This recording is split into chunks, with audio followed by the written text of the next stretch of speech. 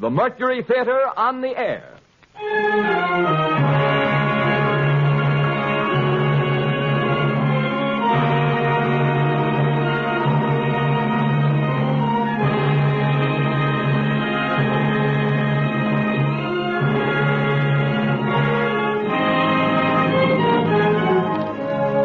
The Columbia Broadcasting System takes pride in bringing you Orson Welles and the Mercury Theater on the air in another broadcast of the unique series which signalizes radio's first presentation of a complete theatrical producing company.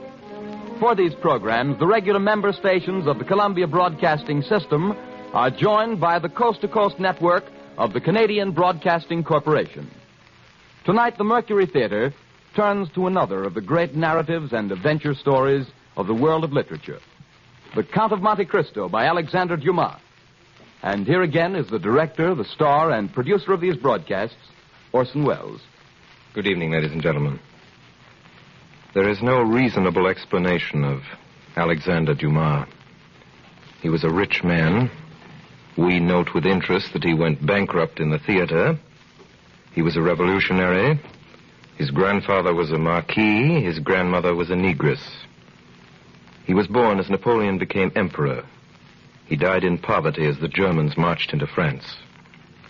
He wrote The Count of Monte Cristo as a newspaper serial, and shortly after the last installment, a ball and a bullfight were organized for him in Seville, and finally in Algiers, the customs men let his baggage through without examination.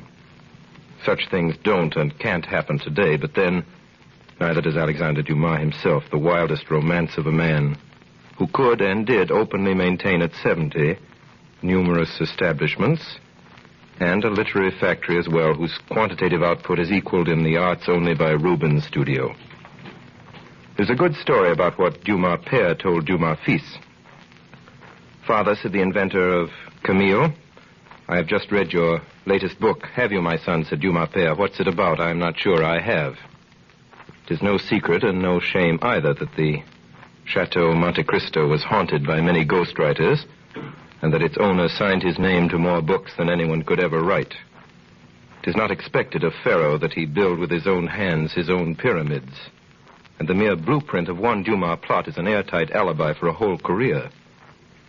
Of all these, out of question, the most gloriously complex, possibly the most impossible, a mathematical miracle, as perfect as watchworks and as big as Pittsburgh. Among hundreds, one Dumas plot persists as the most ingenious tall story ever perpetrated by the mind of man. God's vengeance on radio scriptwriters and your indestructible delight in spite of us. Here, then, is a humble 57 minutes worth of The Count of Monte Cristo.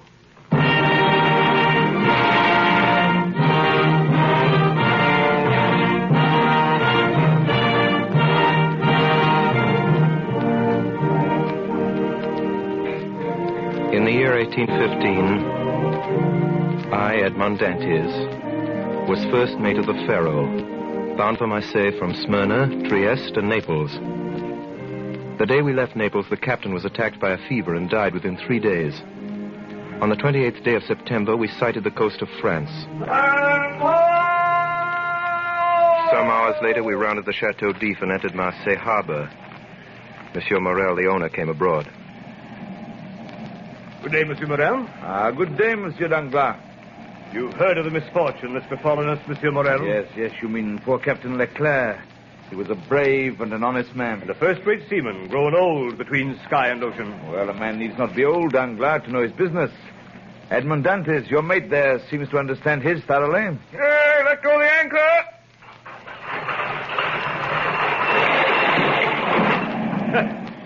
You see, he fancies himself captain already. And so, in fact, he is. Monsieur Morel, I'm at your service. You called me, I think. Yes, Dantes. I'm told you stopped a day and a half at the Isle of Elba. Why? I don't know, sir. You don't know? No, sir. It was to fulfill the last instruction of Captain Leclerc when he was dying. He gave me a packet to be delivered on the island. You did right, Dantes, to follow Captain Leclerc's instructions, though if it were known that you've delivered a packet to the island, it Might get you into trouble. How could it get me into trouble, sir, if I don't even know what it was? I was delivering. Beg your pardon, sir. Yeah, the customs officer's coming alongside. Hey there, over the companionway. Well, Monsieur Morel? Yes, Monsieur Danglars?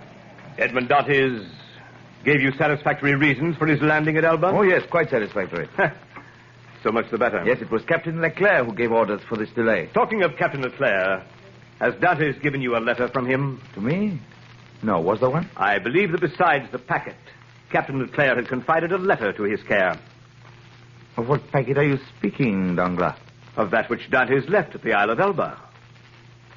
How do you know he had a packet to leave at the Isle of Elba? I was passing close to the door of the captain's cabin, which was partly open.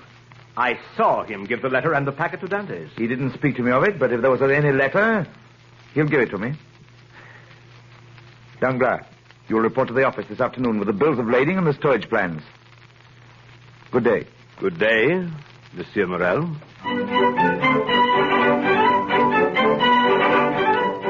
It's a wonderful thing to be home again after 3 months at sea. To see the places you've grown up in as a boy and the streets full of people. I found my father in the little dark room where he lived on the 4th floor of a house in the Rue du Noailles.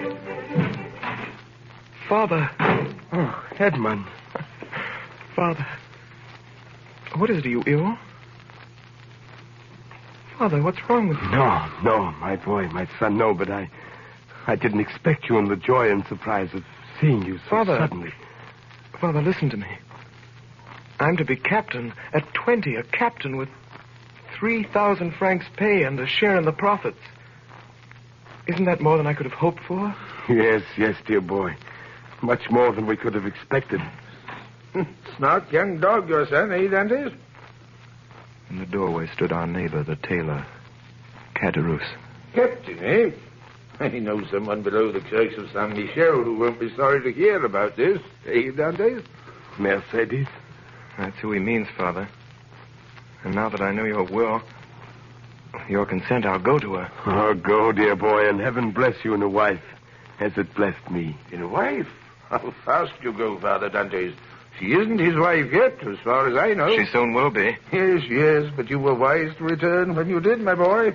Well, Caderousse, what do you mean by that? Oh, I don't mean anything in particular. Mercedes is a very fine girl, and fine girls never lack suitors. There's one in particular, a cousin of hers, I think he is. Fernand Mondego. I've even heard it What's said... that? Oh, don't worry, my boy. Now that you're captain, who could refuse Did you? you just say that if I were not a captain... I didn't say that, my boy. I didn't say that. No offense meant, my boy. No offense.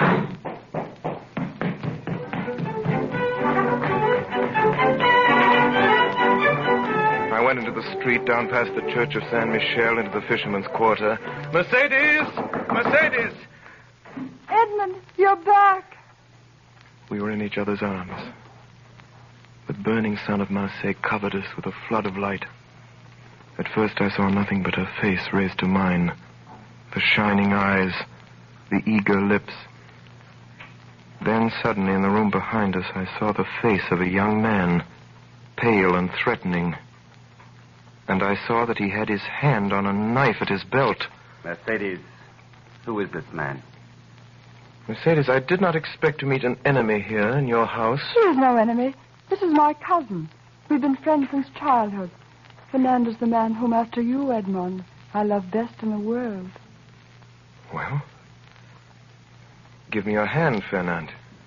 Is your name Edmond Dantes? Fernand Mondego came forward. For an instant, I saw a look of deadly hatred in his eyes. Then, quickly, without giving me his hand, he went past us and out into the street.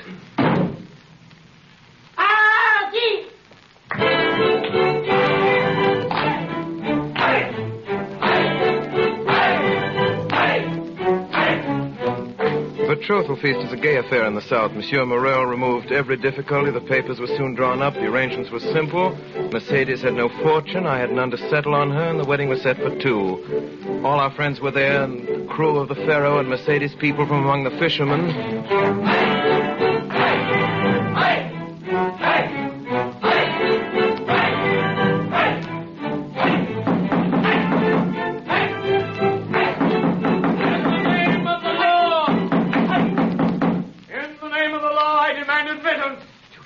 said. What did he say? The law.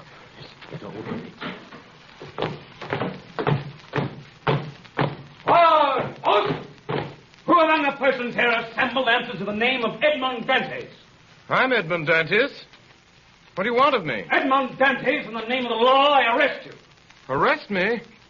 You'll be duly acquainted with the reason for your arrest at your first examination. Officer, he is my son. He's done nothing wrong. He's a good boy. Edmond. It is possible, in which case every reparation will be made. Edmond. Meantime, Edmond Dantes, you're under arrest. Why? Follow me. All attention! All!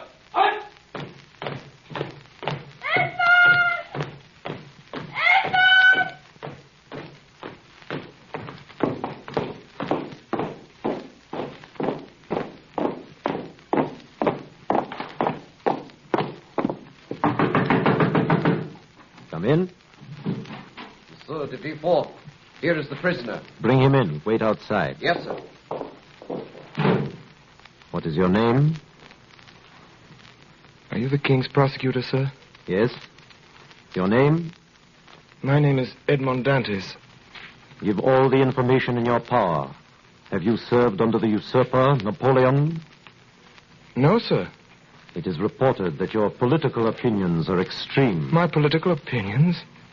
Alas, I never had any opinions. I'm hardly 19, sir. What do you make of this, then? It is a letter, Monsieur Dantes. Well, read it. Monsieur, the King's prosecutor is hereby informed by a friend of the throne and religion that one Edmond Dantes, mate of the ship Pharaoh, arrived this morning from Smyrna after having touched at Naples and the island of Elba. He's been entrusted by the usurper with a letter for the Bonapartist committee in Paris. Proof of this crime will be found on arresting him, for the letter will be found on his person or at his father's or in his cabin on board the Pharaoh. I'm sorry, sir, I don't understand it. Do you know the writing? No, sir. Whoever did it writes well. Have you any enemies? Not that I know of, sir. Now answer me frankly. Not as a prisoner to a judge, but as one man to another. Is there any truth in this accusation? Not at all, sir. I swear by my honor as a sailor. Then I told him my story. I told him how Captain Leclerc on his deathbed had entrusted a packet to me and told me with his dying breath to deliver it to the island of Elba. What did you do then? What should I have done, monsieur? What every man would have done in my place. I sailed for the island of Elba. I delivered the packet and was given in return a letter to be delivered to a man here in Marseille. I did it because it was what my captain had told me to do. I landed here yesterday. That is all, sir. I see. Well, that sounds like the truth. Now, give up this letter you have brought from Elba. Give us your word that you will appear if you're called, and go back to your friends. I'm free then, sir? Yes. But first, give me this letter. Well, here you are, sir. Very well. By the way, to whom were you to deliver this letter? To Francois Noirtier of this city. Francois Noirtier? Yes, sir. Why, do you know this man? A faithful servant of the king does not know conspirators. Have you shown this letter to anyone? To no one, sir, on my honor. Nobody knows that you are the bearer of a letter from the Isle of Elba addressed to Francois Noirtier? Nobody, sir, except the person who gave it to me. Why, sir? What's the matter? What's the matter, sir? You give me your word of honor that you're ignorant of the contents of this letter? My word of honor, sir, but what's the matter? You're ill, sir. Shall I call for help? No, stay where you are. It is for me to give orders here, not you. I'm sorry. I am no longer able, as I had hoped, to restore you to liberty. Before doing so, there are formalities to be gone through. I'll try to make them as short as possible. The principal charge against you, as you know, is this letter. And you see what I do with it. You see, I destroy it. Oh, Monsieur de Villefort. Your goodness itself. Now then, do you trust me? Order me, sir, and I'll obey. Listen, this is not an order, but advice that I give you. Yes, monsieur. I shall keep you until this evening here in the Palais de Justice. Yes, sir. Should anyone else question you, don't breathe a word of this letter. I promise. You see, the letter is destroyed. You and I alone know of its existence. So if they question you about it, deny all knowledge of it. I will, sir. It was the only letter you had? It was. Swear it? I swear. Did you ring, monsieur? A guard entered. Villefort whispered something in his ear, to which he replied by a motion of his head. Follow this man, Monsieur Dantes. He has his orders.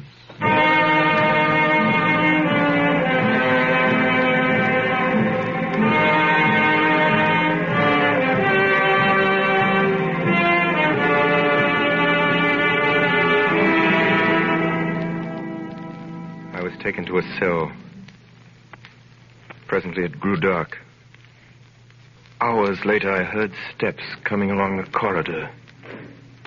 By the torches they carried, I saw the glittering sabers and carbines of 4 gendarmes. Edmond Dantes? Have you come to fetch me? Yes. By the orders of the King's prosecutor? I believe so. Come with us.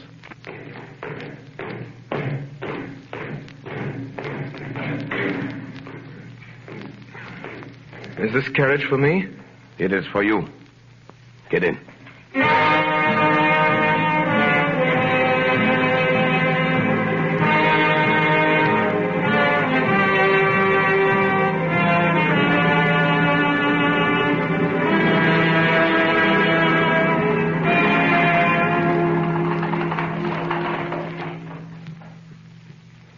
Get on board.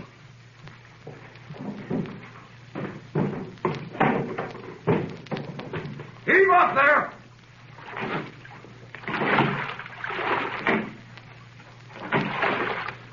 I sat in the stern sheets with a guard on each side of me in the little boat.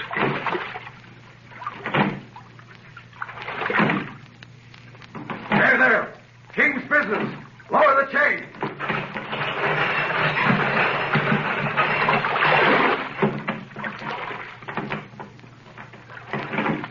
The chain that closed up the mouth of the port at night was lowered. Soon we were outside the harbor. My first feeling was one of joy at breathing the fine sea air again, then of sadness as I saw the lights of La Reserve away to the left of me and heard the sound of voices and music coming through the open windows.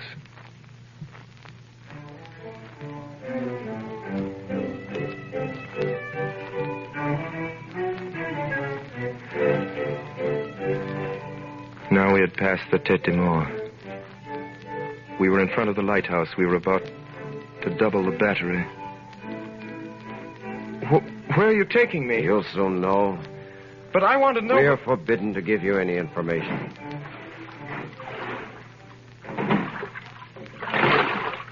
Now we had left the Isle Rotoneau where the lighthouses stood, and we were going past the fisherman's quarter.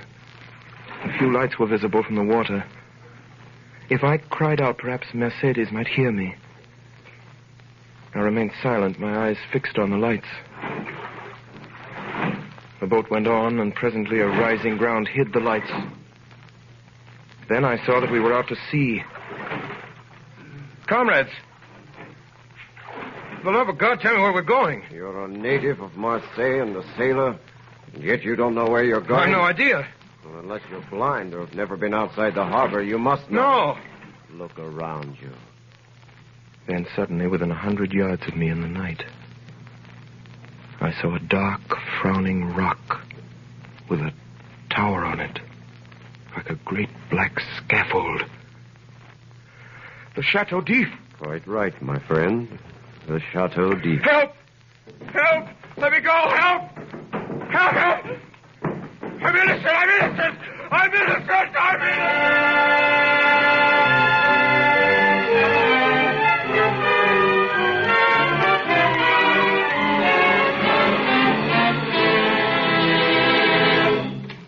Dantes! Dantes! Haven't you slept? I don't know. Are you hungry? I don't know. Do you want anything? I want to see the governor. The governor. I want to see the... I'm innocent. I'm innocent. I'm innocent!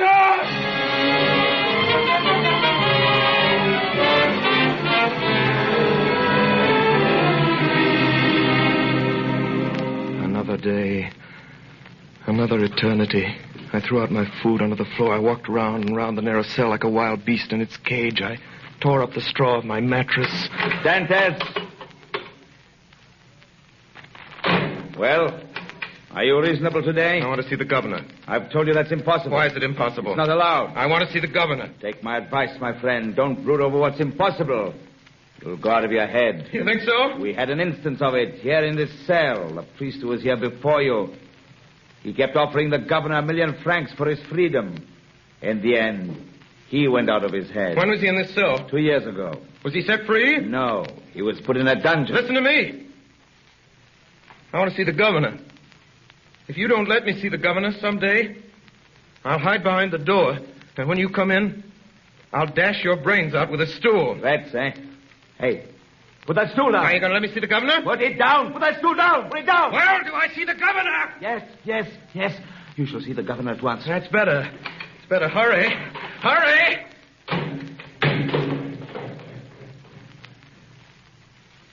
Presently, the jailer returned with 4 soldiers.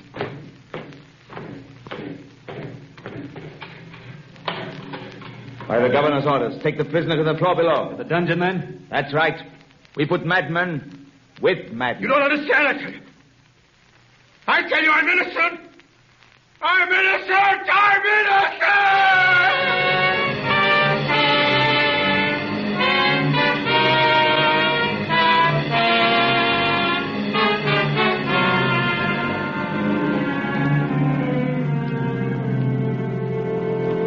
Months went by underground, foul, humid, and dark.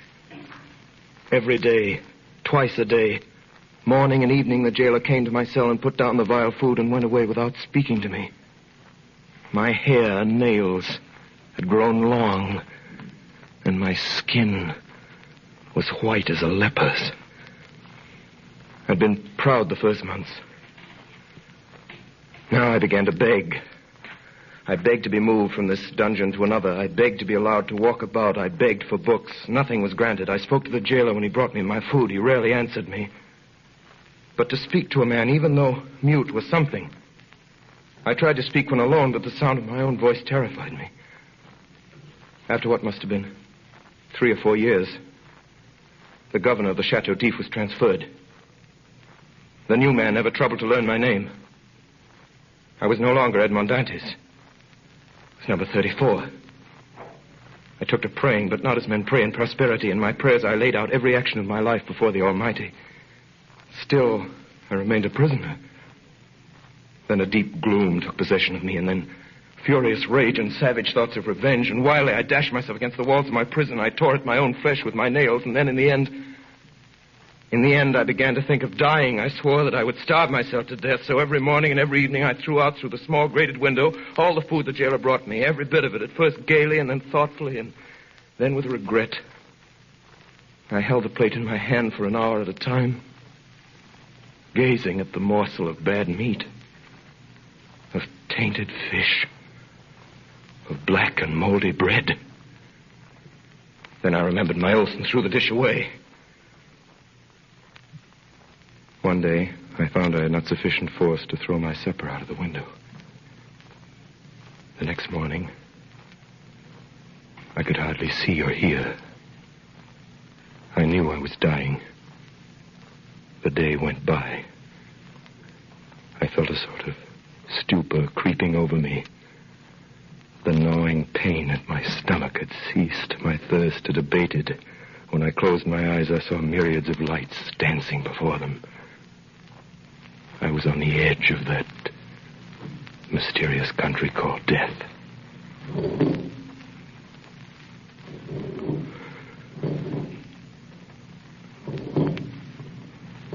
Suddenly, a little after dark, I heard a hollow sound in the wall against which I was lying. I sat up and listened. It was a continual scratching, as if made by a huge claw or some iron instrument scraping against the stones. Then all was silent. Soon afterwards it began again, nearer and more distinct. Perhaps it was only a workman repairing a neighboring dungeon. I would soon find out. The sound continued. With my earthenware jug, I knocked against the wall where the sound came.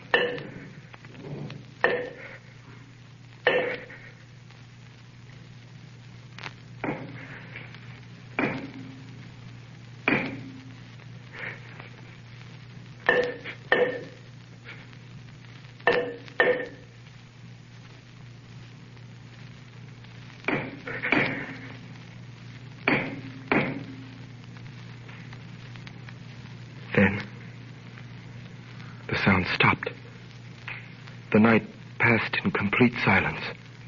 I never closed my eyes. 3 days passed. 3 long days. And never a sound. At last, on the 4th evening, whoever it was quite close to me now. I wanted desperately to help him. But I had nothing, no knife or sharp instrument. I smashed my earthenware jug. That night I moved my bed out from the wall and started to scrape the plaster with a piece from my broken jug. Soon the fragments of plaster began to fall away. In 3 days I uncovered a large stone. The next day about noon the stone began to move. Oh, my God, don't fail me now. My God. Talks of God in this place. Speak again. In the name of heaven. Speak. Who are you? A prisoner. Of what country? A Frenchman. Your name? Edmond Dantes. How long have you been here? Since the 28th day of February, 1815. Your crime? I'm innocent. And you? Who are you? I am number 27. How long have you been here? Since 1804. 20 years. All that night we worked. Then, just before dawn, a portion of the floor in my cell gave away. And from the bottom of this passage, the depth of which it was impossible to measure, appeared the head, then the shoulders, and lastly the body of a man.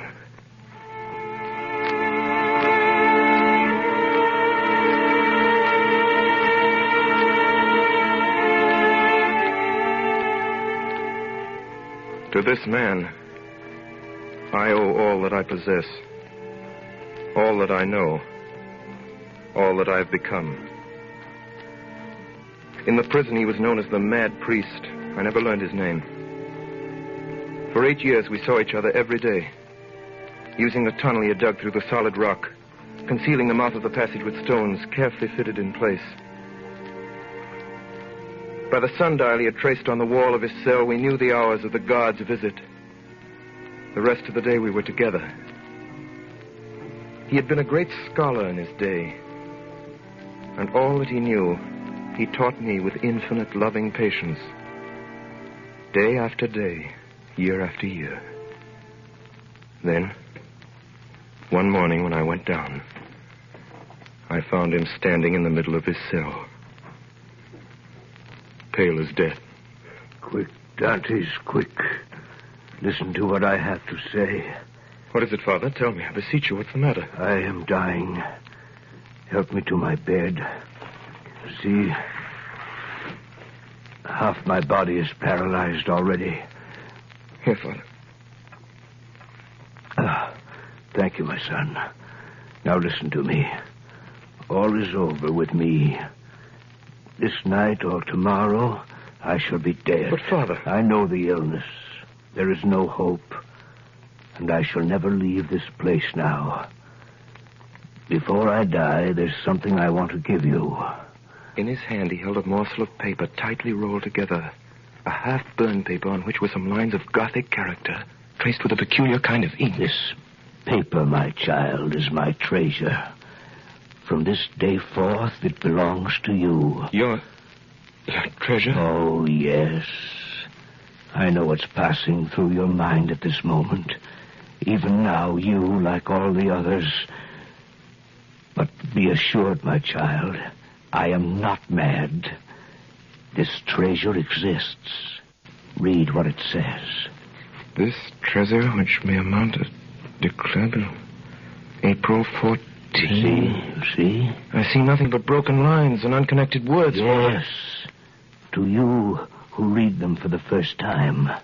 But to me, who have grown pale over them by many nights' study, who have reconstructed every phrase, completed every thought. Have you ever heard of the great Spada treasure? I've heard sailors talk of it, yes. For 10 years, I worked for the House of Spada. That paper you have is what is left of the will of Cardinal Spada, murdered by Roderick Borgia. Now, take this and put the two pieces together and read. The 25th day of April, 1498, being invited to dine by His Holiness Alexander VI, and fearing for my life, I declare to my nephew Guido Spada, my sole heir, that I have buried in a place he knows, in the caves of the island of Monte Cristo, all I possessed of ingots, gold, money, jewels, and diamonds, which treasure may amount to nearly 2 million of Roman crowns, which you will find in the farthest angle of the island cave. And this treasure I bequeath and leave entire to him as my sole heir, Rodrigo Spada. 10 million crowns. Yes, 100 million francs of our money. Think of the good a man could do in the world with 100 million francs. Yes. Now, I am dying. With my dying breath, I leave this treasure to you. Pray God you'll be more fortunate than I. But I have no right to it, sir. You are my son, Dantes. You are the child that God sent to console me in my captivity.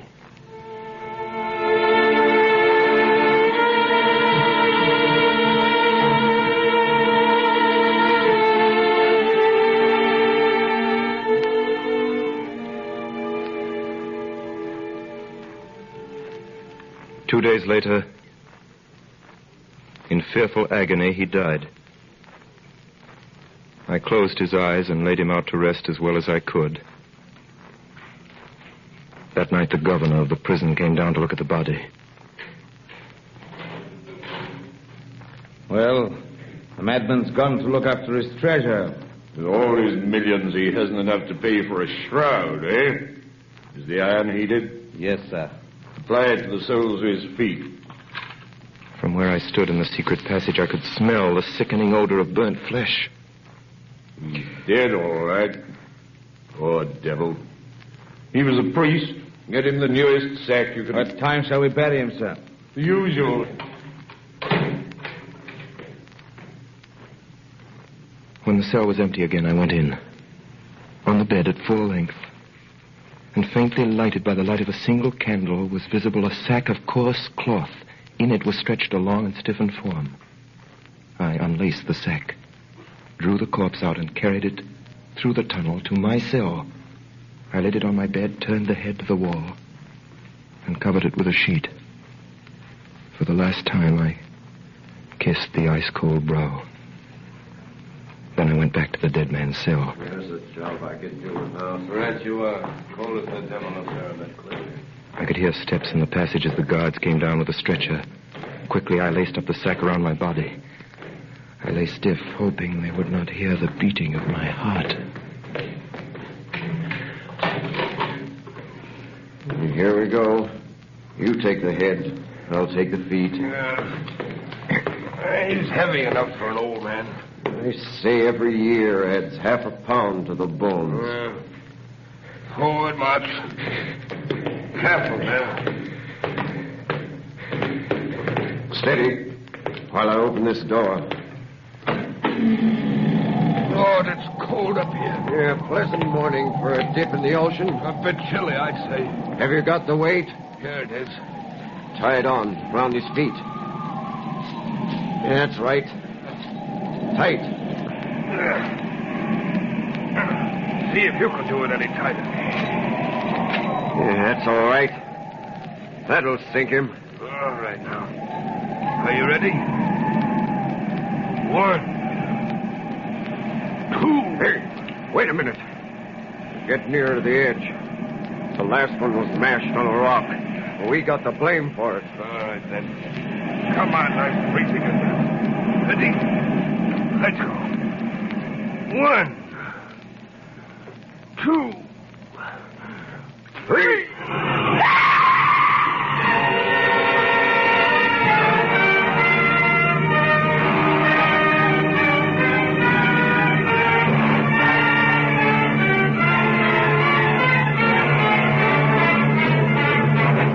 You are listening to the CBS presentation of Orson Welles and the Mercury Theater on the Air in Alexander Dumas' Count of Monte Cristo.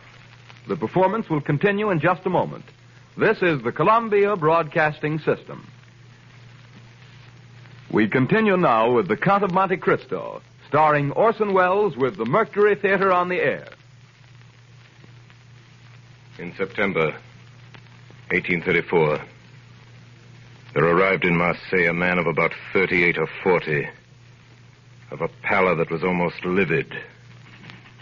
He gave the impression of a man who had been enclosed for a long time in a tomb. Soon after landing, he inquired for a man by the name of Dantes. And hearing that he'd been dead for the past 14 years, he asked for a tailor called Caderousse. Are you Gaspard Caderousse? I am. Let's go inside, my friend. I have to talk to you. Well, what is it? Monsieur Caderousse, in the year 1814 or 15, did you know a young sailor by the name of Dantes? Dantes? Yes. Why do you ask? Is he alive? No, he died in prison. Died, eh? What did he die of? What do young, strong men usually die of in prison? He died of sorrow and a broken heart. And before he died, he begged me to clear his name. He gave me the names of the people here in Marseille who had been his friends. There are 3, he said, besides my father and the girl I was betrothed to. One of them is Caderousse. He said that? The second is Danglars. Danglars? The third is Fernand Mondego. Mondego? You know these men? Know them? Where in heaven's name have you been, my friend? There isn't a man in France who doesn't know them. Danglars is a millionaire, has a banking house of his own. Baron Danglars, he calls himself now. And Mondego's a count and a cabinet minister and an officer of the Legion of Honor, with a house in Paris a block wide. I could tell you something about these 2. Not that it'll do much good now that he's dead. Who? That young fellow you were talking about, Dantes. I've a good mind to tell you anyway. Do you know who sent Edmond Dantes to prison? Well, I do. It was 2 men who were jealous of him. One for love and one for ambition. And do you know who they were? I'll tell you. Mondego and Danglars. I thought they were his friends. That's what he thought. What did they do? They denounced him to the police as a traitor. And was he a traitor? No more than you or I. Which of the 2 denounced him? Both, monsieur. It was Danglars who wrote the letter, and Mondego who put it in the post. When was this letter written? At La Réserve, the night before the wedding. How do you know? Were you there? I was at the next table. They thought I was too drunk to hear. I see. How about this girl Dantes was betrothed to? Mercedes? Yes. Yes, that's her name. What happened to her? Well, sir, that's a sad story. When Dantes was arrested, she was nearly mad with grief. Pitiful it was. 6 months went by and there was no news of him. And every day there was her mother telling her he was dead and telling her to marry Mondego. She came to see old Dantes. Edmond is dead, he said to her. If he weren't, he would have returned to us. Then the old man died, and that left her quite alone. Still she waited, and still no word from him. Then, in the end, after a year, she married Mondego. And now she's one of the greatest ladies in Paris. A year. She waited a year. What did you say? Nothing. Nothing. You say Edmond Dante's father died? Yes, soon after his son disappeared. What did he die of? If you ask me, he died of starvation. Starvation? The doctor had another name for it, and I know better. He locked himself up in his room and died of starvation.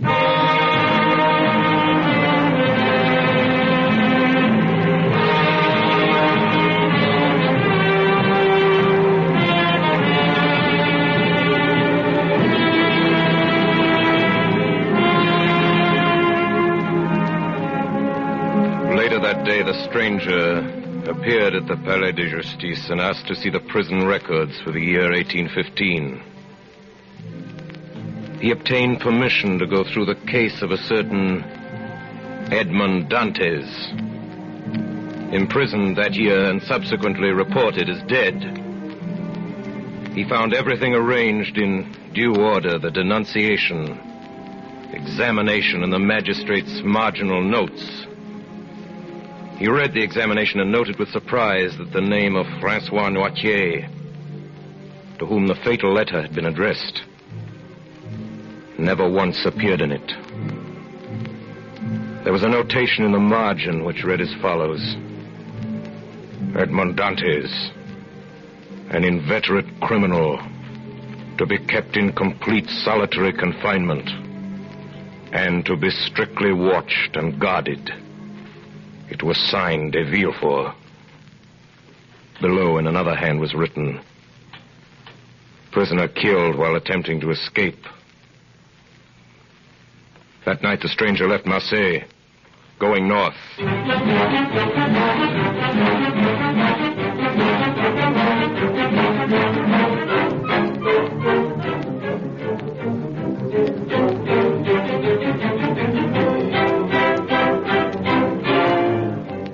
Villefort, Mondego, Danglars, Villefort, Mondego, Danglars. Find out everything there is to know about them.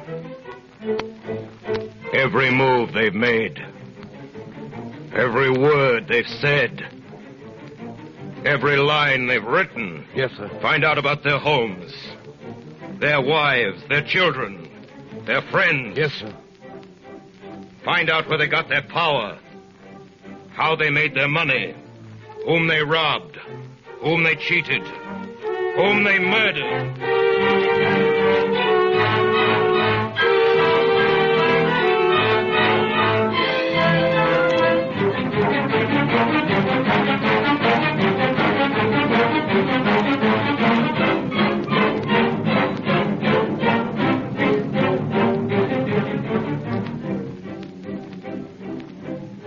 One day in November, Baron Danglars, head of the banking house of that name, received a visit from a new client.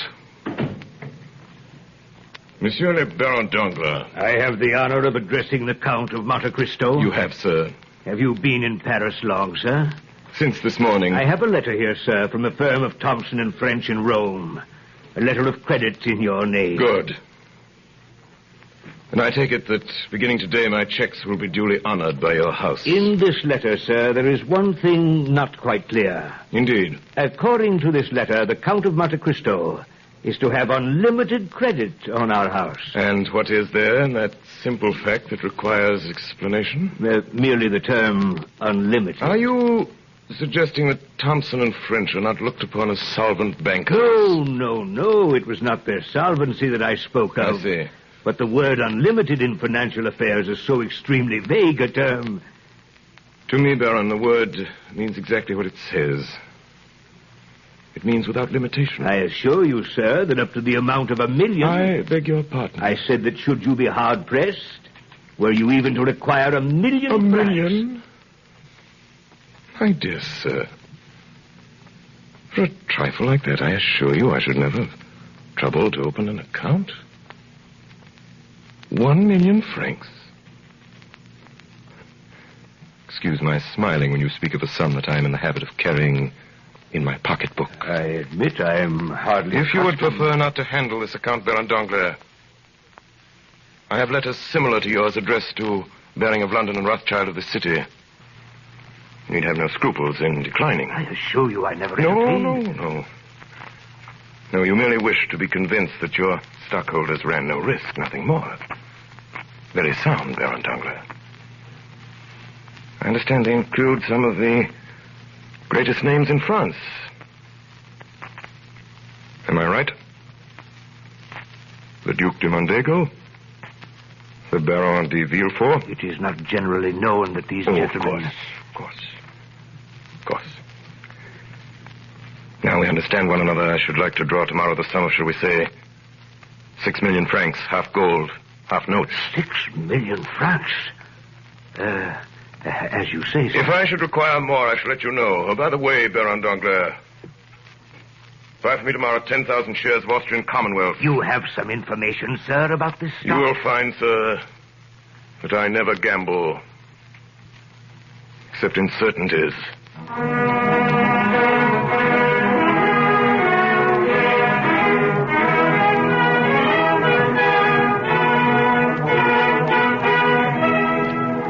Rarely has Paris been more intrigued than it was that winter by the mysterious Count de Monte Cristo.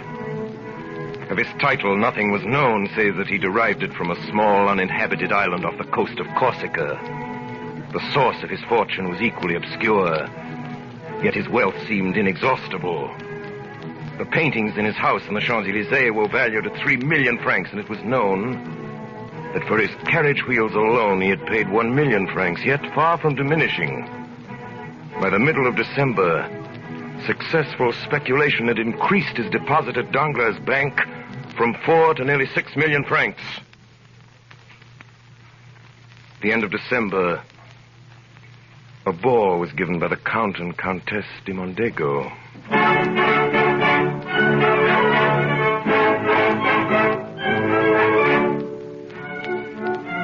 Monsieur, Madame de Naville, Monsieur le Baron de Villefort, Monsieur et Madame de Miller, Monsieur le Comte de Monte Cristo.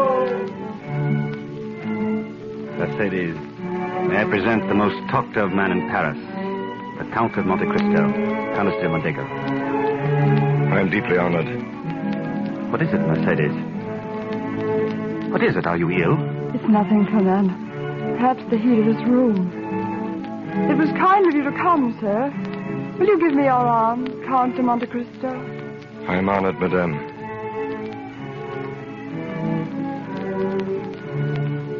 Is it true, Count, what everyone is saying about you in Paris? That you've seen so much, traveled so far, and suffered so deeply? I have suffered deeply, madame. But now you are happy? No doubt, since no one hears me complain. And your present happiness, has it softened your heart? My present happiness does not equal my past misery. Are you not married? I married. No, madame. You are alone, then? I am alone. You have no sister, no father? I have none. How can you exist thus, without anyone to hold you to life? Madame, long ago, I loved a girl. I was on the point of marrying her, madame, when we were separated. I thought she loved me well enough to wait for me, and even to remain faithful to my grave. When I returned, she was married. Perhaps my heart was weaker than that of most, and I suffered more than they would have in my place. That's all, madame. And you've still preserved this love in your heart. It is true, one can love only once. Did you ever see her again? Never. And you have forgiven her for all she has made you suffer? Yes, I have forgiven her. But only her? Do you still hate those who separated you? You still want to punish them? They will be punished, madame. But it is not I who will punish them. It is their own past.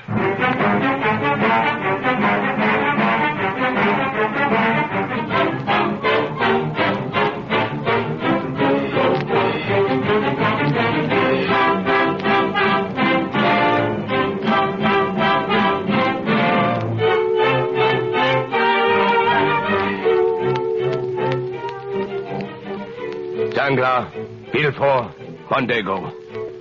What have you found out about these men? Danglars. Danglars, native of Marseille. Banker, 3 times bankrupt. Convicted of using charity funds. Yes. Recently suspected of plunging heavily with borrowed funds. Villefort, native of Marseille. Formerly King's agent of that city, where he acted as Bonaparte's spy under the name of Francois Noirtier. Known to accept bribes. At present Prosecutor General at King's Court. Said to speculate heavily with Danglars' bank. Mondego, native of Marseille. Dismissed from naval service for theft. Tried for murder, 1816. Deserted French army, 1824. 1828 betrayed Ali Pasha to Turks for 2 million piastres. Believed involved heavy losses Danglars' bank.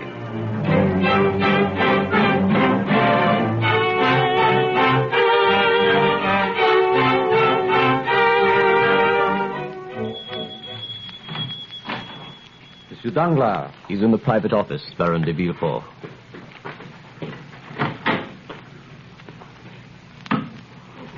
Good morning, Villefort. Hello, Mondego. You're late, Villefort. What is it, Danglars? You sent for me in court. I hope it's something good this time. We need it. Just arrived, a private message to the Count of Monte Cristo from Thompson and French, Rome. They've never been wrong yet. Does he know you intercept his messages, Danglars? Who cares? What does it say? Read it. Secret treaty signed tonight. Anglo-Italian due sharp rise. Buy all available shares, Thompson and French. Well? We are going to buy. Danglars, I'm worried. Everything you've touched has gone wrong lately. Those Belgian bonds, we lost 500,000 on them. Whose fault was that? On whose information? Can I have a Danglars if the government changes its mind? Gentlemen. Our situation is desperate. We've got to plunge. Things have been going badly lately. We have no choice. If it weren't for Monte Cristo's deposits, we'd been bankrupt 3 weeks ago. If that money should be called today or tomorrow or the next day, this bank is ruined. Danglars, I don't see what that has to do with us. Oh, you don't you? If I go, you go. Make no mistake about that. Gentlemen. What do you propose to do about it, Danglars? It's our only chance to get out. I propose to buy every share of Anglo-Italian that comes into this market. With what? You forget, gentlemen. The Count of Monte Cristo has 6 million francs deposited in this bank. And what about this message? Does Monte Cristo get to see it? This message, gentlemen, was lost in transmission.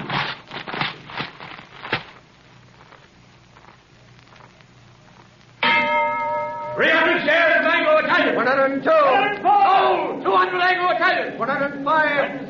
110. Sold. 500 Anglo-Italian. 110. 115. 117. 125. Sold. 300 shares of Anglo-Italian. 130. 125. 300 shares at 150. 100 shares of Anglo-Italian. 160. 175. Well, 62,000 shares. How much profit does that show? So far, 750,000. And it's only a beginning. Who was selling? I don't know. I couldn't find out. Come in. Well, what is it? The Count of Monte Cristo to see you, sir. Tell him I'm not... Good afternoon, gentlemen. I hope I don't intrude. Danglars? De Villefort? Mondego? How fortunate. Gentlemen, I'm here to say goodbye. Goodbye? I have decided to leave Paris for a while. Perhaps forever. Before I go, there are certain things I've left to do. Monsieur Danglars, I am in need of money for my journey. My credit on your books as of tonight is 6 million francs. Less about 1 million to cover certain stocks I sold short today. Here is a check for 5 million francs made out of cash. My carriage is outside. I will take half in notes, half in gold. But surely... I beg your pardon? Surely, sir, such a very large sum. If you could conveniently wait for this money for 24 or for the most... 48 I told you. Baron Danglars, I I'm leaving Paris tonight. Oh, by the way, Baron, you may be interested to learn. Less than an hour ago, Anglo-Italian went into liquidation. At this moment, that stock is worth less than the paper on which it's printed. But the message from Thompson and French... That message was sent on my instructions 3 days ago. You see, gentlemen, I own Thompson and French. It is not true that the treaty... As far as I know, Mondego, there never was any question of a treaty. But it means that you 3 gentlemen are ruined. It means that you, Danglars, have robbed the poor and the helpless for the last time. I'll prosecute you for this. I'll issue a warrant for your arrest. I don't think you will, Baron de Villefort. In the first place, that message was addressed to me. In the second place, since noon today, there has been in the hands of the Minister of Justice a complete record of the career of Francois Noirtier, Baron de Villefort, spy, thief, forger, informer, what are you? Perjurer. Who am I? Still you do not know? I know you very well, Fernand Mondego. And tomorrow all Paris will know you for what you are. Deserter. Traitor. Murderer. Who are you? What have we done to you? You condemned me to a slow, horrible death. You killed my father. You deprived me of love, of freedom, of happiness. Stop! In God's name, who are you? I am the specter of a wretch you buried in the dungeons of the Chateau d'If. You guess it now, do you not? Or rather, you remember it. For notwithstanding all my sorrows and my tortures, I show you now a face which has the happiness of revenge and which is young again. A face you must often have seen in your dreams since your marriage, Mondego, with Mercedes, my betrothed. Yes, Mondego. I am Edmond Dantes.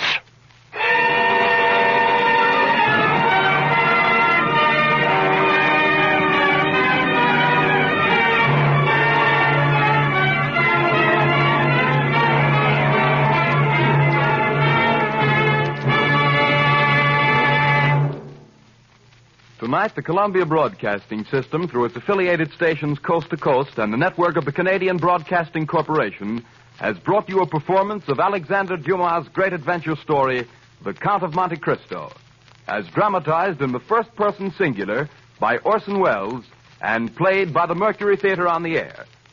In the cast this evening, Ray Collins as the Abbé Faria, George Coulouris as Monsieur Morel, Edgar Barrier as de Villefort, Eustace Wyatt as Caderousse, Paul Stewart as Old Dantes, Sidney Smith as Fernand Mondego, Richard Wilson as the officer, William Allen as a merchant, Anna Stafford as Mercedes, and Orson Welles as Edmond Dantes, the Count of Monte Cristo.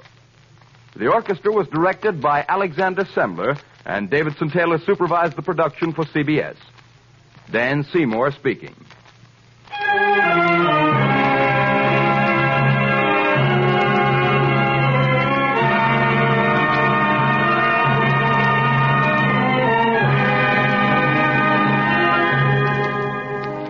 Next week at this same time, another great narrative brought to life by Orson Welles and the Mercury Theater on the Air.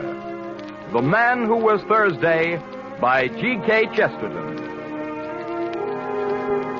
This is the Columbia Broadcasting System.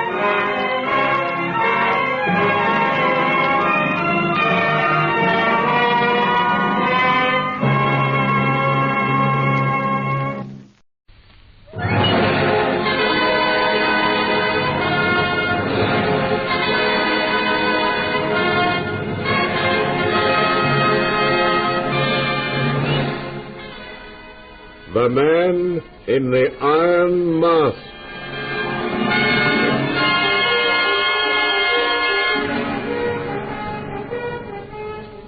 Suggested from the thrilling version by Alexander Dumas and written specially for radio by Eric Scott.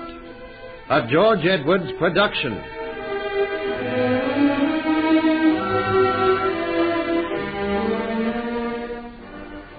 There is no subject more shrouded in mystery, and at the same time more generally discussed in Europe, than the strange case of the man in the iron mask, who lived and died in the 18th century.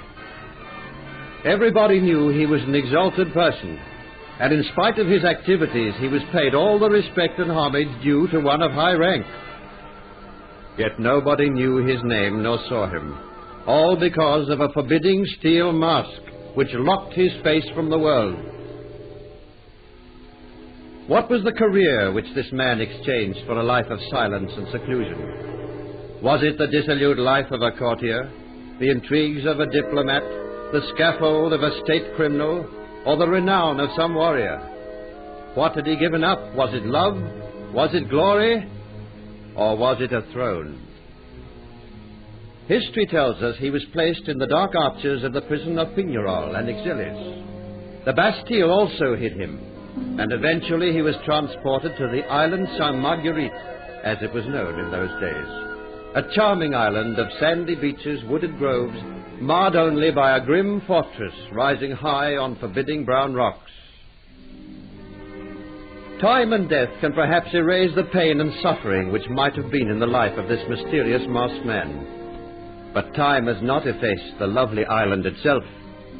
For now, on a beautiful morning in this present day, we see a small motor yacht idling on sunlit waters off the coast of France quite near this island. Manila cane chairs littered with gaily colored cushions are to be seen on the aft deck, and there are 2 red and green sun umbrellas, drinks on a small cane table, and a coil of cigarette smoke rising heavenwards, which betokens the most calm of days. The smoke comes from the cigarette of a good-looking man in his middle 30s. He is in the act of gently waking a pretty girl who sleeps in the long chair beside him. Louise? Louise, wake up. Look, Lane's inside. Oh, Michael, what a charming-looking island. There's a nice white beach. Wonderful, we can swim. Anyhow, I'll ask Bowling all about it. Are you happy, darling? Happy?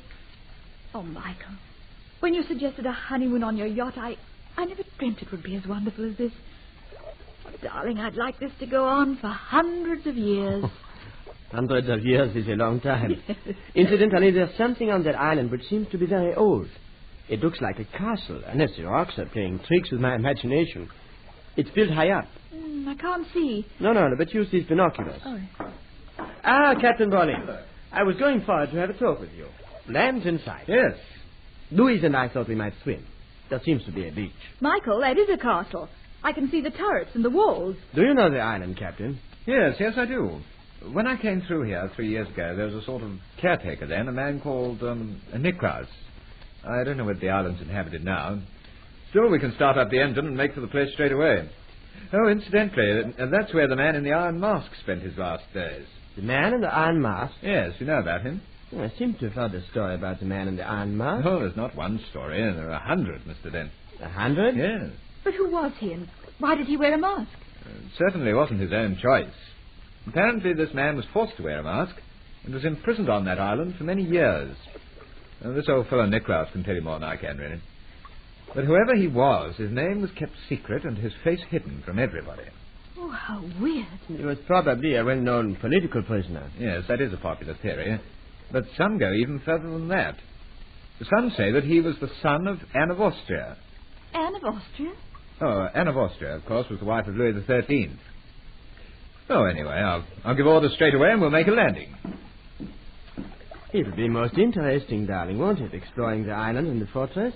Yes, I suppose so, Michael. Except that, well, it's all so weird, isn't it? To think that nearly 300 years ago a man had his face locked in a mask and his body locked in a fortress. Oh, it makes me a little frightened. Frightened? But, darling, that was nearly 300 years ago.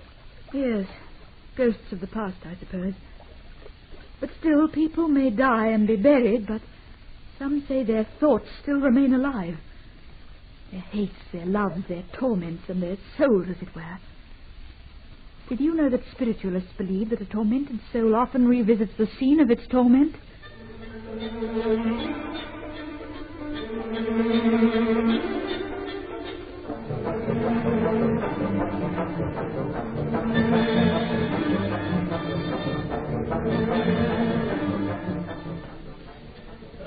steps, monsieur and madame. As you can see, well-worn steps. They were on the tear of centuries. I think the fortress is in remarkably good condition, Monsieur Nicholas. Up here on the heights, yes. But down below, the dungeons, you would not believe. Water rats the size of young dogs, and ooze and slime where 100 living things crawl. Up these stairs, though, and along this passage, the rooms in which the prisoners were locked are, yes, the repair is good, because here was the best workmanship, the strongest bolts, and the strongest bars. Here is a very special room which I will show you. It's all very interesting, isn't it, darling? This place is over 300 years old. Yes, I suppose it is interesting. What's the matter? Oh, the place depresses me, Michael. There's something about it. Will you go this way, monsieur?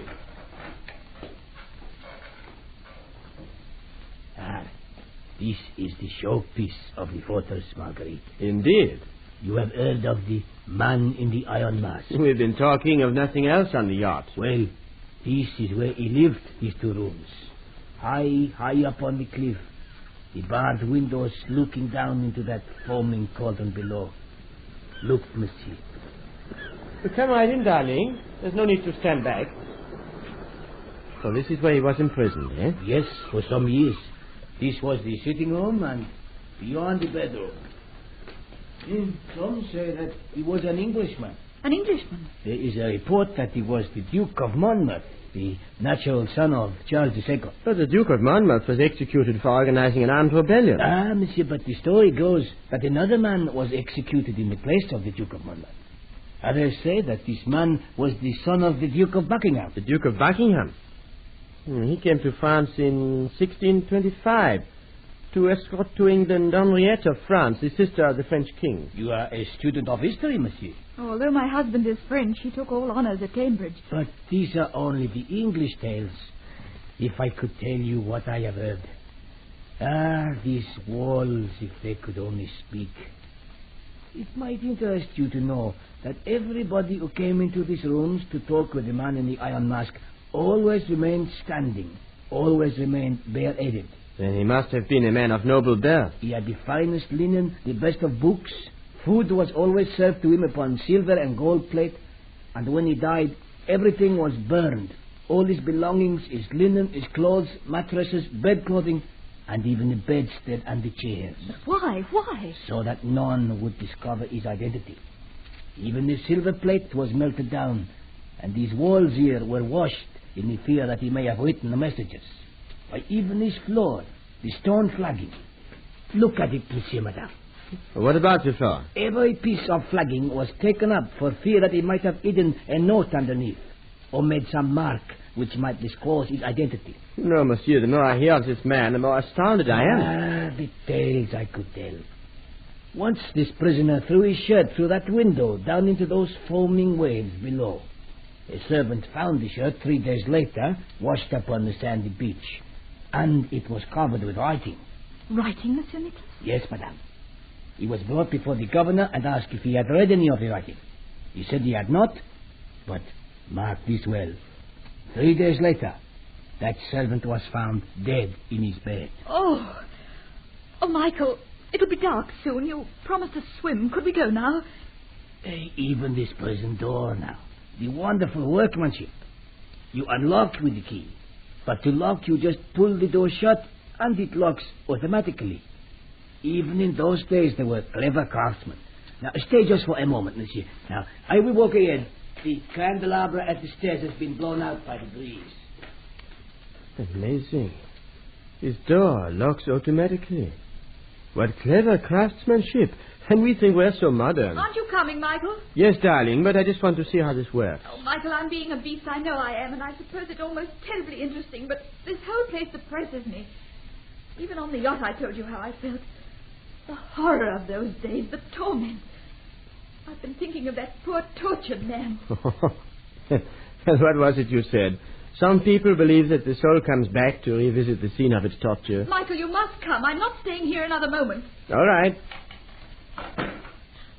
Michael, you locked yourself in. Oh, stupid of me. I'm so interested in the door. Now I'll have to go and get Monsieur Niklaus with his keys to unlock it again. Monsieur Niklaus? Yes, madame. The candles are alight now.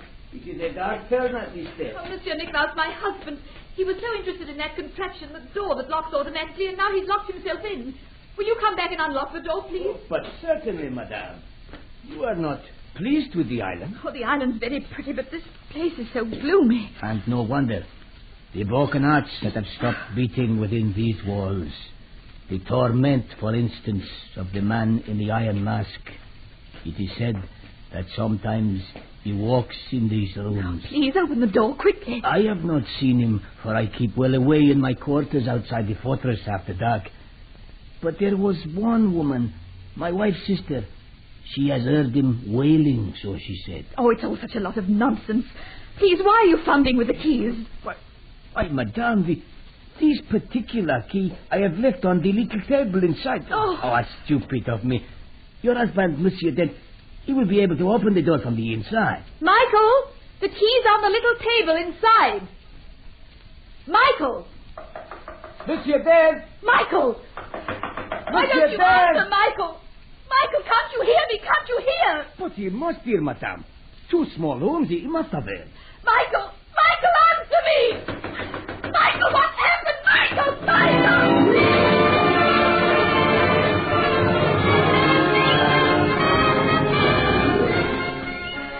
What has happened behind the locked door of this grim old fortress?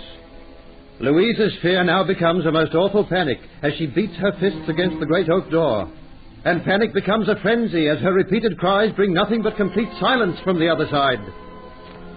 Make sure you hear the next exciting chapter of The Man in the Iron Mask.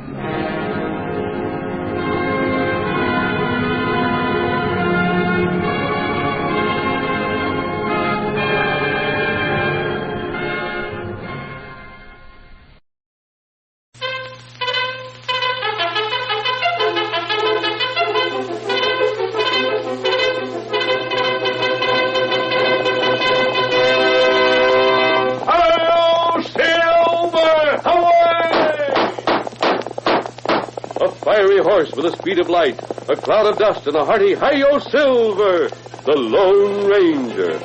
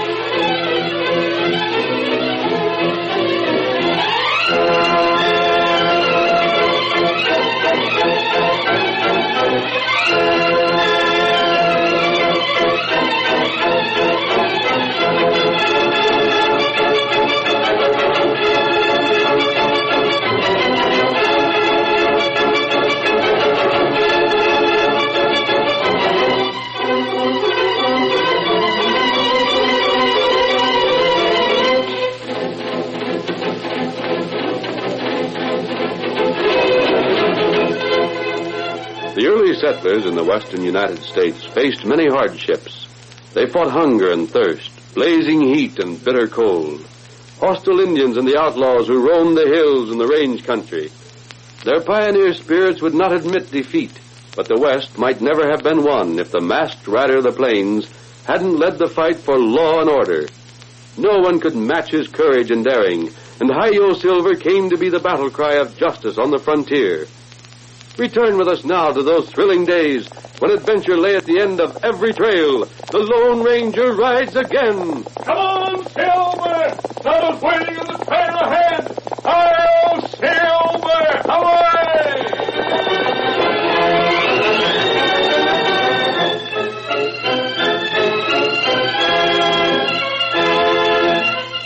There have been countless requests for information regarding Silver, the famous horse of the Lone Ranger. People have written asking what kind of horse it was, where it came from, whence came its tremendous strength, tireless energy, and lightning speed. Of course, the greatest mystery surrounds the origin of both the Lone Ranger and Silver. But there is a legendary story concerning the beautiful milk-white stallion. And tonight, in one of the most unusual of the Lone Ranger dramas, we are going to tell you the legend as it has been handed down through generations. The Lone Ranger did not always ride Silver. Before the fame of the mystery rider spread throughout the length and breadth of 7 states, there was another horse, one called Dusty. As our story opens, it is this chestnut mare that is being ridden to a hitch rack outside the 6 Gun Cafe. Oh, Dusty. Oh, there. Oh. You're waiting for me. You any news, Tyler? 2 feller inside cafe. What about them? Them plenty bad feller. Them make plan. You think they'd recognize me? You not need mask. You got face disguise. That plenty good. You maybe hear feller talk. Tonto stay with Dusty. Dusty's pretty tired, Tonto. She's traveled a long way so that I could join you here. Maybe travel much more. You go inside cafe, huh?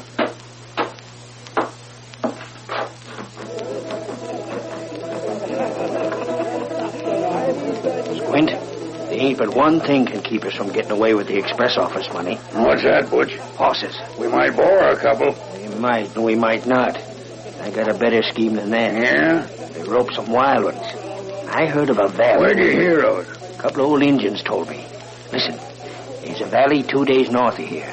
There's horses there ain't never seen a man. The finest horses you ever heard tell of. Seems a pack of foolishness getting us wild horses just to rob the express office. Shh.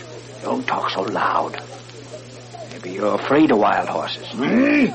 See here, I can ride anything I can get aboard. And I ain't seen no horse yet that I couldn't break. Uh-huh. The idea is to get us some horses that's plenty wild, use them for our escape, then let them loose to travel fast and far, and lead the posse on a trail while we take our old Mexican plugs and gets away. That sure sounds like something. Where'd you say these wild horses was at? I'll show you. Just come on with me, Squint, and in 2 or 3 days we'll have a couple of the wildest, fastest horses in the country to rob that office at Cooper's Bend.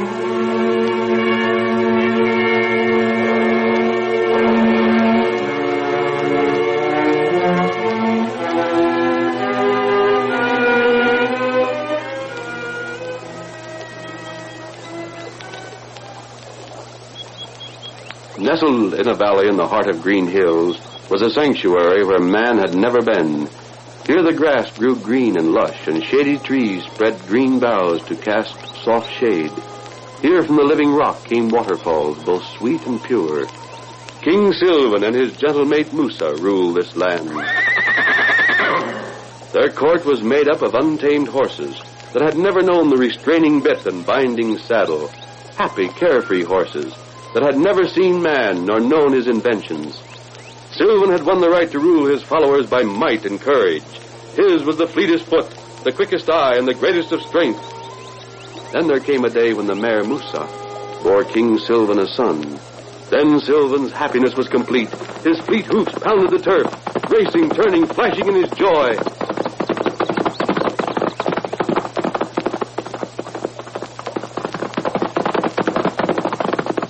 The great white stallion hoped the colt would see the strength in his splendid body. That was this little one's heritage. At length he thundered close to Musa. He braced his feet in the soft turf and stopped. Then gently muzzled his mate and the little colt. My son, he seemed to say, my little white one called Musa from her mother's heart. And truly as he stood there on his wobbly little legs seemingly too slender to bear even his light weight, he looked like a drift of virgin snow, with the sun turning every hair into gleaming points of silver fire. Almost as soon as he was born, the white one began to display those characteristics which afterwards made him a leader of the band that his father ruled before him. Strong, graceful, fearless, with the heart and courage of a lion, but added to them the sweetness and gentleness of Musa, his mother.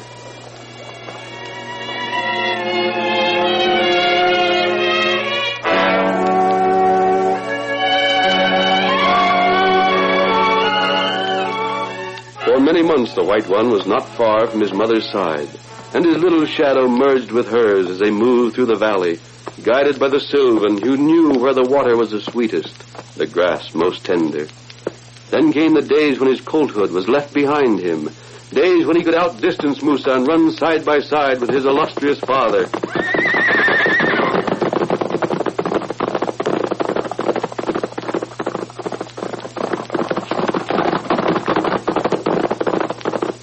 Like the wind, the White One and Sylvan raced side by side. Two beautiful milk-white creatures, Sylvan and the prince, his son. How the sun flashed from their sleek bodies. How they raced, cut, turned, and whirled in sheer joy of living.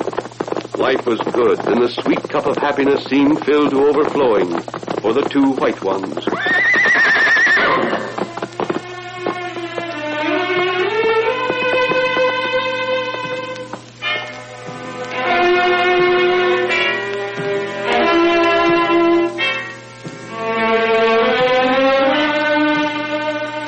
Then there came tragedy to the life of the little one. The light of the world was covered for Musa. She went to the everlasting valley of happiness, but not before her little son was full grown and ready to fight for his place in the kingdom of Sylvan, his father. Day after day, the brave horse fought his rivals in the field of battle. It was the prince's duty to fight for and to hold his princely position. It was his duty to meet all comers and accept all challenges.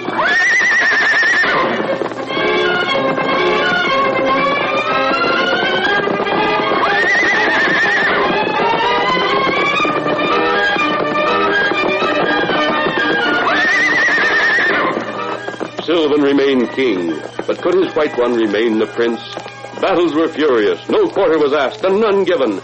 Never did the White Colt pause in the attack until his rival lay at his feet. Then there came the last to challenge, and he went to defeat as the others had before him. The White One lifted his voice in victory. And Sylvan the king, his father, responded with pride. King and prince, leaders and champions both, stronger, greater than any other of the herd, acknowledged by all as those who should lead while others followed. At the head of the herd raced Sylvan and the White One.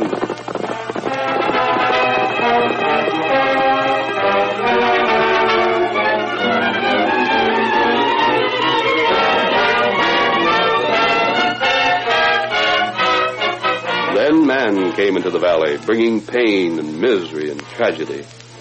Squint and Butch arrived to take the finest of the happy horses from this earthly paradise, to help them in their craven schemes.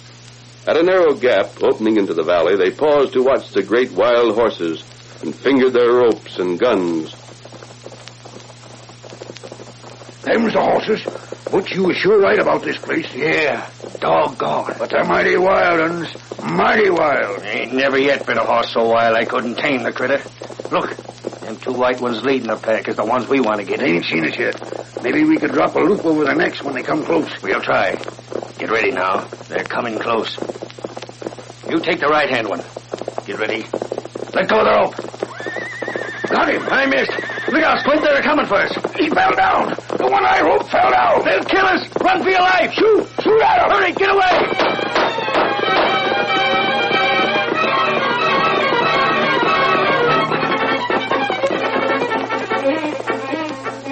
The sight of man was strange to the wild horses. Man was an enemy. Man was to be driven out.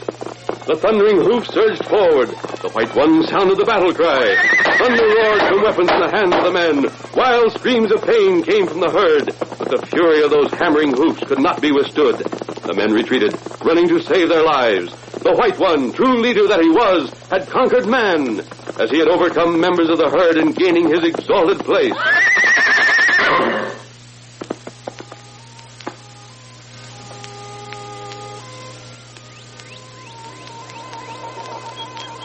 But there was little joy in this victory, for Sylvan, the mighty monarch of the valley, had sent his soul to join that of Musa. Sylvan's strong neck had been cruelly hurt by the rope of the white man. Sylvan was no longer king. In his stead, the White One should rule. But to what end? As he stood there, the white horse found little left for him in the valley. His was the heart of a conqueror. He would leave the valley to cross that purple ridge in the distance to see what was beyond. While he stood with proud head lifted high, there came again the form he had so recently learned to hate. Man! The White One would not attack. He would evade. He would cross the hills that surrounded the valley. He remembered the cruel ropes that had broken the neck of his father. He remembered the strange weapon that spoke like thunder and made horses fall to the ground. He turned and fled. Heading for the distant hills, heading for new worlds, as the Lone Ranger and Tonto rode into the valley.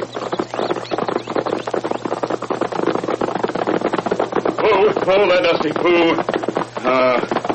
We get here too late. I've been here and gone, Tonto. But look, that horse. See it? Running toward the hills. Did you ever see such a splendid creature? Oh, him, he fine. Too bad Dusty not be like him. Poor Dusty, poor girl. She did her best to get us here in time to trail those outlaws, Tonto. No, we not know where they go. We can't follow them further without resting. Dusty has done all she can. Outlaw make plan, rob someplace. They plan to rob someplace, Tonto, but we don't know where. Just look at that fine horse they've killed. Tonto won't get them outlaw. Poor old Dusty. You've earned the rest, old partner, and you're going to have it. Then we'll try to follow those two men.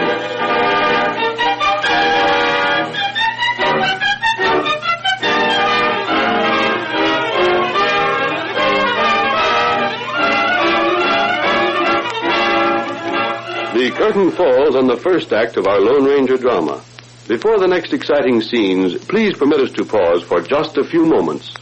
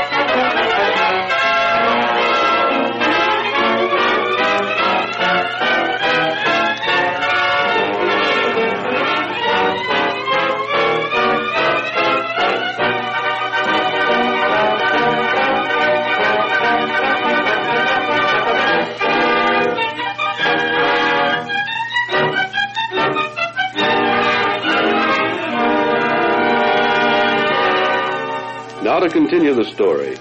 You recall that we left the great wild white horse as it departed from the valley. Alone he made his way through the mountains.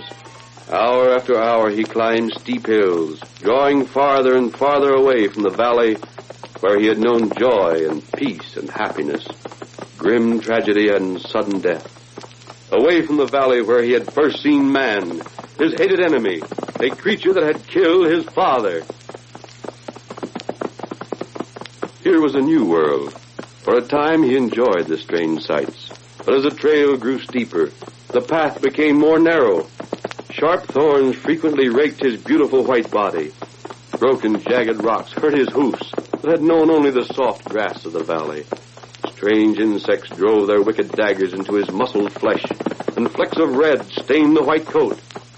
Here there was no gentle Musa to tenderly cleanse the torn places with a mother's gentle care. But on he went. He was a king, a conqueror, not to be daunted. Finally, he reached the top of the mountain ridge, and then proceeded to the plains beyond. Vast stretches of almost level country beckoned him on. New adventure was ahead, and with a shout of defiance, he left the hills to dash ahead.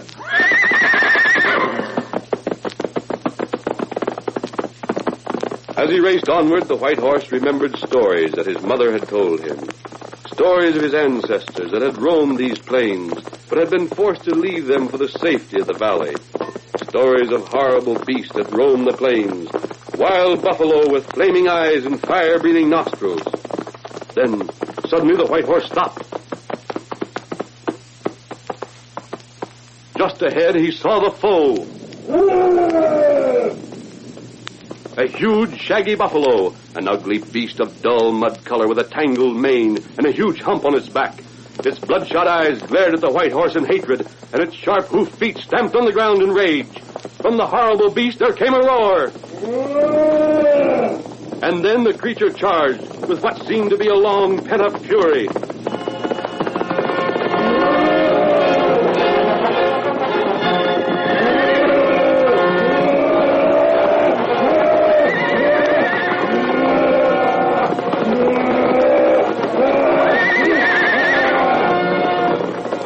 With all the agility he could command, the White One stepped aside to dodge the furious charge. And as the buffalo swept past him, the White One felt the brush of the horse's rough fur against his slender body. His tender nostrils quivered with a foul odor. Mad with fury, screaming with rage, the buffalo whirled quickly to attack again. And again the white horse stepped aside. Time after time the game was played, but it could not last forever. Sooner or later the horse and buffalo must come to grips. This was to be a battle to the end, where one would move away victorious from the torn and mangled body of the other. Then the battle began in earnest.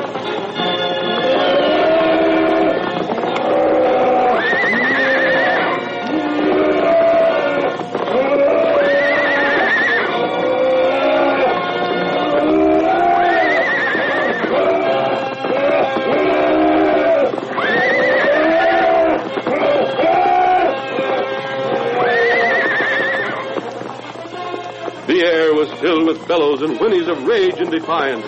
Hoofs churned the ground, and the reek of blood and sweat added to the rage of both of the struggling animals. Again and again the horse reared to strike down with his sharp hoofs, and many times the blows took effect. The sharp hoofs of the buffalo had even greater power, and the huge, hairy head became a living battering ram as it drove hard into the white horse time after time. The White One didn't have the protecting mass of hair of his enemy. Trembling, weak, and close to exhaustion, the White One grew unsteady, but his gallant heart would not accept defeat. He fought on, desperately, despairingly, and hopelessly. Then, at length, with a mighty sobbing whinny, he sank to the ground.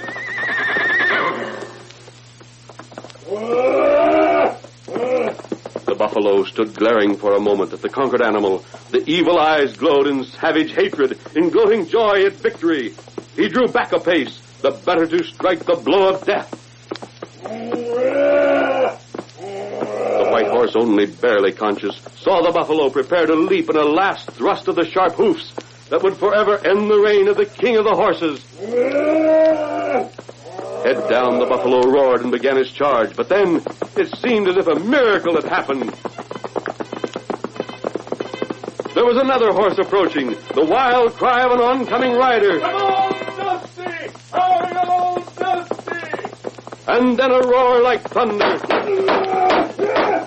Several heavy slugs of lead crashed into the buffalo as it leaped.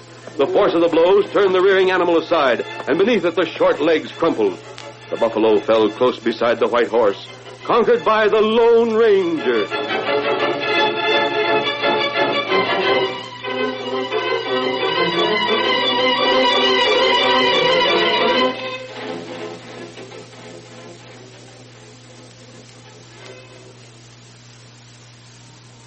Then a great peace descended on the white horse, and he was aware of a gentle hand that touched his cruelly battered head. Poor fellow. Great-hearted horse. Tonto, he's alive. Huh? Tonto, get him water.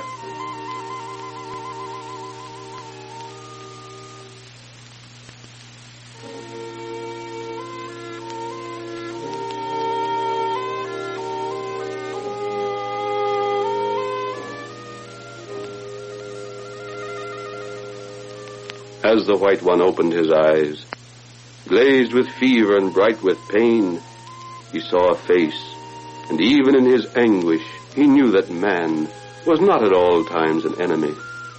Here was a friend. Gentle hands caressed him. Cool water, nature's own remedy, soothed his wounds. His strength, so nearly gone, returned to him, little by little. The proud head came up. Man was here. Man had killed Sylvan, his father. Man was another hated enemy, a thing to be feared. The white body rose. For a moment, the great white horse trembled on his weakened legs, then fled from man who killed.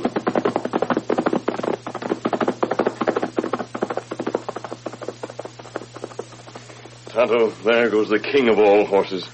Dusty's a grand horse, but that silver one.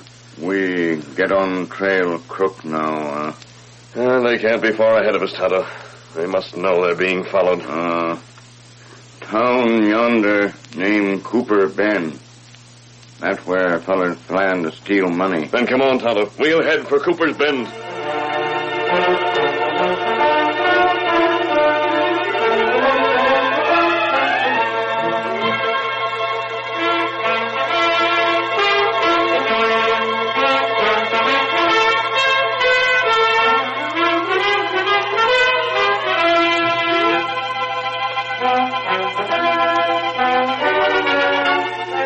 The Lone Ranger and his faithful Indian friend Tonto continued on the trail.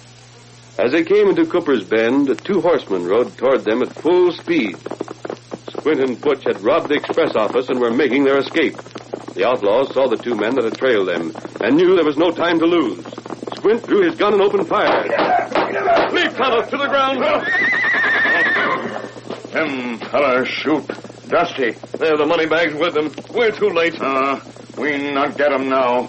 We not got horse. After this long trail, Tonto, they'll escape us. They've succeeded. We've no way to overtake them. Look. You, look. The silver horse? Him come to you. Here, boy. Here, fellow.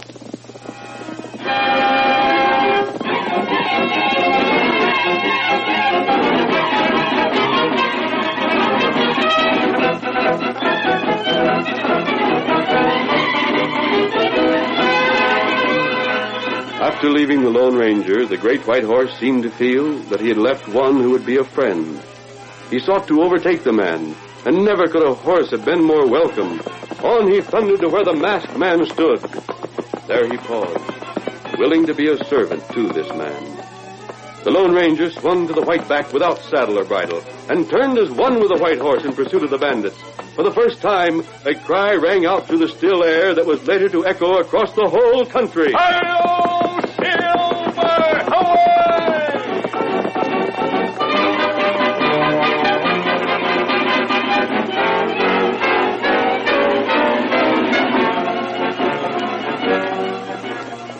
Faster than any horse had ever moved, swift as the wind, a flash of white flame, the great stallion swept across the prairie, his strength seemingly greater than ever before, as he turned and leaped at the touch of his master, a man he could love with all the unselfish love of horse for master, the man who had brought him life when death seemed near. The outlaws' horses could not match the terrific speed of the great stallion. They were overtaken, roped by the quick hand of the Lone Ranger, brought to earth and held until the sheriff's men could overtake them.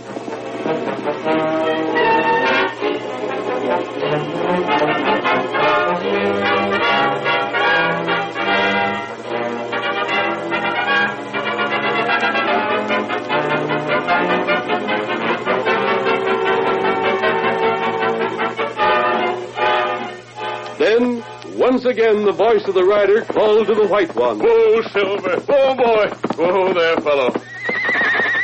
You understand me, great horse that you are. Your heart of gold and your coat of silver. Good old fellow. Silver, come what may, we'll travel together, always. Tonto's over there, Silver.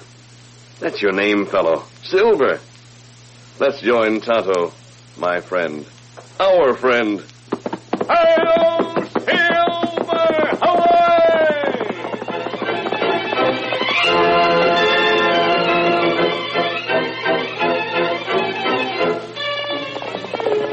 Come on, Silver, old boy! There's adventure on the trail ahead! Hi-yo, Silver! Away!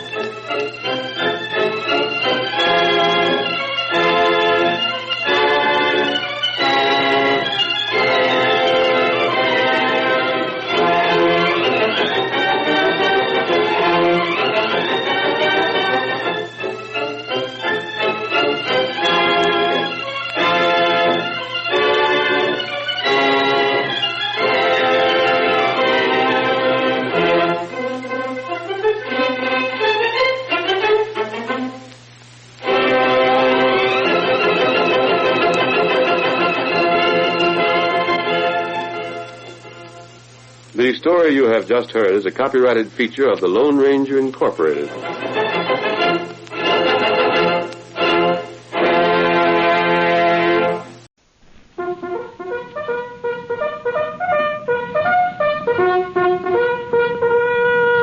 The National Biscuit Company presents The Adventures of Rin Tin Tin.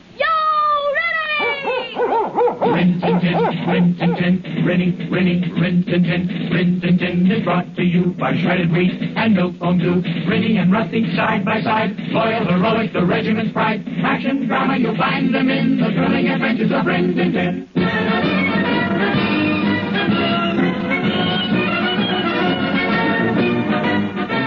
The National Biscuit Company presents this week's adventure of Rin Tin Tin, entitled Rin Tin Tin and the White Buffalo. Oh, boy, Mr. Morrow, I just heard some great news. No kidding. What is it, Rusty? I heard that every day, more and more kids are eating Nabisco shredded wheat for breakfast. I think that's great. In fact, I think everybody should eat Nabisco shredded wheat. You're right. That's a good idea, Rusty. There's no better way I know to start the day than with a bowl of delicious Nabisco shredded wheat. Yep. Not only does Nabisco shredded wheat taste like a million, it's lots of fun to eat. You see, you put a Nabisco shredded wheat biscuit in a bowl of milk, and you have a real raft. Then you put some fruit and sugar on it, and you have it loaded with cargo, ready to sail. That's right, kids. Like Rusty says, you'll have a raft of fun eating a raft of Nabisco shredded wheat for breakfast. And you get lots of pep and energy, the kind you need to keep up with the other kids. So everybody start eating Nabisco shredded wheat. Tell Mom that you want Nabisco, the original shredded wheat. Tell her to look for the box with Niagara Falls on the end. And now, today's adventure of Rin Tin Tin, entitled Rin Tin Tin and the White Buffalo.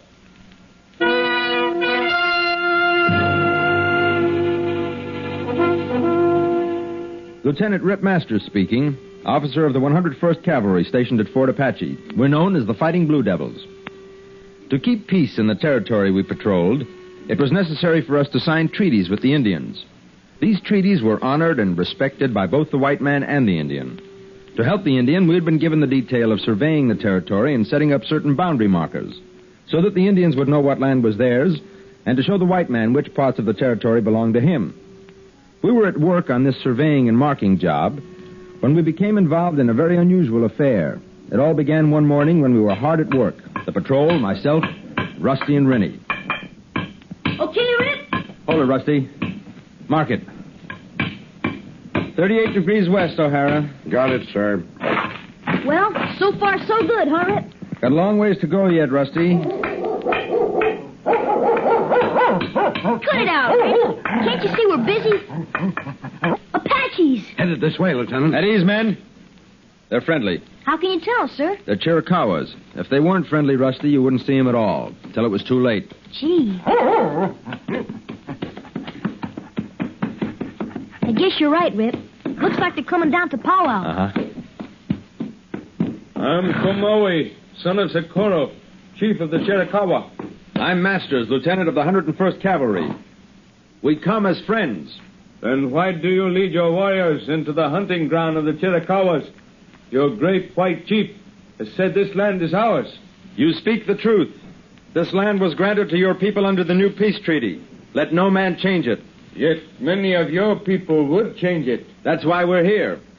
To mark the boundaries so that no white hunter will trespass upon the buffalo of the Chiricahua. This is why you come? Yes. It is good. When the sun leaves the sky, you will come to the camp of Socorro, my father, to feast and to smoke the pipe of peace. It is agreed. May your father live 100 years. May you be present at his funeral. Come. We go to slay buffalo for the feasting. Gee, sir, can I go, Rip? Well, we trust the safekeeping of the peace to our friends, the Long Knives. Do the Long Knives trust the safekeeping of this boy to the Chiricahua? Go along, Rusty. Thank you, sir. I'll go get my horse. We will come to the camp of Socorro at sundown. The small brave will be there. Okay, let's go. Come, little brave.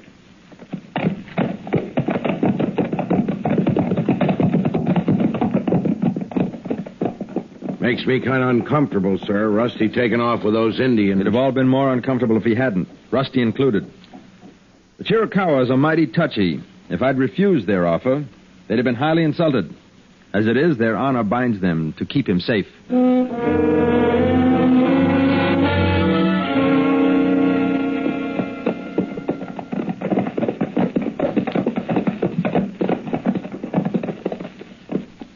Down there, in the valley, behold the buffalo, little brother. Gosh, that's a big herd, Kamali. No, it is small. Once the great buffalo filled the land as far as the eye could see. So many that a man might have walked across this valley on their backs as on a blanket. Gee, what happened to them all? The white hunters came to slay the buffalo, kill and kill, till the bones of the buffalo made the desert white in the sun. But why, Kamali? They couldn't use the meat, not all of it. Some say the white man kills for sport. Others say to slay the red man's buffalo is but another way to slay the red man. How do you mean? The buffalo is more than game to my people, little one. It is food, shelter, and clothing. Our very life. If the buffalo die, the Indian will soon follow, for we cannot live without them. Gee. It is best for you to ride no closer. The great buffalo takes much killing. His hide is thick. From it, we make our shields of war, which can turn an arrow or a musket ball. Then how do you bring a buffalo down in the first place? The shot must be true to the heart. Even then, a bull may run a mile before he drops. A wounded bull is dangerous. Okay, Rennie. We'll stay up here and watch. Be careful, Kamali. And you, little brother. Come.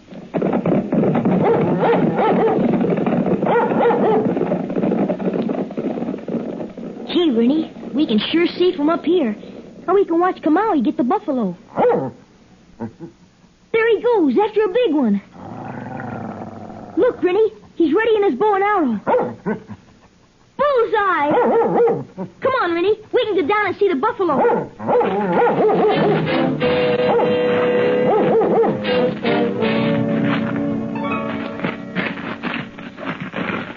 Gee, this is tough going, Rennie. Hey, what? Keep your paws off that buffalo, Redskin. Golly, 4 men. Who are they? And with rifles. Quiet, Rennie. Why do you come here? What do you want of us? My. He big Injun talks real good, don't he? Just like a native. Come up with your hands empty. Now get this, Apache. For every buffalo you kill, we're killing 1 Injun. A redskin for a buffalo hide. You are evil men. This land, as far as the river, was granted to my people by the white man. We got no use for your land. Keep it. All we want is the buffalo. No. This is the last of our land. The last of the buffalo. This we must keep or die. Won't. Stay put. I will make 3 good Indians fast. Quick, Rennie. Go get Lieutenant Masters. Bring him here. Now. Yo, Rennie. Get up, Redskin. You betray your own people who want peace, even as we have wanted it. For the Chiricahua will fight to keep what is ours. You see what I mean, Keller? Giving Apache your hand, he takes your whole arm. You see, Chief, somebody made a big mistake when they made that treaty. Paid too big a price just for peace. A smart man don't make things too easy on his enemies. But the treaty was made in friendship. We're wasting time. You can't talk sense to an Injun. Let's sketch up with that herd. Start driving them to the river. I'll keep an eye on these buzzers so you get a good start. What was that? Are you red devil, you... I will take him. Stop the other. Golly, break it up. I got the gun. Good boy. Now give me that gun. This dirty Apache tried to kill me. Stay put, mister. You started it. What? Now listen, You kid. can tell it to Lieutenant Masters. He'll be here in a minute. I trust this, Lieutenant Masters. We wait.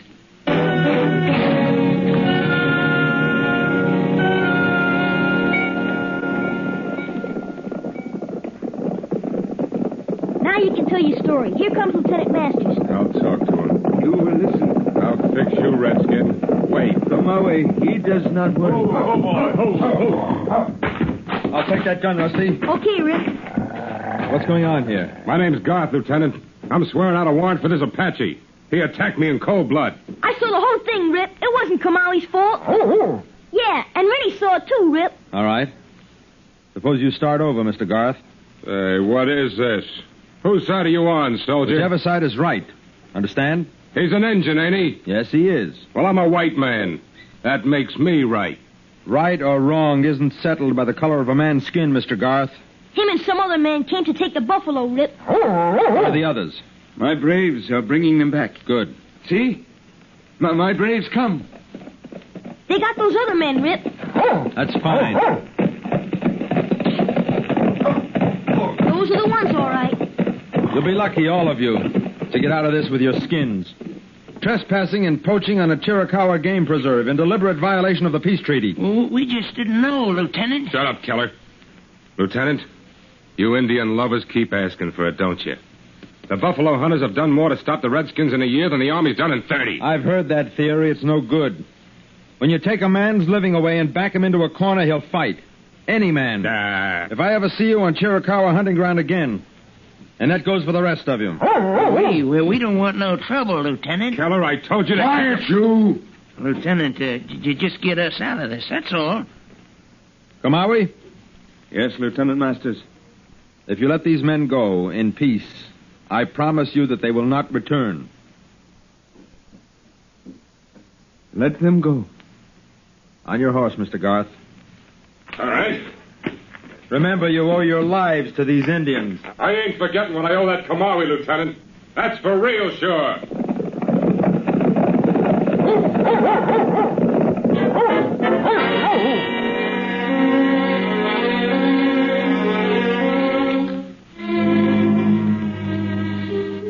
Garth and his pals were playing a very reckless game. It never pays to defy the United States government. Never. And we were the representatives of Uncle Sam in the West, put there to keep his laws and his treaties. Kamawi showed what great faith and honor he had for our agreements.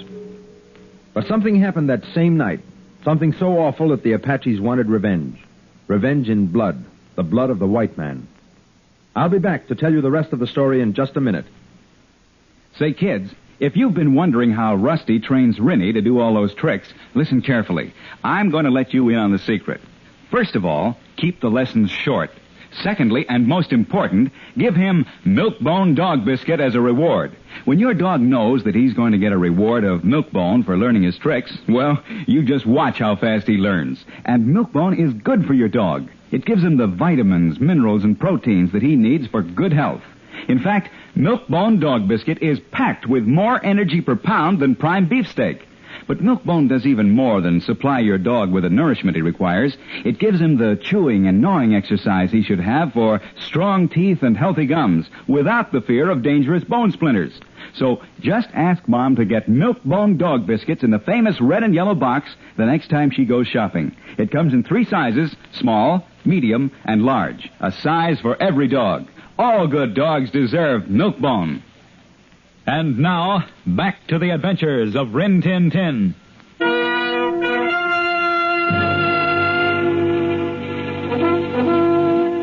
Lieutenant Rip Masters again. Garth and Keller and the other 2 men rode away. But there was hate and vengeance in Garth's every action, and in his eyes.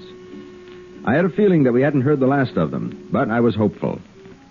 That night, all of us made our way to the camp of the Chiricahuas. We all gathered around the huge council fire. Once we were settled, the peace pipe was passed to me by Socorro, the chief of the Chiricahuas. I drew the smoke in, and then exhaled the blue smoke into the cool night air. Then I passed on the pipe to Chief Socorro. We make prayer to Great Spirit that our hearts may never be far apart, no farther apart than our hands are at this council fire. Amen.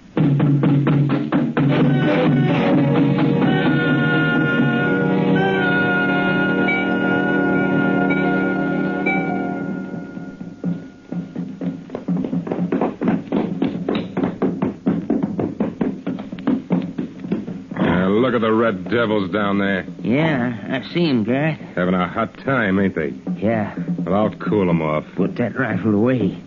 You're the one who's got to cool off. Like Phillips and Magruder said, you're pushing this thing too far. What do they know about it? When I was a kid, Apaches killed my folks. No Redskins putting his hand on me and live. Well, he let you go, didn't he? You're still wearing your hair. Quit while you're even. When I get even, I'll quit. And I go with Phillips and Magruder. Our business is hunting buffalo, not men. Then go, Keller. But make sure you keep going. And keep out of my way from now on. Because if there's one color of skin I hate as much as red, it's yellow.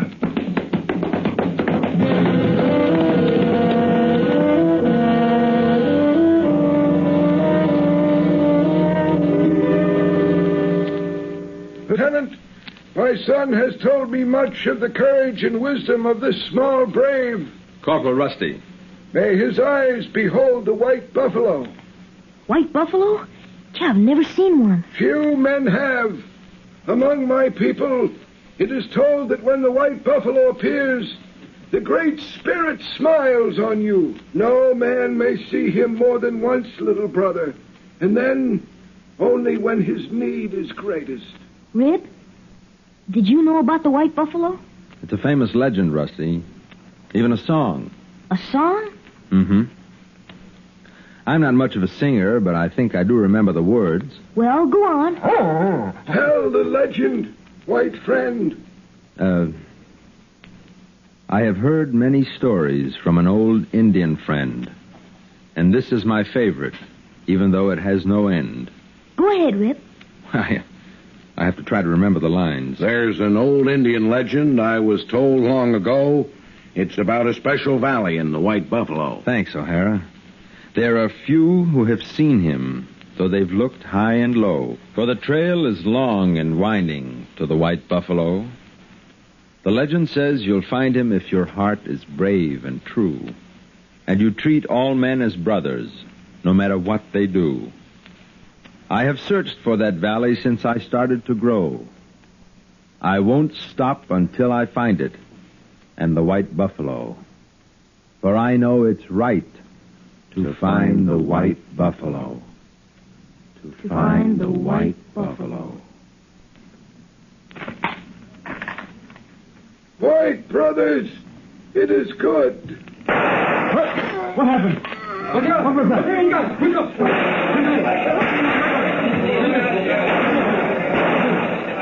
Get him ready! I will send for the medicine man, Father. Oh, stay with me, my son. I go on a long journey to a better hunting ground. Perhaps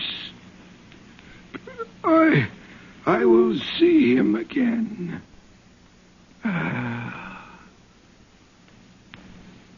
Good hunting, Chief. He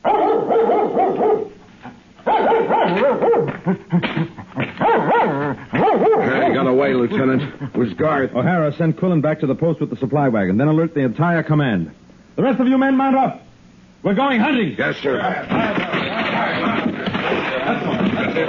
What about me, sir? This man's dangerous, Rusty.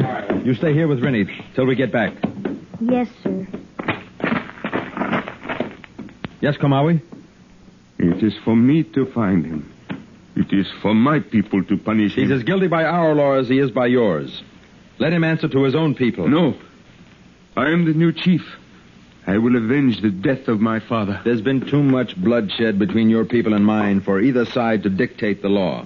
You can't sacrifice the peace for one man. If the Long Knives choose to fight the Chiricahua because of Garth, then we will fight to the death. Don't you see? That's what Garth would want. Red man against white. And once the treaty is broken and the wars begin, right or wrong won't matter anymore. And only men like Garth can win. You speak the truth. We will search for this man together. And you will deliver him to the justice of your own people. Thank you, Komawi. But if he is not punished, then the treaty is made of lies. And I will fight a truthful way rather than keep a dishonest peace.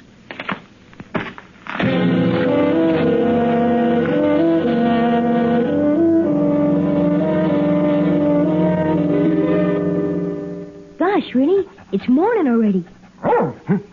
Sure been gone an awful long time. You think he got away? I guess Rip and Kamali will catch up with him all right. But they should have taken us along. You, anyway.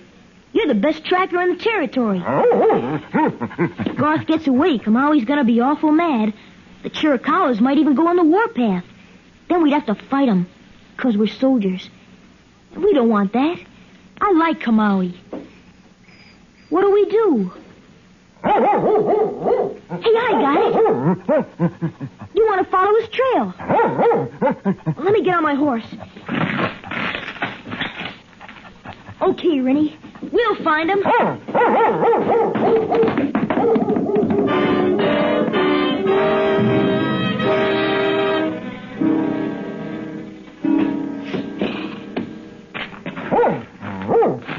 What you got, Rennie? Horseshoe nail. Not from a cavalry horse either. And Indian ponies don't wear shoes. Hasn't been here long. No rust. We're on the right track, boy. What is it? I understand. We're closer than I thought. We'll go easy from now on. We'll leave my horse back there, Rennie. He'd better be quiet. Okay, Rennie. Where is he? You want us to crawl through the brush? All right, let's go.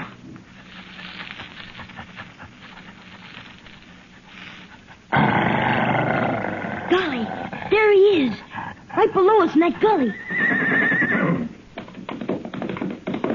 His horse saw us and ran. Put it down! No, Rennie! Get off me, you dog! At ease, Rennie, at ease! I got his gun! Getting to be a habit, ain't it, kid? You covering me with my own gun. This will be the last time, mister. Rennie, find Masters and Kamali. Bring them here, quick. Sure you know how to use that gun, Sonny? There's one way to find out. I'll think it over. I'm going to take that chance, kid. Better not. No use, kid. I figured it out. All that guff about men being brothers. You really believe that? You wouldn't plug your own brother, now would you? Don't try it. You can't get far anyway. Your horse ran off, and Masters will be here in a minute. He'll still have to catch me. Unless you put a bullet in my back. Hey, come back, you! Guard! Look out, it's a buffalo stampede!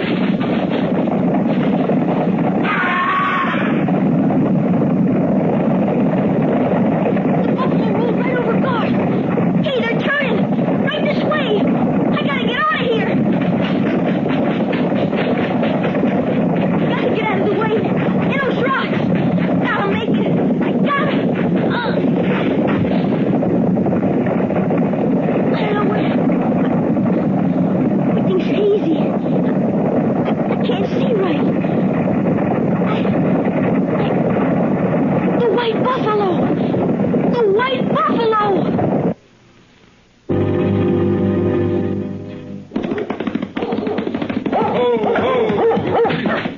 Rip! Kamali! Did you see him? Who, Rusty? The white buffalo! He was right there on that hill. We saw nothing, little brother. But he was there. Garth tried to get away and he got caught in a stampede. I almost did too. They were right behind me. Then I fell. And I looked up and I saw him. He was there, Rip, he was. Anyway, I think he was. And when I looked around, buffalo herd had stopped. I can't explain it. Never heard of a buffalo stampede stopping for anything. Who can explain it? If the little one saw him or if he did not is of no importance. For his heart is brave and true, as the legend says it must be. And perhaps he has seen the white buffalo. Who can say? I did, Rennie. I did see him.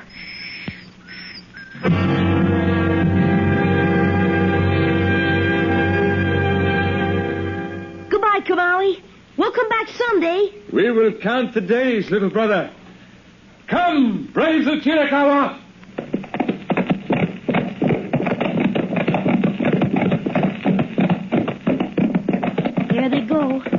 Out to their hunting land. Right, Rusty. How does that song go, Rip? The legend says you'll find him if your heart is brave and true, and you treat all men as brothers, no matter what they do. Gosh. I have searched for that valley since I started to grow. I won't stop until I find it. And the white buffalo.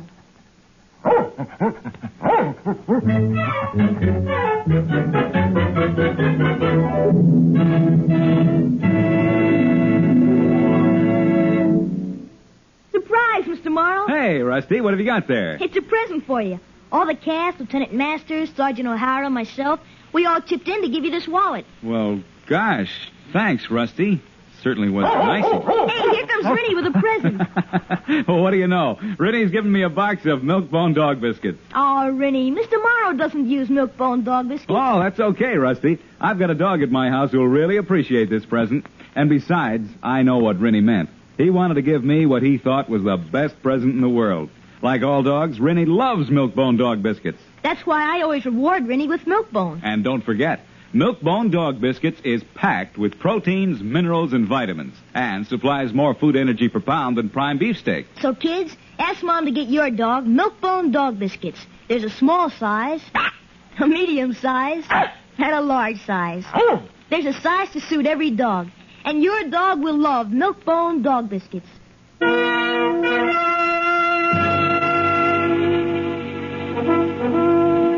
As soon as Kamawe and his braves were out of sight, we mounted our horses and headed back for Fort Apache.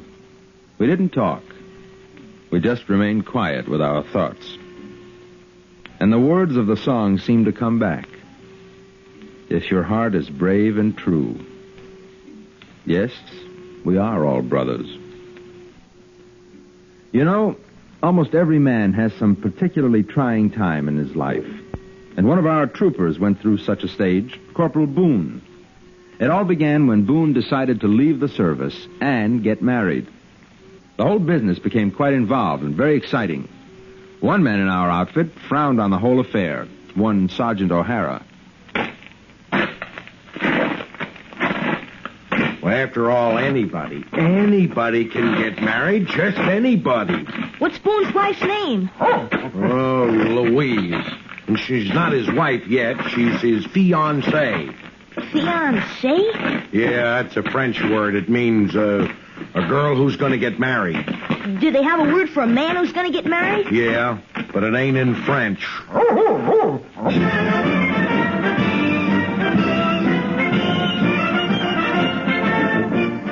Don't forget next Sunday at this same time over this station, another exciting chapter in The Adventures of Rin Tin Tin, presented by the National Biscuit Company, makers of Milk-Bone dog biscuits, and Nabisco, the original shredded wheat. For The Adventures of Rin Tin Tin on television, consult your local paper for time and station. Don Morrow speaking. This program came to you transcribed from New York.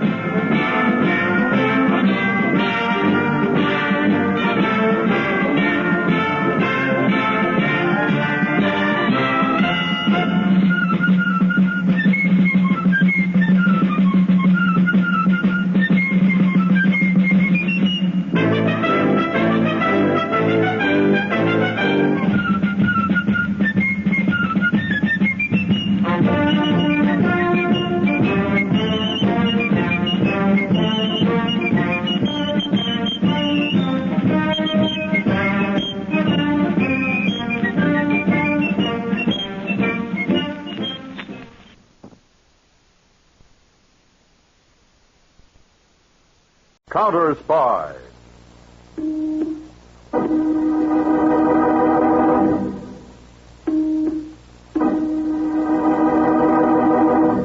Washington calling David Harding, Counterspy. Washington calling David Harding, Counterspy. Harding, Counterspy. Calling Washington.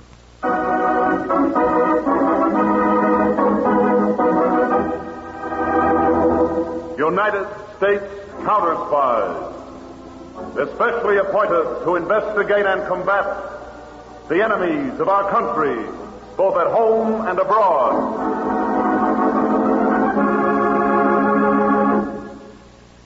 Commencing Sunday, November 5th, Counterspy reports to the American people will be brought to you on Sundays. Consult your local newspaper for the exact time. Tonight, the case of the carbon Consul.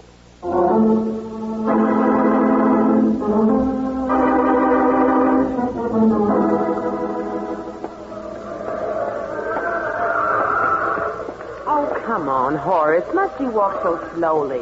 Lydia, this African sun's the hottest I've been under during the whole world cruise. I'm not going to run in it. Well, we'll never see the native quarter at this rate. I didn't want to see it in the first place. You never want to see anything except the bottom of a highball glass. Well, what's so wonderful about this section? It's dirty, hot, and the natives aren't exactly smiling at us. Oh, you're just imagining things. Besides, this is atmosphere. So I smell. I still say, watch where you're going. Oh, excuse me, I didn't look where I was going. Doesn't the white lady have eyes? Well, I was just... Or perhaps the walks of my native Tobasteland are not wide enough. I should step in the streets to allow the grand lady to pass. Look, my wife apologized. How gracious to a poor, humble native that the American should demean himself so. Well, I never... Come on, Lydia, let's get out of here. Yes, please. This is our land. Africa for the African. Well, I never... Horace, are you going to let him get... Quiet and keep walking. I told you the natives weren't really smiling It was just an accident. Yeah, that fellow was looking for trouble. See, he's got a crowd around him, Lydia. He's haranguing them. Oh, he's pointing at us. Come on, Lydia. Let's get to the American consulate. Horace, they're coming after us. Watch out, Lydia. They're going to throw things. Horace! Oh! Like that! Come on, Lydia. This way. Run!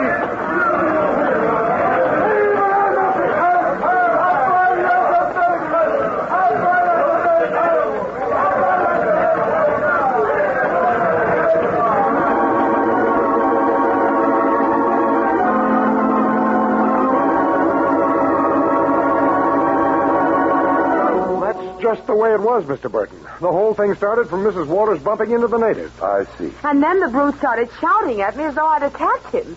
I was never so frightened in my life.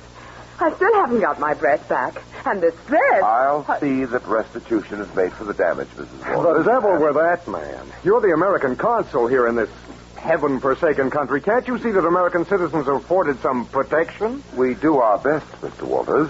If we hadn't reached the consulate grounds, we might have been killed. Mr. Walters, I'll enter a formal protest to the government of Tobasteland. All right, and by gosh, you tell them that if they can't keep law and order here, we'll come over and do it for them. I know how you feel. Mrs. Walters, I'll want you to dictate a formal statement of what happened to my secretary. I certainly will, and I remember everything. You ready, Mr. Burton? She's one of them. She's Mrs. Walters, please. Orissa, there's been another anti-American outbreak. Mr. and Mrs. Walters here were the targets of it. I want you to take down their statement of the incident. Yes, Mr. Burton. Make several copies. I'll want one each for the authorities here, President Dinard and Police Chief Monaca. And, of course, be sure to send a copy to the African desk of the State Department, Washington. They may want to take drastic action.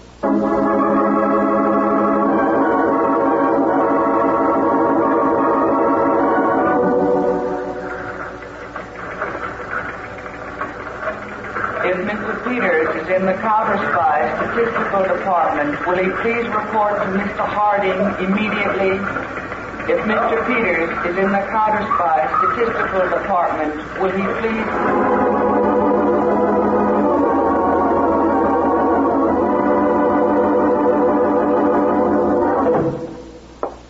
Hello, Mr. Harding. I didn't think you'd gotten back from the State Department so quickly. Everything happens quickly these days, Peter. More trouble overseas? Yes. Asia? This time, Africa. But it's all part of the same picture. Tobasteland, one of the few non-colonial countries on that continent. Oh, yes. The papers yesterday. Anti-American riots. Yeah. Bad for us. Is the State Department going to take any action, Chief? Well, they may have to eventually. But first, they want to get a better picture of what's happening in that country. So? So, Peters, I want you to go through the personnel records of all our counterspy agents. Extract the records of all our Negro agents. Get them here as soon as possible. Okay, Chief. We've got to work fast. The State Department wants to find out whether this anti-American feeling is foreign-inspired. before they're forced to make any more protests to the government of Tabasiland.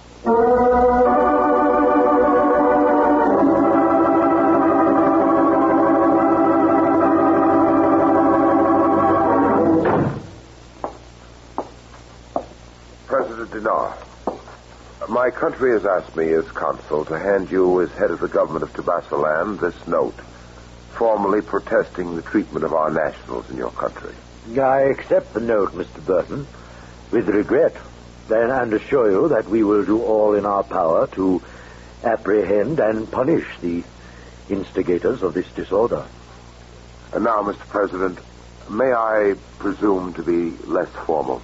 Yes, of course, Mr. Burton. And unofficial? Yes. While awaiting your arrival, I've been talking to your state police chief, Manaka, here. He has some interesting ideas. I'm sure he has. I have only tried to be helpful, Mr. President. I see, Manaka. Now, these interesting ideas, what are they? I prefer that you hear them from the lips of Mr. Burton. He may give them more weight than a mere police official can. Your modesty is most unusual, Manaka. Go on, Mr. Burton. Well, as your chief explains it, Mr. President, the main difficulty of law enforcement here is one of tools. Weapons, you mean? Yes, Mr. President. I can hardly agree, Manaka. It was one man who incited this riot. Surely, if you find him, it will take no more than one weapon to arrest him. Admitted, Mr. President, but one man is but a single grain in the sands of unrest that surround us. Had I weapons, an efficient police force, I would soon quell this anti-Americanism in our country. The force quells nothing. Or do you agree with my chief, Mr. Burton? Well, after all, when I came here to take up my consular post a year ago, I was kidnapped, held for 5 hours by insurgents. Yes, that is a painful reminder, Mr. Burton. It might well have developed into a serious international incident if it hadn't been for my prompt liberation by Chief Manaka here and his officers. I know that, Mr. Burton, and I was grateful to you for minimizing the affair to your government. Then why not listen to Mr. Burton's advice now? You both urge me to request the United States government to send us arms and possibly even advisors to help us administer the internal security of Tabasiland. Is that it? Exactly, Mr. President. Do that, and we will be able to cope with any disorders that arise, no matter how grave they may be. I'm afraid I must still disagree with you, gentlemen. But I am well aware that there is much discontent in the country, and that in some manner that discontent has been channeled against America, Mr. Burton. In that case, why importing American arms and advisors would do nothing but crystallize the unrest, put your country in the light of an invader. No, Mr. Burton, before I take any such step, I want to discover the reason for this sudden upsurge, this hatred many of my people have for all that is American. If you or your government can assist us in this, I will gladly accept your help. That, Mr. Burton, you can report to Washington.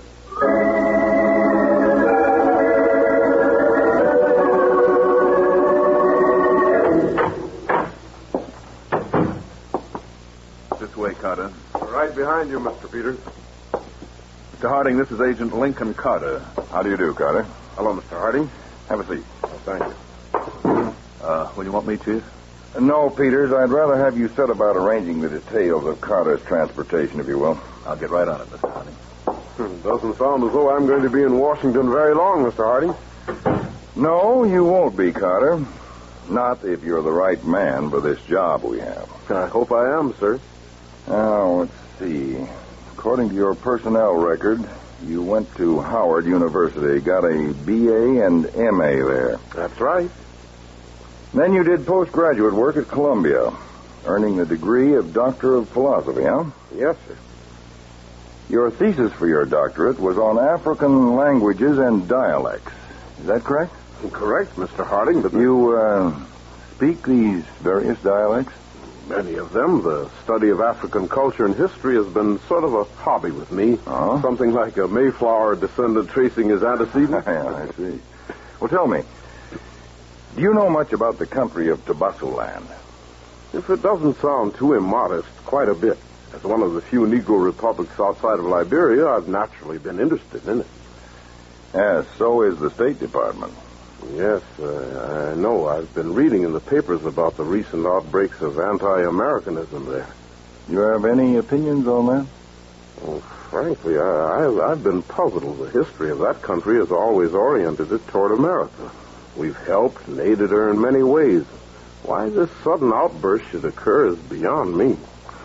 Now, come over here, Carter. Take a look at this map. Let's consider the question from the viewpoint of geography. What do you mean? Well, Tabassoland could be the eastern doorway to Africa. A foothold there, and any power from the east could gradually spread throughout the entire continent. Oh, you think Russia Now, might... thinking is unimportant. It's knowledge that counts. But if the State Department's suspicions are true, it means a reformulation of our policy in that area of the world. I can understand that, sir. And it's going to be up to you, Carter, to find out if those suspicions are true. The job you were speaking of? Yes. Now, you'll work undercover among the citizens of Tabassoland. I want you to find out and report where this anti-American feeling is arising from, and whether it's being provoked deliberately. I see, sir. Now, because of the nature of communications in the country, you'll have to transmit your reports by diplomatic pouch. Through the consul there? Yes, that's right. He'll be notified to allow you the use of the pouch. Well, what about identification? Will I carry any with me? No, except for one simple device to establish your first contact with the consul. What will that be, sir? This pencil. Now, wait. I'll break it. There. You take this half. Right, sir. I'll see that our consul in Tabassoland gets the other half. When you present the matching half, that will be your identification. Then I take it I'm not to report to the consul immediately. No. In fact, don't get in touch with him until you've compiled as complete a report as you can on the situation. Yes, sir. Frankly, Carter, if what we suspect is true, your usefulness will be very short-lived after that first report, because the other side has espionage agents as well. I understand, Mr. Harding. Now, I know I don't have to stress the importance of this mission to you, Carter. So, good luck. And remember, take no unnecessary chances. You may be facing a crafty and dangerous enemy.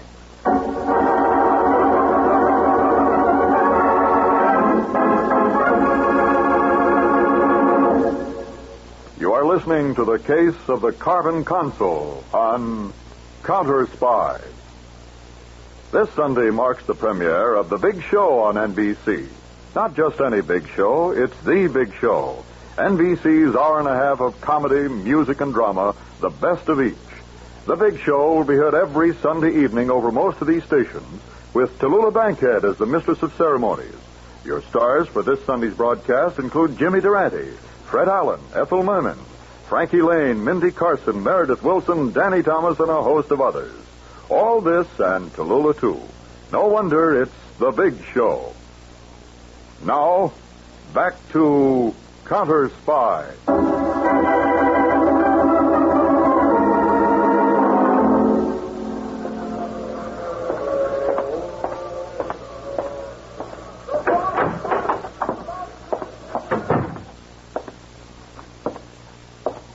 Yes? I would speak to the American consul. Just like that. Do you think the American consul speaks to any native who walks in from the street? He will speak with me, woman. Indeed. Then in that case, what name shall I announce? None. None? You haven't even got a name? No one much less tongue than you have. Take this to your master, woman. He will see me at once. A stub of a pencil. Hardly an impressive introduction. Must I beg you to take it into Mr. Burton? I would not. Please, woman, take it to him. It is most urgent. Very well.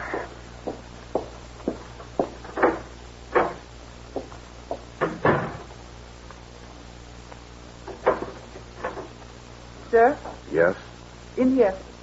Oh, thank you. This is the man, Mr. Burton. Thank you, Orissa. You may leave. Your secretary is a very efficient watchdog, Mr. Burton. Orissa, treasure. A native girl who went to college in the States. Indispensable to me. I'm sure she is. But enough of that. It's a relief to learn that you finally arrived, Mr. Carter. I've been here in Tabassaland nearly 4 weeks. Well, since I got that pencil stub and the note from Mr. Harding, I've expected you for every day of those 4 weeks. I had no reason to contact you before. You have now? I think so. I've made a report of my activities these past 4 weeks, and as Mr. Harding undoubtedly explained, I am to submit it to Washington through your diplomatic pouch. Yes, I know. I have dispatches to send out myself. I'll have Orissa bring it in now. It'll be leaving in the morning. I'm glad of that, Mr. Burton. You, uncovered something of importance? I think so. You, of course, are free to read the report, Mr. Burton. Thank you. I shall. You rang, Mr. Burton? Yes. Bring in the diplomatic pouch, please. Yes, Mr. Burton. Now, Mr. Carter, is there any other way I can be of assistance to your mission? At the moment, no. Well, suppose I have occasion to get in touch with you. You shouldn't have, but if you do, I'm staying at a small shack, number 13 Garden Alley. The pouch, Mr. Burton. Oh, thank you, Orissa. Orissa, in the future, when this gentleman calls, he's to be admitted immediately. Yes, Mr. Burton. I'll make certain he's admitted in the future. That is, if I come anymore. Don't tell me your first call is to be your last. It may well be, Mr. Burton. It may well be.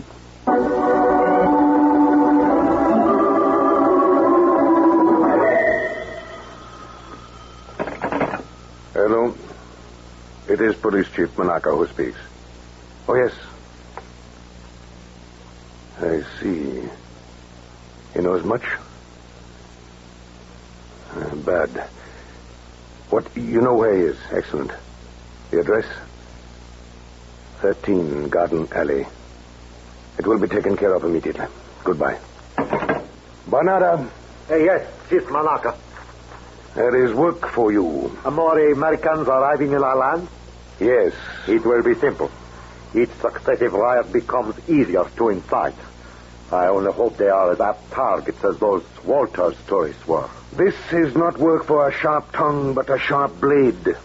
Blade? Yes. This American is no tourist, but a spy and of our color. Oh? He must die. There will undoubtedly be a great uproar on his death.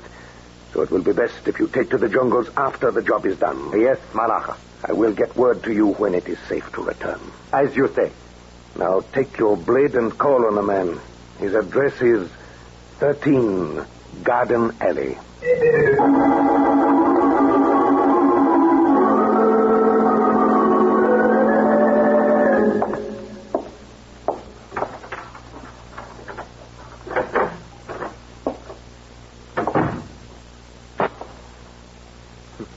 Kerosene lamps. There. Only. Well, I brought only 2 feet in with me. Yet I see 2 more peeking from beneath that curtain. Very tiny feet, too. I suggest the owner of them come out before I put a bullet through that curtain.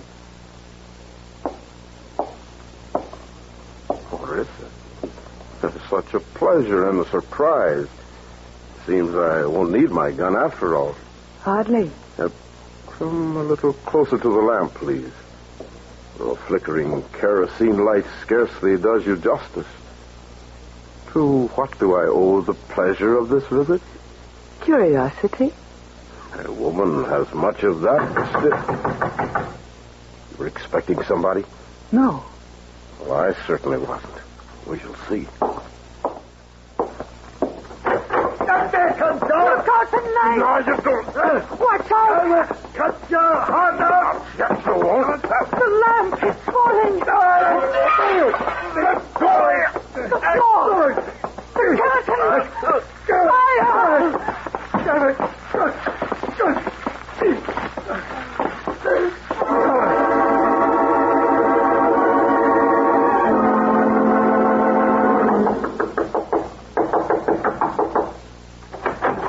What the devil? Orissa. Mr. Burton, that man who called on you today. What about him? What are you doing here at this time of night? I passed the place where he was staying. His shack is in flames. The whole native quarter is going up. I thought... You thought right, girl. Come in. I didn't know whether or not... Call Chief Monte. Tell him about the fire. Say I'll meet him there and explain everything. This may have grave international repercussions.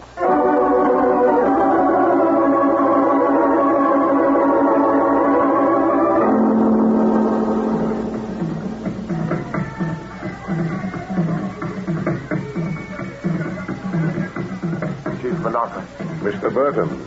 What happened? Orissa said there was a fire, but the whole block burned to the ground. Our native quarters do not resist fire very well. An obvious statement. Fortunately, we have it under control now. The drums, the chanting, what are they for? To appease the fire gods.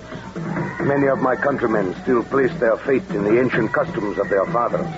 I myself prefer water to fight fire. Well, at the moment, the drums are useful.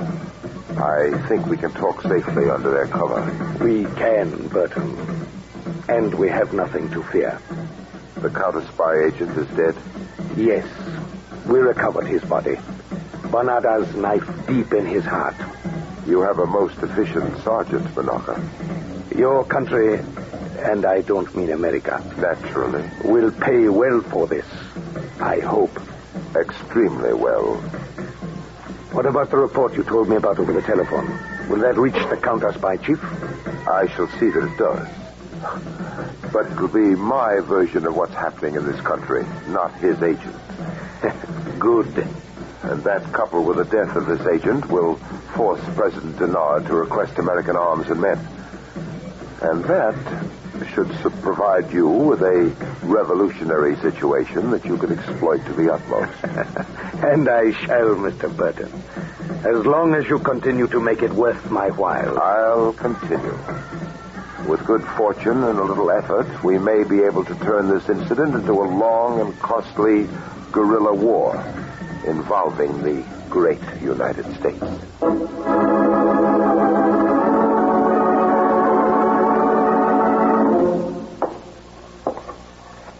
Mr. Burton? Oh, Orissa, I'm glad you waited here. The fire. Was anyone... His body was found in the shack. The man who was here. Oh. Get a pencil and paper, please. I want to dictate a cablegram immediately. The address is Mr. David Harding, Counterspy Headquarters, Washington, D.C.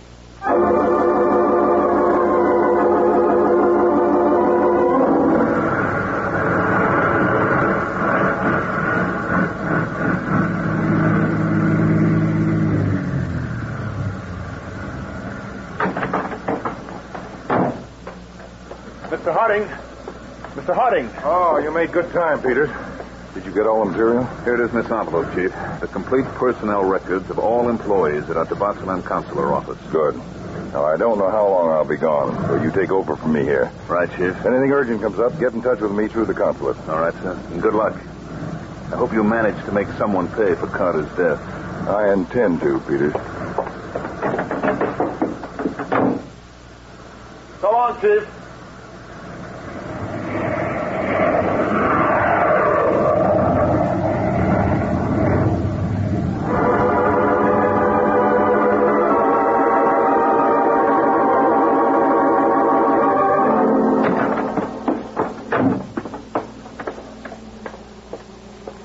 Mr. Harding? Yes, that's right. Mr. Burton? Yes, sir. I have a car right over here. Good. We'll go direct to my office, unless you'd rather pay your respects to the Foreign Office of Tabassalan first. No, Mr. Burton, your office first. I want to interview all the employees there before taking any other action.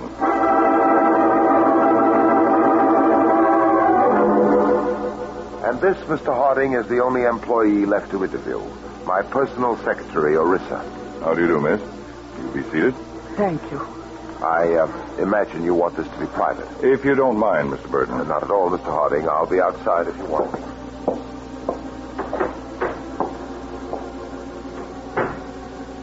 Now, Miss Orissa, let's talk about how you were so opportunely on hand for the fire that killed our Counterspy agent, Mr. Carter.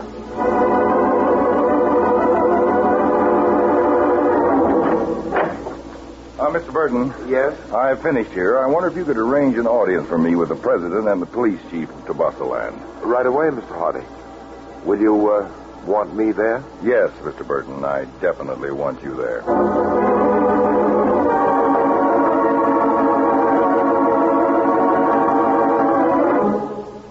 Mr. Harding, I can only express my deep regret at the death of your man. It will only add more fuel to the strain between our two countries. Perhaps not, Mr. President. Oh?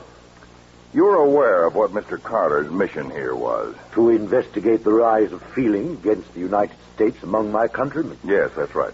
Had he made any reports to you before this tragedy? One, which I read just this morning. May we inquire as to his findings, Mr. Harding? Of course, Chief Monaga. He reported that the hatred of the United States arose out of local circumstances, that there was no outside provocation, and recommended that the United States aid your country in dealing with this by sending weapons and advisors. You see, Mr. President, it is as I and Mr. Burton have been saying. I cannot believe it. I know how you must feel, Mr. President, but when his conclusion is the same as ours, nothing remains for you but to take our advice. I wouldn't say that, Mr. Burton. What do you mean? You see, the report I read was not written by my agent Carter. What? That's right, Chief Monaga. Then who was it written by? Mr. Burton, our eminent American consul. Me? That's right, Mr. Burton, and I've got 2 witnesses to that fact. All right, Orissa, come in and bring the gentleman with you. Hello, Mr. Burton. Carter. That's right, Mr. Burton. Mr. Harding, Burton's got a gun. Look out, Chino. No, you don't. No. Carter, see about him. He's out cold, Mr. Harding. You attacked him, your own consul? Yes, Mr. President, but he was not the real American consul. I don't understand. You remember, Mr. President, Burton was abducted briefly when he first arrived here. Why, yes. And rescued by your chief, Monaga. Mr. Harding. The game's up, Monaga.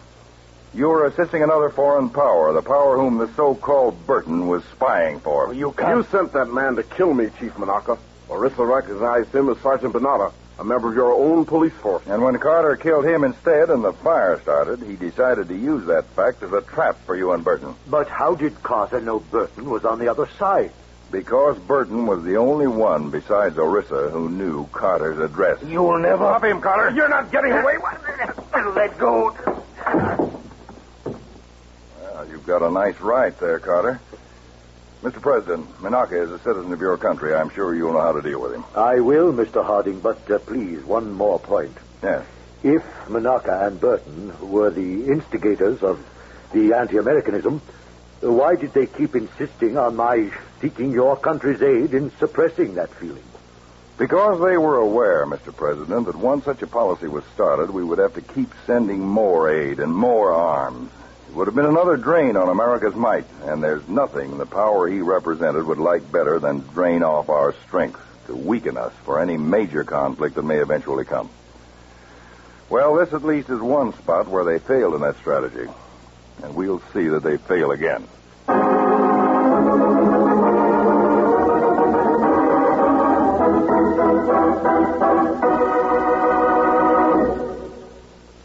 Tune in this Sunday, November 5th, and every Sunday thereafter for Counterspy. Please consult your newspaper for the exact time. Listen this Sunday for the exciting Case of the Mental Murderer. The secret tip was correct. The hostile secret agents planned to destroy the sanity of a certain American. Who that man was and how we combated the scheme is the subject of our next report. Listen on Sunday to Case of the Mental Murderer on Counterspy.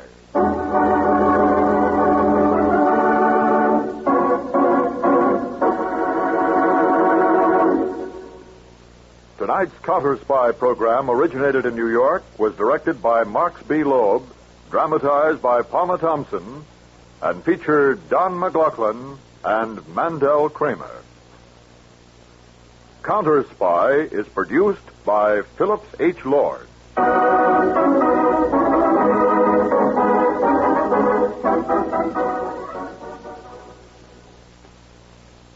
3 chimes mean good times on NBC. Father's Day is here, and so me pop was showing off, you know. He took some tide down from the shelf and did the washing all by himself. Transcribed from Hollywood, Procter & Gamble's Tide, the wash day miracle that gives you the cleanest clothes in town, proudly presents the Red Skelton Show.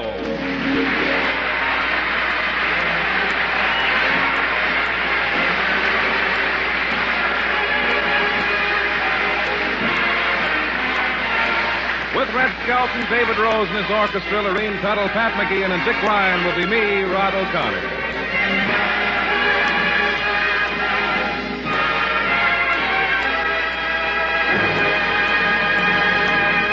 From the Skelton Scrapbook of Satire, a story entitled London, Palladium, or Bust, and it stars MGM's clown, Red Skelton.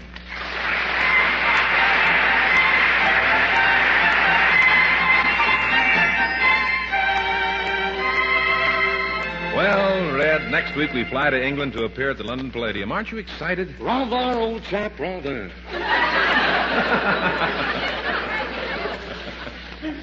I made a cut there. You can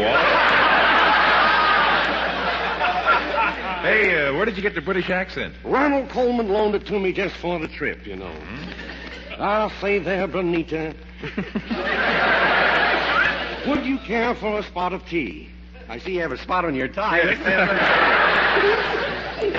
Oh, dear me, there went my monocle again. Just can't keep it in my eye. I think I'll wear it in my mouth. I have weak eye teeth, you see. Monocle? Well, you won't hear that. What is this monocle British accent? Red, who you trying to kid? You look about as British as Tennessee Ernie. Tennessee Ernie? Tennessee Ernie. When I get over to jolly old England, I don't want to look like a tourist. That's why I'm wearing tweed sweatshirts. Oh, brother, when the British see you, they're liable to cut off diplomatic relationships with this country and recall Stuart Granger. Stinks.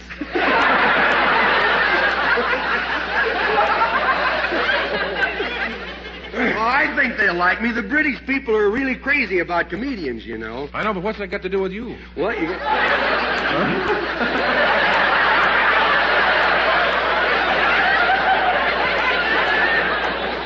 Don't forget to drop a card from the unemployment compensation line, will you? I'll say, there's a lot of things I got to take care of before I leave for Europe. I hope I haven't forgotten anything. Now, did you remember to tell the milkman you won't be needing any milk for a month? My wife, Georgia, took care of that. Have you done all your last-minute shopping? Georgia took care of that. Have you finished packing? Georgia's packing right now. Well, what have you done? I've been busy keeping out of her way. Red, do you know anything at all about England? Yeah, I know there's a shortage of food over there. Everybody's real thin. They won't believe you. They'll think you're a mirage. Say,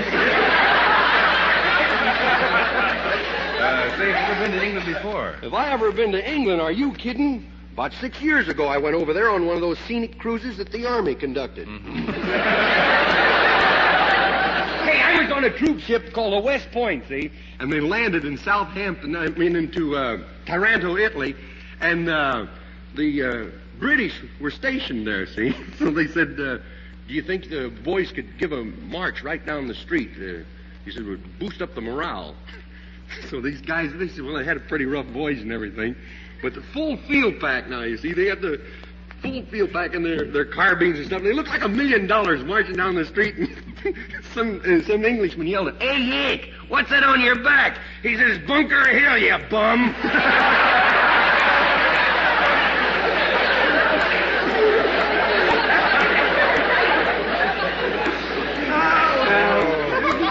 Pick it up anyway. Yes. Do you think we'll meet the king and queen when we're over there? Well, I hope so. I've been practicing my curtsy all day. Get a load of this. Oh.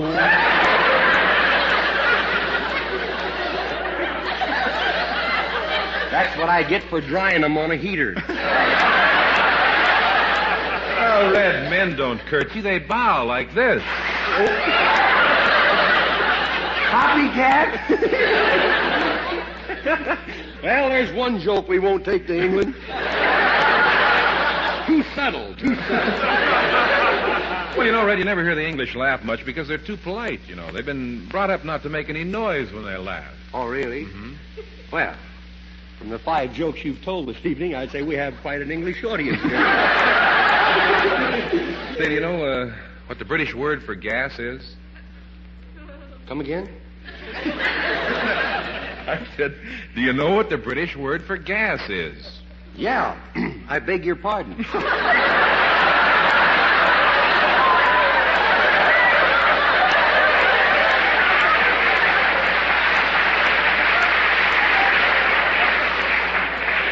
No, you've got me wrong, Red. They call gas petrol. Petrol? Petrol. Gee, can you imagine some guy saying, oh, I ate too much, I'm having petrol pains. You want to commit suicide, he says, plug up the doors, we'll turn on the petrol. Oh, it's silly, you know. And another thing, over there, you know, the motorists drive on the left side of the street. Well, like here. Boy, my wife will feel right at home. You know. Say, it's getting late. We'd better go down and pick up my plane tickets. Okay, I'll drive you downtown. Oh, you got a whip? Yeah. I'll tell Georgia that I'm leaving. Hey, little Red, I'm going down to the airline's office. Georgia, I'm leaving. She's having petrol pains. I don't believe she can hear me. She's listening to the wireless, you know. Yeah. Dave Rose and his orchestra is playing Swanee. Tide's in, dirt's out. I have the cleanest sheets in town. I wear the cleanest clothes. 'Cause Tide beats any soap on earth, as everybody knows. Tide gets clothes cleaner than any soap.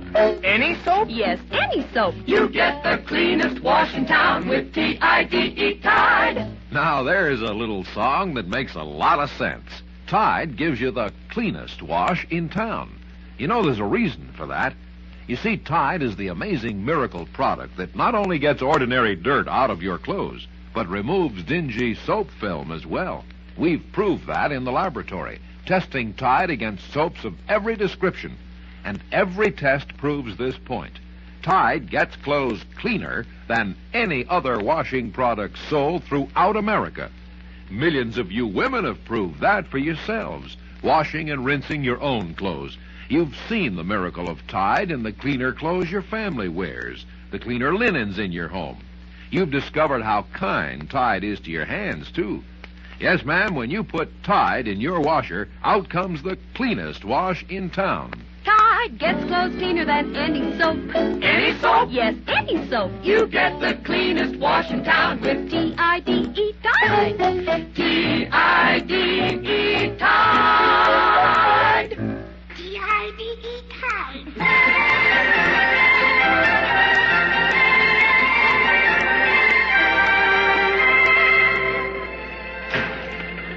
Gee, this airline ticket office is sure crowded. Well, it wasn't before you walked in, blubber boy.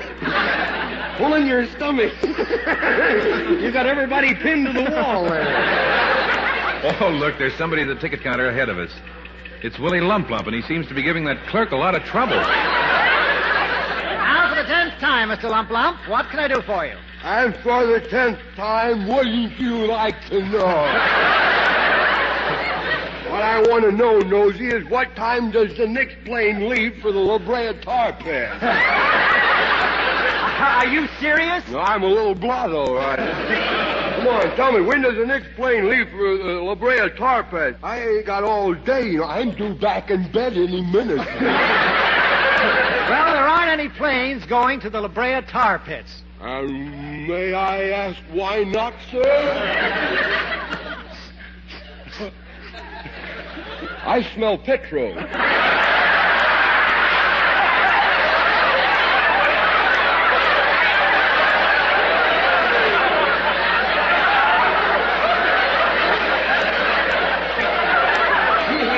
Check the jets because petrol is escaping here.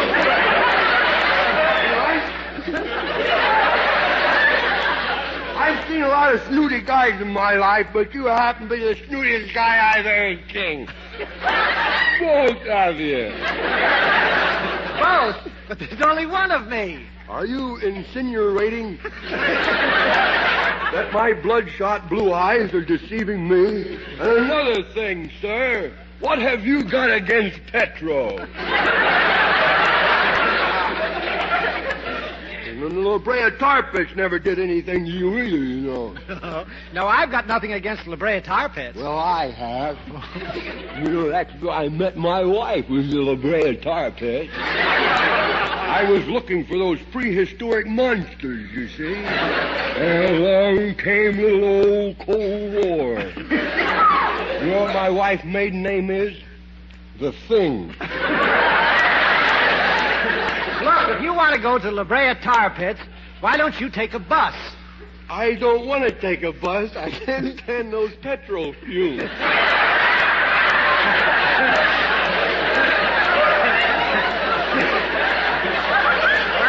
look, I've had enough. I'm going to call the police. Now, wait a minute. I'll take care of this fellow clerk. Oh? Willie, what's gotten into you? About 2 quarts. Why don't you go home? Go home? Why, what a disgusting thought that is. Say, as a matter of fact, I should go home. Today is my birthday. That's why I've been celebrating, you know. Yeah, my wife has baked me a birthday pretzel with candles and everything. Well, congratulations. How old are you, Willie? Oh, 86. Oh, come on now. You're not that old. Let's take a look at your driver's license. Oh, that won't do any good. I got on my brother's suit. Okay, here's my driver's license. Hey, what are all those notches on it? Well, that's the way I keep count of the pedestrians I pass. Let's see how old it says I am. Oh, no. I'm dead. Dead? Dead. Right here it says so on my driver's license. Look, expired.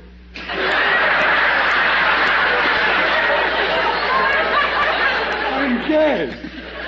I didn't want to see myself go this way.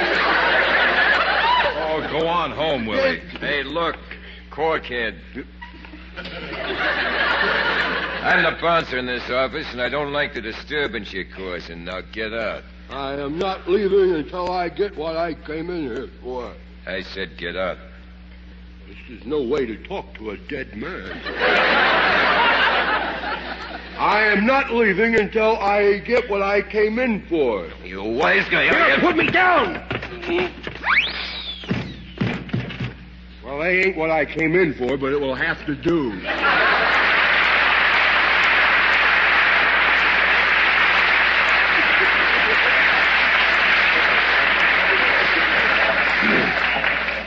Hey, Skelton, what are you doing in the phone booth? What am I doing in the phone booth? Yes. Why, I'm knitting an Afghan dog. What a question. I'm calling Georgia to see if she wants me to pick up anything while I'm downtown. Oh. Now, let's see if I can remember my number.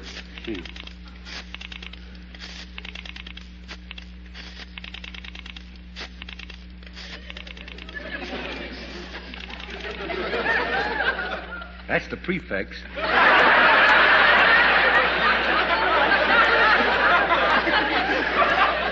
Hey, Freeman!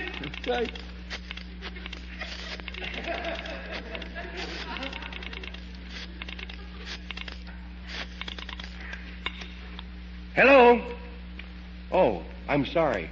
My 3 minutes are up.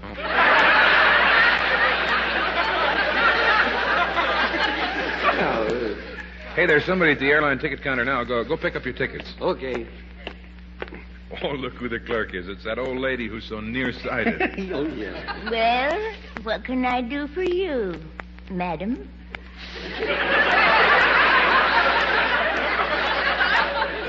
Remind me to get a haircut. Madam? You heard me. And I'm sorry, but you can't bring your pet hippopotamus in here.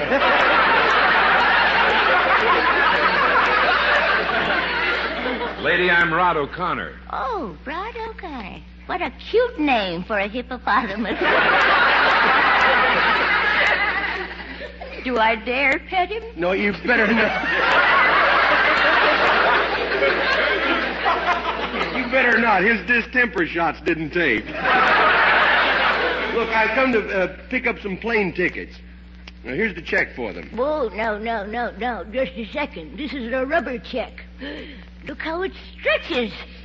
Let go of my tongue. Boy, you've really got bad eyesight, haven't you? Now, I'll have you know I used to be a sharpshooter with the carnival. Oh, really? Yes. Every day I'd shoot a cigarette out of a man's mouth. Oh, well, how come you gave it up? I got tired of going to funerals. The act used to knock 'em dead, huh? Look, take this... Take this check and give me my plane tickets. Well, I can't accept that check until Mr. McGeehan okays it. He's right over there. Mr. McGeehan, would you please okay this check? You're talking to the water cooler. Here comes Mr. McGeehan now. He'll wait on you. Excuse me, ladies.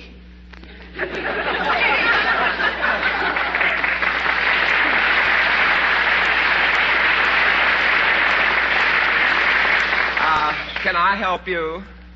I doubt it.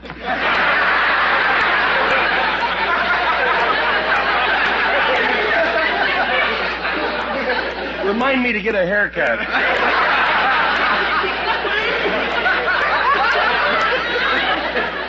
My name is Red Skelton. Oh, yes, of course, Mr. Skelton. I've listened to every one of your radio programs since you went on the air 14 years ago. I see your pictures 3 or 4 times. I follow your career with great interest. I never miss a magazine article about you. What a coincidence. Neither do I. Hey, would you okay this check, please? Check? Why, I can't accept a check from a person I've never heard of. Starting tonight, I'm not paying you with real money either. Say, would you please give me my plane tickets? I made reservations yesterday. Oh, yes, you're flying to Mexico City. Si, senor, I will get your ticket for you pronto. Hasta la vista, mi amigo. Look, Crisco. Oh, Cisco. Say, Sam. I'm going to Europe. Oh, of course, France. Il parle aujourd'hui. Merci beaucoup, monsieur Bewan. Oh, oui, oui. Throw your arms in the air, Hildegard. I'm going to England, remember? Oh, I say, bully for you. Pleasant flight and all that sort of thing. You know, this guy's been like that ever since they washed the windows at the United Nations building.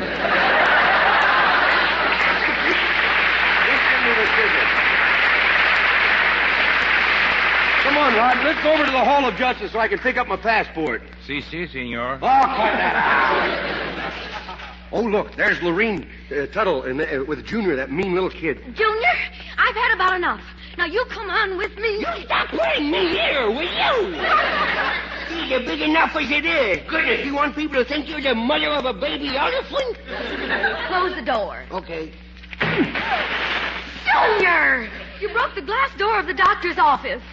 Well, the doctor should thank me for getting rid of the pain.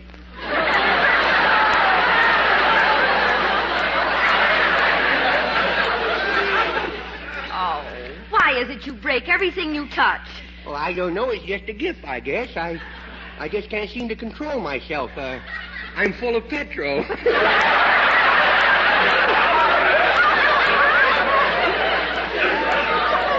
Hey, look who's coming. Look who's coming. Hello, Lorraine. Oh, Rod. Ah, the pain in the neck with the legs in the back. The pain in the neck with legs is back. Junior, why do you call me a pain in the neck with legs? I called him the way I see them. Lorraine, what were you doing at the doctor's office? Is Junior sick? Junior and I were just getting our shots for smallpox and typhus. Yes. But you should have seen the scene Junior put on. Well, no wonder. On everybody else, they use a needle. They tried to give me my shots with a gun. And would you believe it? Yeah. It took 5 nurses to hold Junior down while the doctor gave him the needle. You never heard such screaming. Junior was screaming? No, the doctor and the 5 nurses. Once I got my mitts on that needle, I really went berserk, boy. Boy, when I left, all 6 of them was hanging from the light fixture. I kept telling them I didn't want to get sick with no needle, you know, but they finally got the point. Oh, a jab here and a jab there. Here, a jab there, jab there. A lot of fun, real fun. Well, it was nice seeing you, Rod. You going home? No, we're going to stop in and hear David Rose and his orchestra play You're Just in Love. Boy, the trouble you have to go through to get a passport. Yeah. Well, you're in luck. There's nobody ahead of you. Nobody, that is, except Clem Cadiddlehopper. Yep, here I am. Do, do, do, do, do, do, do, do.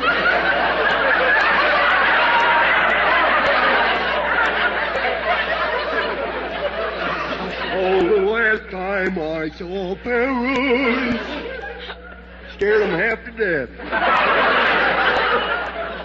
Boy, when it comes to singing, this guy, Maurice Chevrolet, ain't got anything on me.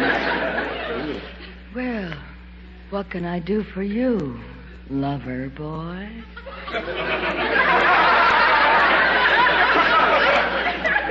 I think you've already done it.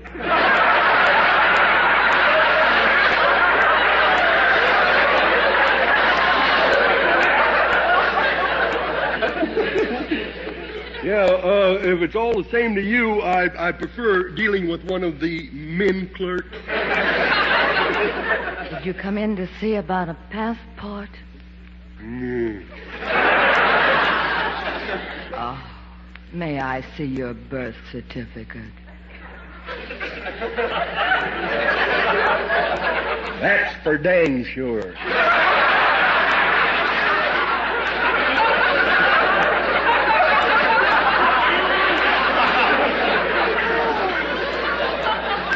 Here it is.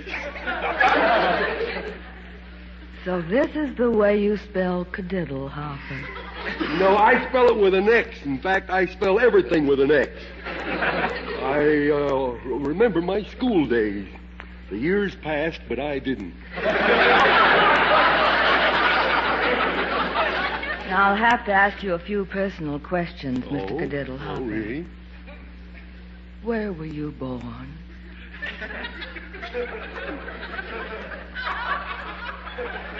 I was born in a hospital. Couldn't figure it out either. I wasn't sick. What hospital? Cat and dog hospital. That's why I look like a Corker Spaniel around the ears. Please. Look, I'm awfully busy. Yes. Take this questionnaire over to that desk and fill it out. Oh. Does it require any writing? Why, sweetie, can't you spell? Well, I never went in much for that. No, see, I'm a kindergarten man myself. Instead of writing, could I string a few beads for you? Just so fill out the questionnaire. Oh.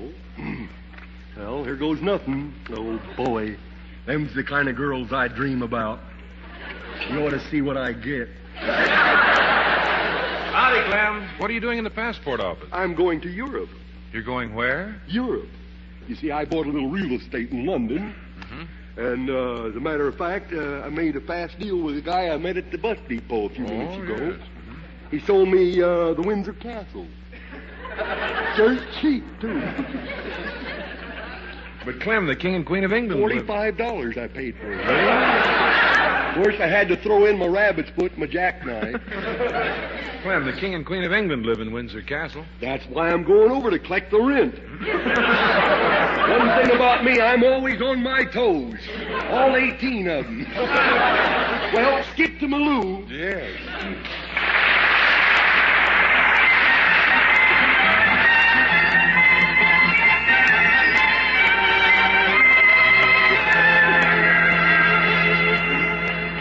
Well, Red, in a couple of days you fly to New York, and then from there you leave for London. Yeah, I'm glad I got my passport, my shots, and the tickets, boy. I wouldn't go through that red tape again for anything. Well, you better let them hold all your papers so you won't lose them. Oh, what do you think I am, a big kid? I'm 37. I can take care of myself. I ain't gonna lose them. I got the stuff right here in... Red, why are you turning so white? Like I was telling you, I've lost my papers. Oh, no. Now you're going to have to start all over again and get your tickets and your shots and your passport. No, I'm going down to the hock shop and get myself a gun. To go through this hassle again, a guy's got to have a hole in his head.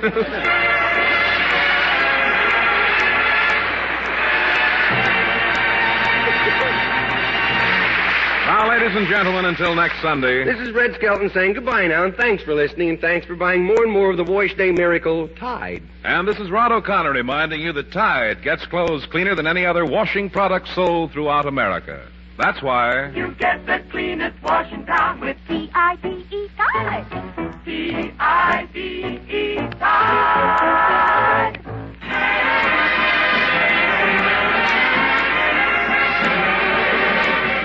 Join us again next Sunday for the Red Skelton Show. Red Skelton is heard in this program through the courtesy of Metro Goldwyn Mayer. This is a copyrighted feature transcribed from Hollywood.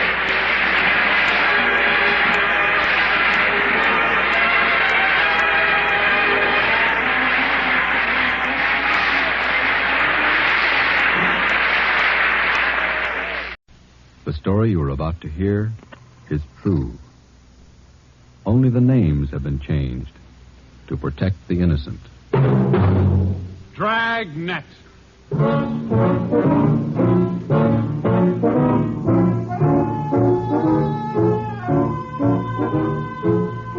Dragnet, the documented drama of an actual crime, investigated and solved by the men who unrelentingly stand watch on the security of your home, your family, and your life. For the next 30 minutes, in cooperation with the Los Angeles Police Department, you will travel step by step on the side of the law through an actual case from official police files. From beginning to end, from crime to punishment. This is the story of your police force in action. Dragnet.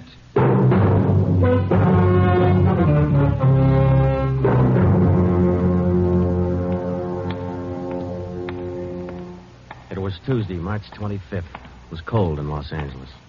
We were working the night watch out of homicide. Detectives in Los Angeles work in pairs. My partner's Ben Romero. He's a sergeant, so am I. My name's Friday. The boss is Ed Backstrand, chief of detectives. I was on the way back from the record bureau, and it was 13 minutes past 11 when I got to room 42. Homicide. That's a hot shot. Somebody grab it. I got it, Ed. At 1245 East O'Haney Street, 1, 2, 4, 2 5. officers shot. At 1245 East O'Haney O'Haney Street, Street. 2 officers shot. What have you got, Friday? Read it. 2 officers shot. Where's Romero? Right here, Skipper. Okay, you've got one to roll on. Get going.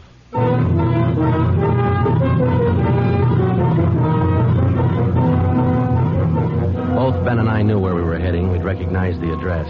It was the Trapdoor Cafe, a joint in the south end of town that did business with a pretty rough crowd. 13 minutes later, we pulled up in front. 2 patrolmen had the crowd pretty well pushed back. There was a cruiser car in front of the cafe. The car door was open, and an officer was sprawled across the seat. He was conscious but weak, and one of his pant legs was pretty red. Hello, Sarge. Hi, how you doing? I've done better. Yeah, well, what happened? Williams and I were cruising. We've been keeping an eye on this cafe lately. Tonight we decided to take a look. And just as we went in, 2 guys left in a hurry, the back door. We followed them out into the alley. It was dark out there, and I called to them. I said, hey, fellas, just a minute, I want to talk to you. They stopped? I'll see. One of them whirled. He had a gun in his left hand. He shot both of us. Left hand, huh? Williams went down and out. I went down, but I took a shot at them. No effect. And I started crawling out here to the car so I could call in. You started crawling? Yeah. Wait a minute, Emerson. Weren't there any people around by that time? Yeah, quite a few ran out after the shots. You mean nobody would help you to the car? That's right. Did you get a good look at either of the gunmen? Well, one of them was tall. I think he was a redhead. There was something funny about his nose. That's all I saw. It's too dark out there. Williams was closer. I think he got a good look. Joe, the other officer, Williams. He's in pretty bad shape. Is he breathing? He's still alive, Emerson. I don't know how much time he's got. Ambulance? On the way. Okay, let's round up all the men who are in the cafe. We're taking them in.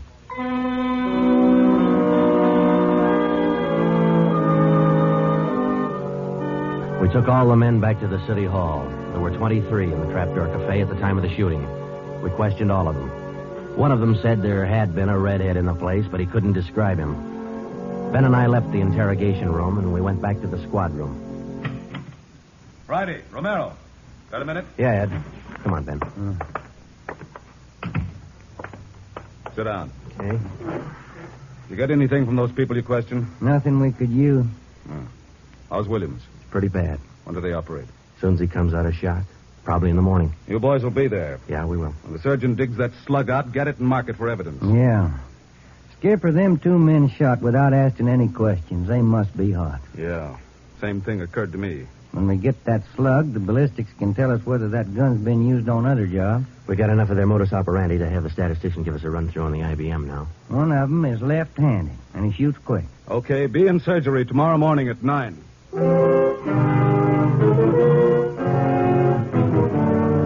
Neither Ben or I said much on the way home, but we were both thinking the same thing. I knew the chief was thinking it, too. Here were 2 men who'd shot a couple of police officers without asking any questions. Now, I suppose you've heard a lot of stories about what the force thinks of cop killers. Sure, we don't like to lose our friends and partners any better than anybody else would. Why not figure it this way? If these 2 guys would gun a couple of armed police officers, do you think they'd hesitate to shoot you, the unarmed citizen?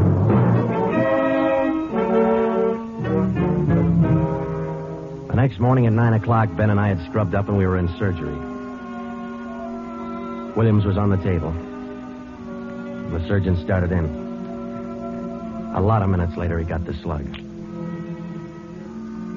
As for Williams, they took out 7 feet of his intestine and said he might pull through.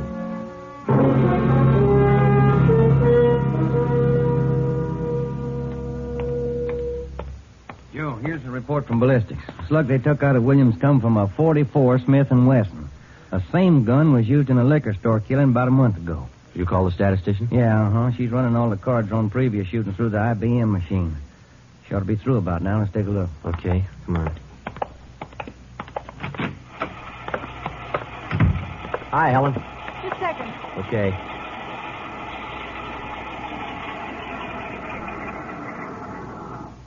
Well, that's it for it. These cards will give you all the shootings pulled by 2 men on foot who shot quick, one of them left-handed. Right. They're all yours. You sure can't tell a lot from just a bunch of little holes in these cards, can you? I can't, but this IBM machine can. It never ceases to amaze me. Okay, shall we check the cards, huh? Yeah, sure.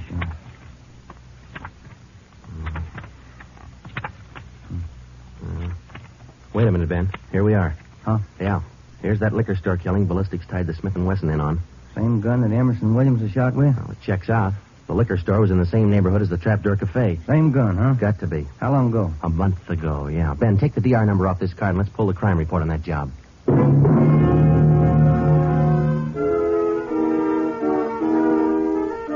We pulled the crime report out of the files. It said that there was only one witness to that liquor store killing a month ago. That witness was a woman. Miss Forbes, I'm sorry to disturb you like this, but we'd like to ask some questions about that liquor store killing you witness a little over a month ago. Well, I told the police everything I knew about it then. Yeah, we know, but maybe you wouldn't mind telling us again, huh? Oh. No, I guess not. I've been trying to forget it, to tell the truth. It was pretty terrible, and I really didn't see so very much because I was awful scared. I understand. But try to describe again just what happened, will you? Well, it was about 10 o'clock at night. I was walking down the street toward home when I realized I was all out of cigarettes. Well, I was right in front of the liquor store then, so I went in. The clerk was behind the counter, and there were 2 men standing there arguing. What's the idea of changing your mind? I thought we was going to get bourbon. No, let's get the wine. I want bourbon. Costs too much. Wine's good enough. The rest of them want bourbon, too. We better talk to them. Well, okay. We'll be back when we make up our mind, mister. 2 men walked out of the store, and the clerk smiled at me and shrugged his shoulders. I bought a pack of cigarettes and turned to leave. But just then the 2 men came back in again, and each of them had a gun in his hand. This is stick up, mister. The clerk just sort of crumpled to the floor. I couldn't believe my eyes, but that's just how it happened. The men said this is a stick-up, and then they shot him right away. Get over against the wall, lady, or you'll get the same. One of them punched the no sale on the cash register. I was shaking so I almost caved in. He scooped the money out of the drawer and stuffed it into his pocket. And then the other one went over to where the liquor clerk was lying face down. He knelt down beside the clerk and he put his gun against the clerk's spine. Then they both ran out of the store. Oh, it was terrible. That clerk, he was lying there helpless and wounded, and they deliberately... Yeah, Miss Forbes, I understand. Oh, Miss Forbes, you said that both of the men had guns. Yes. One of the guns was black, and the other was sort of sort of fancy looking. What do you mean, Miss Forbes? Well, it was real shiny.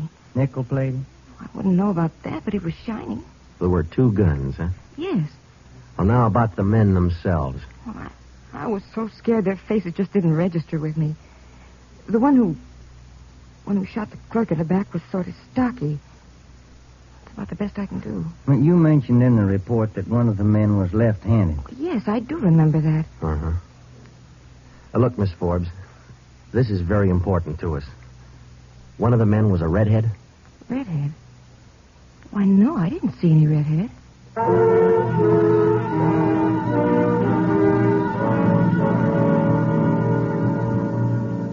Skipper, me and Joe's run right smack into a stone wall on this thing. What's the complication? Well, there's more than one, Ed. In the first place, we know that the .44 Smith & Wesson was used in both shootings. But the descriptions of the men involved don't check. Police officer Emerson said he thought the man that shot him and Williams outside the Trapdoor Cafe was a tall, left-handed redhead. Said there's something funny about his nose. You think Williams got a better look at him? Well, probably did, but Williams isn't strong enough to talk yet. And a girl that witnessed the liquor store killing a month ago said that one of those men was left-handed. But she said neither of them was a redhead. And on top of all that, now we've got 2 guns to worry about. The girl mentioned 2 guns, so we checked the autopsy report on that liquor clerk. And, Ed, the bullet that actually killed him came from a .32-20, not a .44 Smith & Wesson. That fact didn't get any publicity at the time, did it? No, it didn't. Okay. We won't give it any publicity now either. We'll allow down it's just the .44 Smith & Wesson we're after. Because if whoever owns the .32-20 finds out it's hot, we'll never get it. Anything else? Well, we sent teletypes to all outlying stations in neighboring cities. Told them if they get any red-headed suspects, no matter what charge they got them on, to hold them for questioning. Yeah. Now, how about this .32-20, the actual murder weapon? Any leads on it? We've got one, Ed. We've been checking the records, and we discovered that 4 hours after the liquor store killing, a taxi driver in the neighborhood was shot and robbed. Slug was pretty well mashed, but there was enough to tell it was from a .32-20. So we're going over to question the taxi driver now. Good. Well, I think you boys are on the right trail. So far, what we've got is mostly unrelated facts, but sooner or later, those facts have all got to tie in at some point along the line. Find that point. Yeah,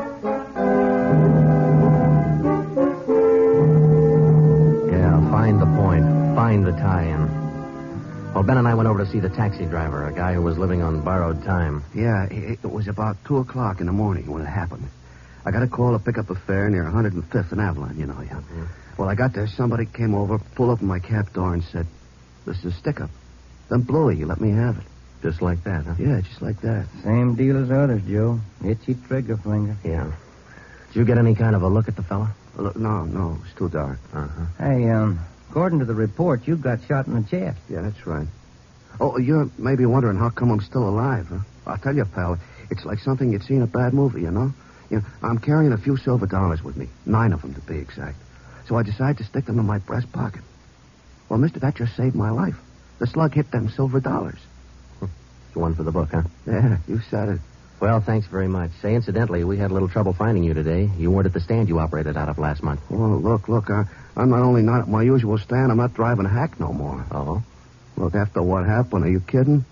No, I don't want to push my luck any further than it's been pushed. Yeah, I figure I had it, you know?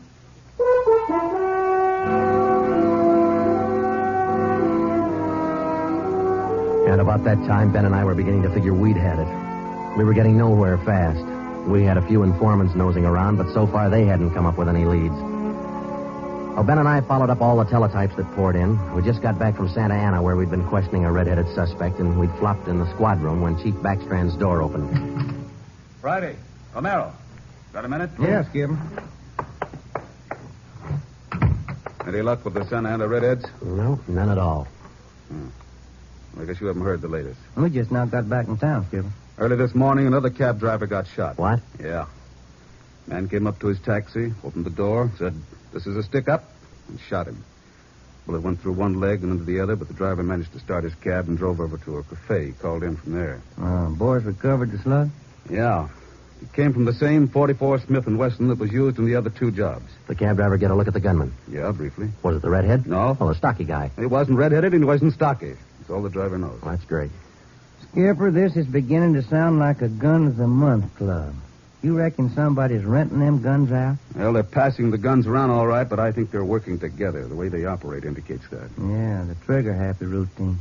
Killing is apparently more than a business to them. It's pleasure, too. That's why we've got to get to them fast. Come over here. All right. Come on, Ben. Here. Take a look at this map. Uh-huh. Here's the Trapdoor Cafe, and over here's the liquor store. And down here is where the first cab driver got shot. Mm-hmm. Right here's where the second one got it. All of the shootings have taken place within an area of 10 square blocks. Okay. Tonight we're going to throw a blockade around that whole area. Good. It'll go into effect at 10 p.m. At 9:45 p.m., cars and officers started drifting into the area by twos and threes. And at 10, when Backstrand, Ben, and I arrived, the whole area was sewed up tighter than a tick. Davis? All set? All set. We got a primary line and a secondary line. If anyone tries to make a break, we'll pick them up in the secondary. Okay. Friday and Romero here will cruise around the area with me. Go to work, men.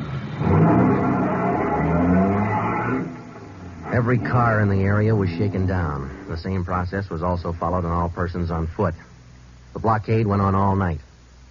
By the end of that time, we'd brought in 217 suspects. 26 of them were redheads.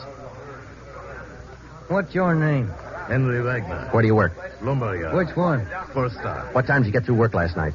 About 6, I guess. What'd you do then? Had some dinner. Where? Harry's grill. Then what? Shot a little pool. Look, I tell you, I ain't done nothing. Now, let's go back to the day before yesterday. Did you work at? And that's the way it went all day long. We shot question after question at them, working them gradually back to the days on which the shootings had taken place. When it was all over, we got 6 men wanted in other cities on various charges. We got quite an assortment of guns and knives. But as far as the shootings were concerned, we got nothing. Well, I guess that's the last of them. Oh, I was running out of questions there at the inn. You two boys better go on home and get some sleep. Well, I was kind of figuring on checking back over the reports to see if we might have overlooked something. I said go on home. You two boys have been at it for 32 hours straight. Look at you. You're both so groggy you can hardly stand up. You need sleep. It's 4 p.m. now. Don't come back until 10 p.m.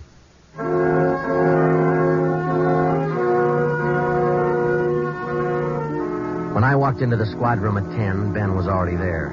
An informant had just phoned in a new lead. He told Ben he'd heard about a gang that had been hanging out down around the DeVere bungalow court in the south end of town. We knew that the DeVere was close to the Trapdoor Cafe, so we went over to talk to the manager.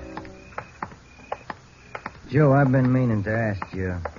You checked on how Williams is getting along? Yeah, I did. I called the hospital this afternoon. It's going to be all right. Oh, that's fine. Well, here we are. Yeah, manager's office. Still got a light on. Yeah? I'm Sergeant Friday, police. This is Sergeant Romero. Yeah? We'd like a little information. Why, sure. Come in. Thank you. What can I do for you? Well, did you hear anything about a gang that hangs out down around here anywhere? Gang? Why, no. How about your tenants here? Any of them ever been in trouble, to your knowledge? No. This ain't exactly the best neighborhood in town, but we try to keep things under control. Once in a while, one of them will get out of line, but when that happens, we heave them out of here. You heaved anybody out lately?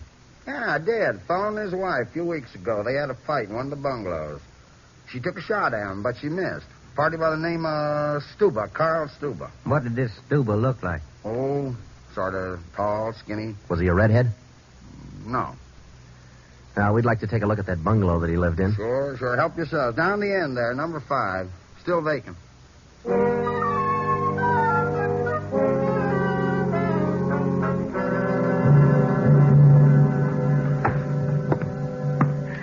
Well, I guess that does it. Stuba didn't leave a thing behind. Matter of fact, we don't have anything to prove that this Stuba's tied in at all. We're only working on a hunch. Hey, Joe, look. Where? Up on the wall there, just by the window. Oh, yeah. Yeah, that plaster there, it's newer than the rest. You got a knife? I sure have, boy, and I'm carving. That manager'd be awful unhappy with me if he was here. Yeah, he would. Yeah, it might. Hey, Joe, here it is. A slug. They plastered right over it. Okay, dig it out, and let's hope it matches. It matched.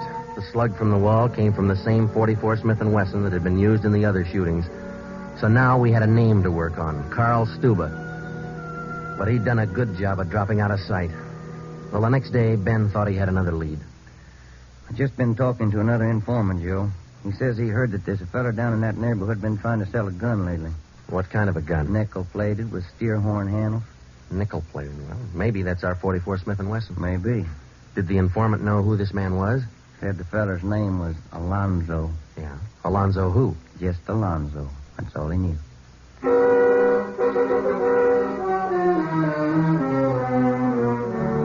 So now we had two names, Stuba and Alonzo, but no men to go with them.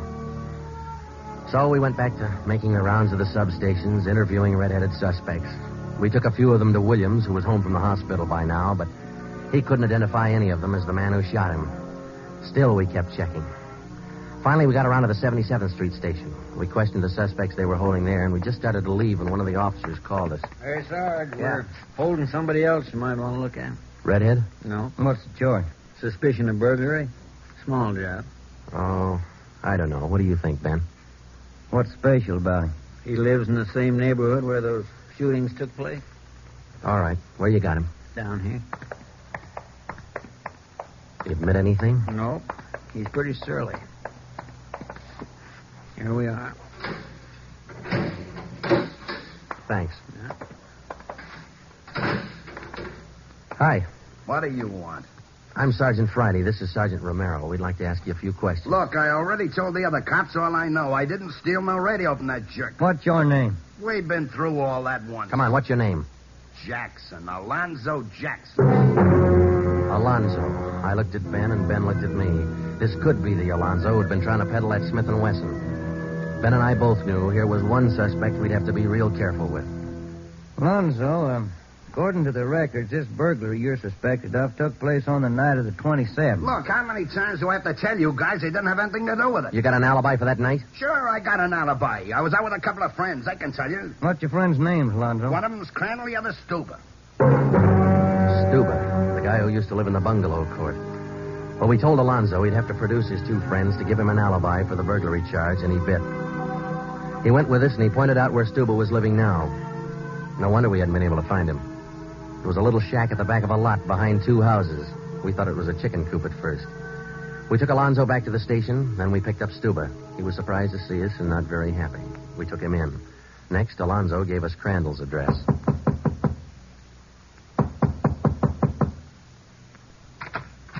Yeah? Mr. Crandall in?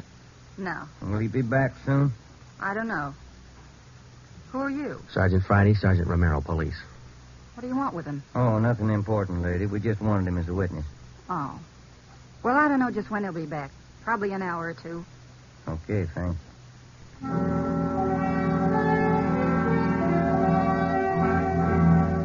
We went down the street away, and we staked out in the car. We sat there for about 5 hours, and then Ben nudged me in the ribs. Hey, Joe. Huh? Joe, take a look. Coming along the sidewalk. Yeah. And he's got red hair. Come on. Crandall. Huh? Your name Crandall? Who are you? Friday Romero, police. Police? What do you want with me? I haven't done nothing. Well, then you got nothing in the world to worry about. Come on.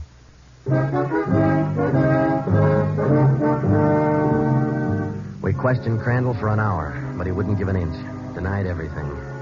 Then we put him in a car, and we drove over to Officer Williams' house. I left Ben in the living room with Crandall while I went in Williams' bedroom. Hello, Sarge. Hi, Williams. How you doing? A little better, I think. That's fine. Look, we've got another redhead outside. Bring him in. Okay. All right, Crandall, come on in here. Who's in there? Why'd you bring me over here? Come on in here.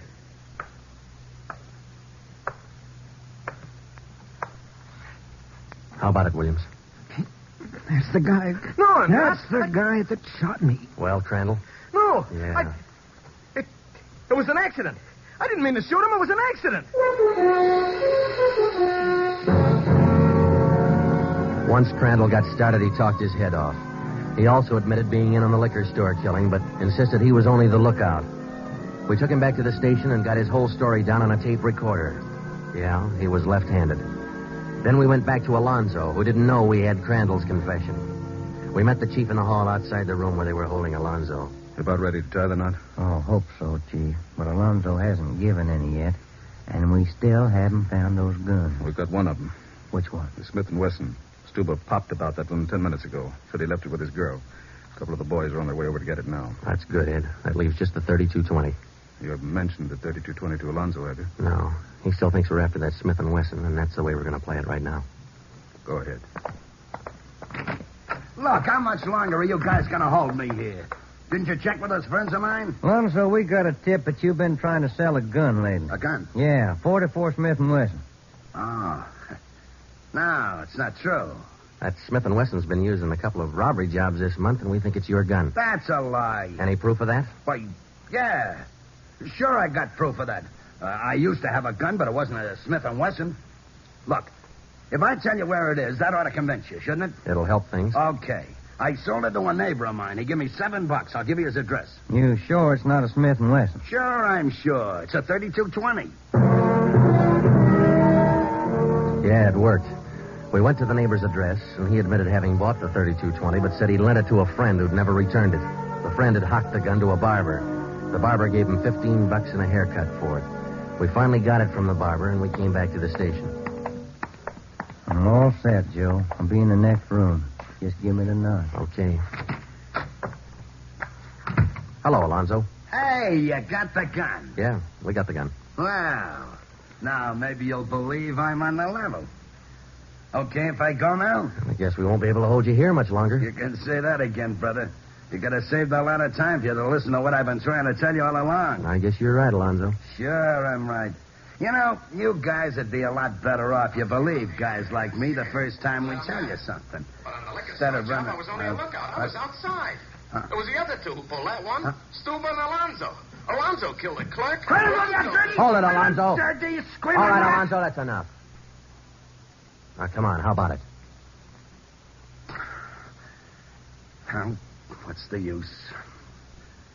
All right. That's like he said. Okay, Ben, bring the recorder in here. Alonzo's ready to make a record now.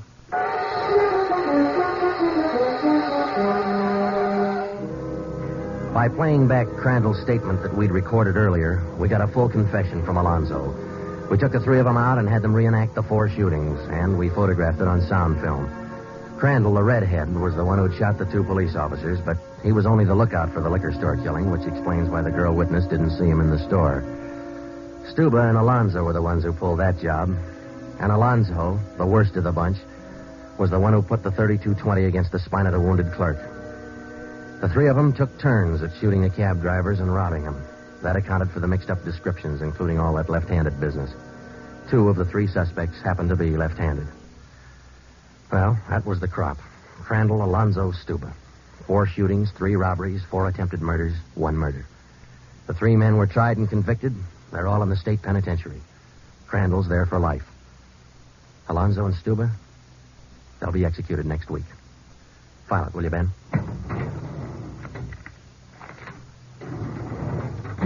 Case closed. Dragnet.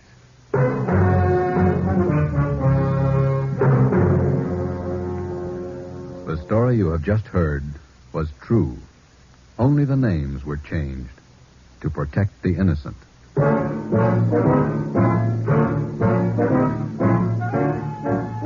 You have just heard the second in a new series of authentic cases from official files.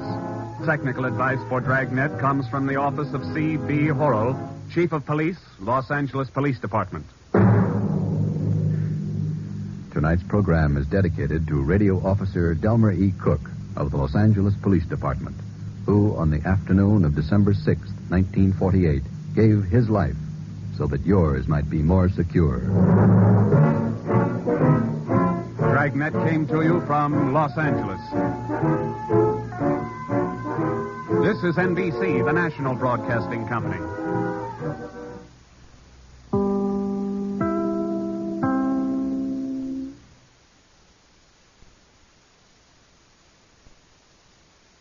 Here, civilization is far advanced. It has brought forth a race of supermen, men and women like ourselves, but advanced to the absolute peak of human perfection. As we near Krypton, we see high walls and gleaming turrets. We approach the magnificent Temple of Wisdom. And there in a great hall, Jor-El, Krypton's foremost man of science, is about to address a meeting of the planet's governing council. Attention! Attention, gentlemen! Jor-El speaks. Members of the council, I have completed my solar calculations, and much as I dread uttering these words, I have come to the conclusion Krypton is doomed. Did I hear him right? Gentlemen! Gentlemen! Gentlemen, hear him out. These internal quakes we've been experiencing, these volcanic eruptions, tidal waves, gas escaping from giant craters, all point to only one thing, gentlemen. Krypton is utterly and finally doomed. Why, the man is mad. He's absolutely... One moment, gentlemen. One moment. There is no cause for anxiety. I am certain Jor-El has made a mistake. True, we have had a few minor quakes and eruptions, but nothing very serious. There must be some error in your calculations, Jor-El. No, there is no error, Roseanne. I only wish there were. The sun is gradually drawing Krypton closer to it. Within a month, possibly only a week, the gravitational pull will be so tremendous that Krypton will not be able to weather the strain. And then our planet will explode like a giant bubble, destroying every living thing on it. Gentlemen, assuming for the moment, Jor-El, that what you say is true, how are we to avoid it? What can we do to stop it? There is only one way. As you all know, I have been working on a spaceship designed for interplanetary travel. With time and united effort, we might transport the entire population of Krypton to another world. Impossible. Where would we go? To the Earth. My studies tell me the atmosphere of the Earth is very nearly the same as our own. You have been working too hard, Jor-El. You need a rest. Believe me, we have the utmost respect for your knowledge and integrity. But this is carrying it too far. Planets as large as Krypton do not explode, Jor-El. Wait! Do you hear that, gentlemen? It's the forewarning of doom. Every moment is precious now. Quakes like that are sounding the death knell of Krypton. It will happen, gentlemen, and happen soon. When the last great eruption comes... When it comes, Jor-El, it shall find all of us ready. If Krypton is to die, we shall die with it. The parting would be much too severe. Very well. Laugh if you like, Roseanne. And you members of the council. I have no time to laugh. My wife, Lara, and my infant son are dear to me. It is not my wish to stand by and see them destroyed. Laugh, all of you. But a time will come, and that time is perhaps very close at hand, when you will wish you had heeded the words of Jor-El. Now you think me a fool, but remember what I have said, gentlemen. When Krypton is shattered into 1,000 million stars, when the glorious civilization we have built is no more, when you and your families are swept from the face of Krypton like dust. Order, gentlemen. Order. You have heard Jor-El speak. Is it your wish that we devote time and money to the building of spaceships or the transportation of Krypton's population to another planet? No! I'm sorry, Jor-El. The Council has spoken. Yes, and signed the death warrants of every living thing on Krypton. Well, I've done my best to convince you. Now all that remains for me is to proceed with my own means of salvation, my own spaceship, to save the lives of those near and dear to me. As for the rest of you, may the gods have mercy on your souls. Jor-El is mad. He is absolutely mad. Lara, I didn't see you. I came out to take the air on the terrace. It's been terribly hot all day. Is that because we're being drawn to the sun, Jor-El? Yes. What did the council have to say about that? I didn't mention it. Is the model of your spaceship almost finished? Yes, I just drove the last rivet. How does it look? Splendid. But will it work? That remains to be seen. If it does work, I shall immediately begin construction of another just like it, only much larger. One big enough to carry all three of us to another world. Jarell, when will that be? Every moment that we spend waiting and wondering... Yes, I know, Lara. It's been hard on all of us, and particularly hard on you. How is the boy? Sleeping, Jarell. That quake this afternoon frightened him. But he's all right now. Can't you come in and look at him? You scarcely see him these days, what with working all hours on the spaceship model. It can't be helped, dear. I'm racing against time. Right now, I'm anxious to know whether the model will behave as I hope. How does it operate? Very simply. When all is ready, I throw this switch. That closes the circuit, and electric energy builds up pressure in the atomic generators.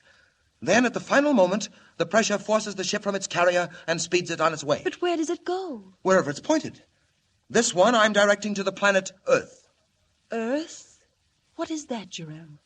A planet smaller than our own, situated on the other side of the sun. It's inhabited by a race of people similar to ourselves. Like ourselves? Well, only partly, of course, my dear. They're about the same size, but nowhere nearly as developed. Very weak and helpless, and with all their faculties extremely limited. How do you mean? It's something like this. You know how far you step when you want to go somewhere? Practically as far as I want. Why, one step takes me to Bratta's house near the fountain. Exactly. Well, down where I'm sending this spaceship, it's quite different. An Earthman steps only 3 feet at a time at most, and everything else is in proportion. And that's where we're going? Oh, how dreadful. My dear, which would you rather do? Go to Earth and live, or stay on Krypton and die? I'll do anything you say, Jarell, anything. It doesn't matter to me whether we live or die as long as we're together. It's only the boy I worry about. Yes, I know. Oh, Lara, darling, don't worry. He'll be saved. When are you testing the spaceship model? In the morning. Just as dawn breaks, I'll send it on its way, watching its flight through a high-powered telescope to see whether it lands safely on Earth. Is Earth the only planet place we can go to, Jarell? We couldn't breathe on any other planet but the Earth. It happens to have an atmosphere similar to Krypton's. I suppose you know best, Jarell. Are you coming in? It seems to have gotten oppressively hot. Yes, it has. I wonder. Lara, do you hear that? Yes, Jarell. What is it? Subterranean explosions. Do you feel the ground trembling? Yes, I do. Jarell, do you think... Lara, I'm afraid it's come. Where is the boy, Kal-El? What do you mean? Get him quickly. This is the end. Jarell, what can we do? Nothing. I'm not ready. Oh, what a fool I've been to delay. It isn't your fault, Jarell. You did all you could. If only this model were large enough, we could take a chance. Jarell, would it carry one of us safely to Earth? Oh, I think so, but... Lara, where are you going? Stay here with me. I'm getting Kal-El. If one of us can be saved, Jarell, it should be the boy. No, Lara, come back. If one must go, it should be you. Lara, I said come back. Come back. Here he is, Jarell, still asleep. Goodbye, Kal-El. Please, Lara. No, Jarell, listen to me. We both stay here. Kal-El goes in the spaceship. If there is a chance, Jarell, one little chance, I want it for my son. Maybe you're right, Lara. Jarell, look. The sky. It's fiery red. The mountains. Look, the mountains are falling in. Jarell, what's happening? The end of Krypton, Lara. Just as I foretold. This is the last great quake. Jarell, listen. Explosions. Here, quick, give me the boy. Kal-El. What are you doing, Jarell? Opening the door, putting him inside. Jarell! The house, it's swaying. It's breaking apart. Look, Jarell. There, he's safe inside. Now for the switch. Stand back, Lara. Oh, Jarell, will he reach the Earth? Only the gods know. But there's a chance. The only chance. Stand back now, Lara. I'm going to throw the switch. Jarell, it's getting dark. I can't see. What happened? Fire. Smoke from the center of the planet. Not much time now. Hold me, Jarell. Has the spaceship gone? No, not yet. Waiting for pressure. We may have been too late. If it doesn't work up soon... Wait! Lara! It's off! It's on its way! Jarell! Where are you? Here, beside you, Lara. Listen, can you hear me? Our boy, Kal-El. Our son, Lara. He's on his way. On his way to Earth. Kal-El! Kal-El!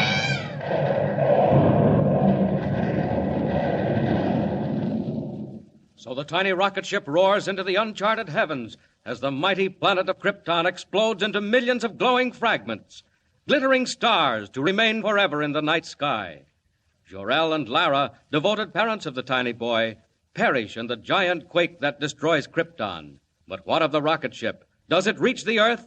Does it find its mark in all the far-flung darkness of space? Remember, don't miss the next installment of Superman. Up in the sky, look! It's a giant bird! It's a plane! It's Superman! Superman is a copyrighted feature appearing in Action Comics magazine. The story of Dr. Kildare. Whatsoever house I enter, there will I go for the benefit of the sick. Whatsoever things I see or hear concerning the life of men, I will keep silence thereon, counting such things to be held as sacred trusts. I will exercise my art solely for the The story of Dr. Kildare, starring Lou Ayres and Lionel Barrymore. Metro-Goldwyn-Mayer brought you those famous motion pictures. Now this exciting, heartwarming series is heard on radio. In just a moment, the story of Dr. Kildare. But first, your announcer.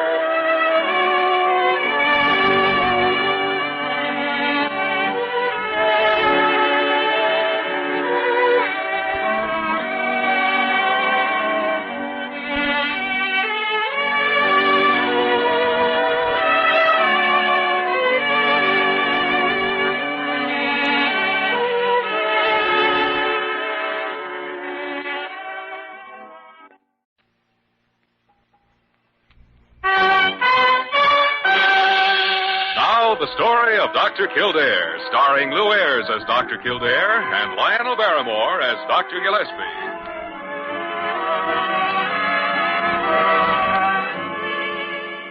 Blair General Hospital, one of the great citadels of American medicine.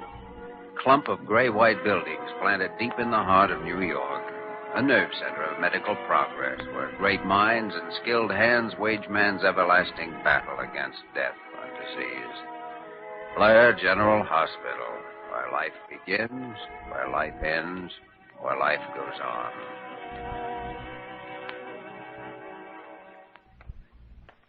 Molly, have you seen Dr. Kildare anyplace? No, I haven't, Dr. Gillespie. Huh. He doesn't seem to be in the hospital. And he isn't out on an emergency either. I checked that.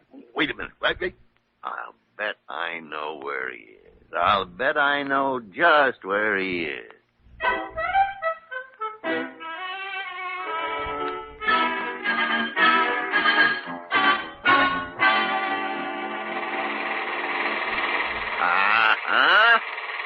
I thought I'd find you down here. Oh, hello, Dr. Gillespie. Say, look at that big crane operate, will you? Isn't that something?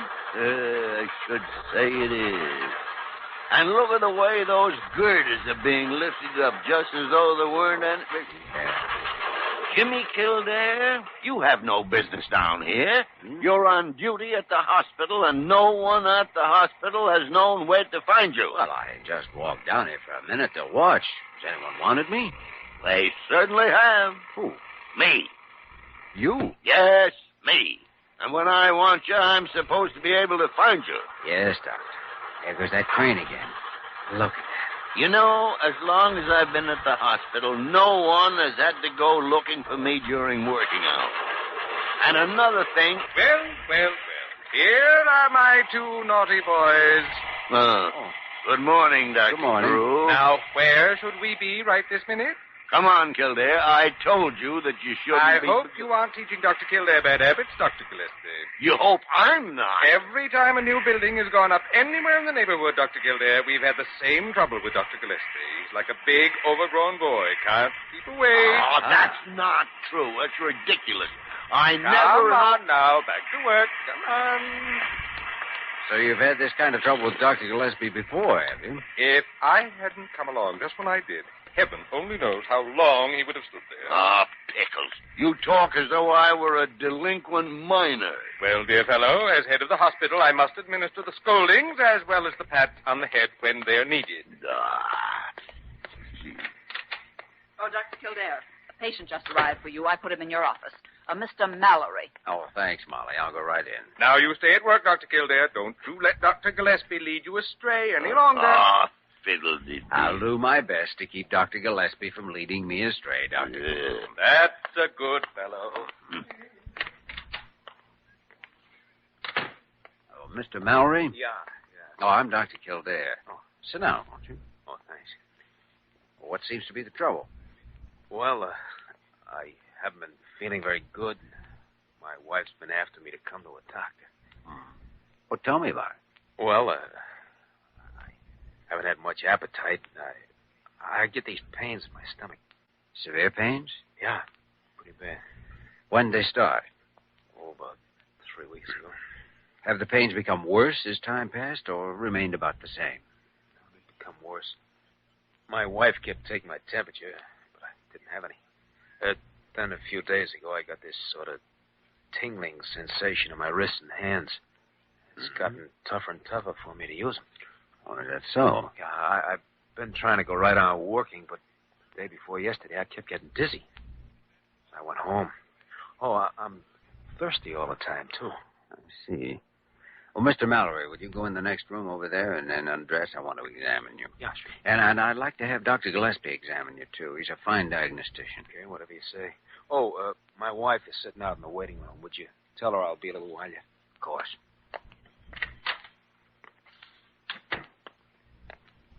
Mrs. Mallory? Yes. Oh, I'm Dr. Kildare. Your husband's going to be a little while yet, and we're going to examine him. Do you think it's anything serious, Doctor? Oh, it's nothing for you to worry about. Tell me, what does your husband do? He's a painter. I see. I wanted him to come to see a doctor before this, but he's so stubborn about things like that. Have you noticed any change in his disposition lately? Oh, I should say I have. He's been constantly irritable and depressed. Of course, he's been feeling so rotten. Yes, I understand that. The foreman called him in last week and told him he'd been making mistakes that had cost the company money. And, well, if he made any more, they were going to have to let him go.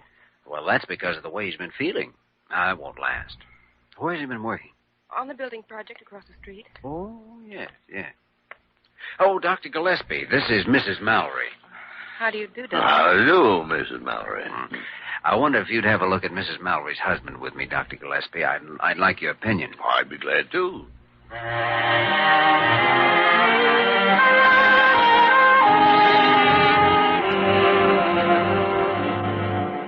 His abdominal pains are localized and relieved by deep pressure. Mr. Mallory, will you open your mouth again, please? Yeah. You see, there's absolutely no sign of any bluish line around his mouth and gums. Certainly isn't. And that's what's astounding. Oh, why, Dr. Gillespie? Well, you have all the other indications of plumbism, but... Plumbism? Lead poisoning. You say you're a painter, Mr. Mallory? Yeah. Do you always wear a protective mask when you're spraying? Yeah, I do. Well, it may not be lead poisoning, of course. Mr. Mallory, suppose you spend the night in the hospital and take some blood tests. Okay. Now, by the way, what's your foreman's name? Farrell. Sid Farrell. Well, while you're taking the tests, I think I'll have a talk with him. He may be able to help us.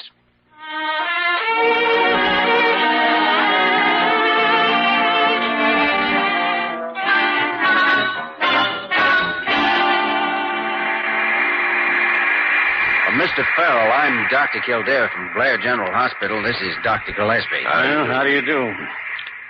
Well, what can I do for you? We're pretty busy here, as you can see. Oh, won't keep you but a moment. We have one of your workmen under observation at the hospital. Yeah? Well, what do you want me to do about it? Send him flowers? We want a little help from you, Mr. Farrell. And unless you want to have a lot more of your workmen out sick, you better give us whatever help you can. All right. Which one of the men is at the hospital? There's a man named Gordon Mallory. I might have known. Worst man on the job, always making mistakes. Well, maybe he had a good reason for his mistakes. Mistakes cost money. We haven't got time to nurse along anyone that can't do his job and do it right. I was going to pay him off at the end of the week anyhow. If a man's ill, it isn't his fault if he don't do a good job. Ill. That big bruiser? You could make two of most of the men working here. Well, let me tell you something, Mr. Farrell. If Mallory has lead poisoning, which is what we think he has, then it may be your fault he's sick. A foreman's supposed to look out for the health of his men. Look, Doctor, I'm very busy and I haven't got time to stand around chewing the fat about what my duties are. I know my job. It's to get this building finished.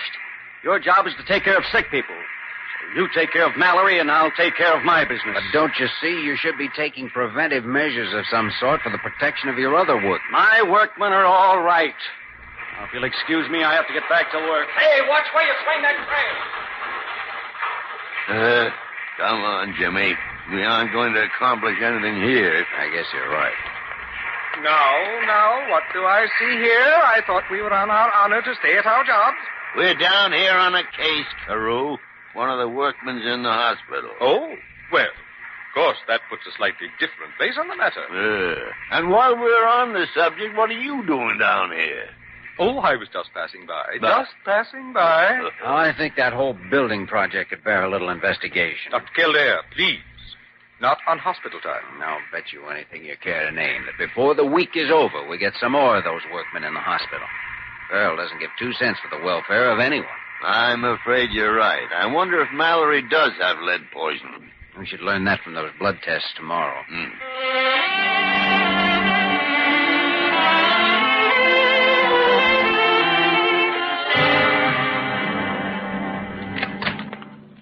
Doctor, I thought you'd never come.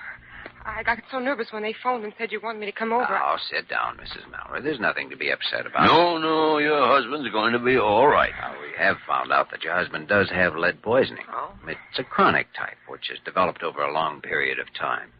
Can you cure it? Oh, sure. Of course we can. We simply put him through a process of diet and treatment that removes the lead. Diet? Yeah. You see, food with a calcium content helps retain the storage of lead in the bones. So we'll put him on a high phosphorus diet, and that'll help him get rid of it. He'll have the things like meat and liver and potatoes, rice and bananas. Oh, it's not a difficult diet. And then, of course, certain medications. He's going to have to stay in the hospital for 3 or 4 weeks, so. 3 or 4 weeks? Yeah. It seems like a long time to you, but it is necessary.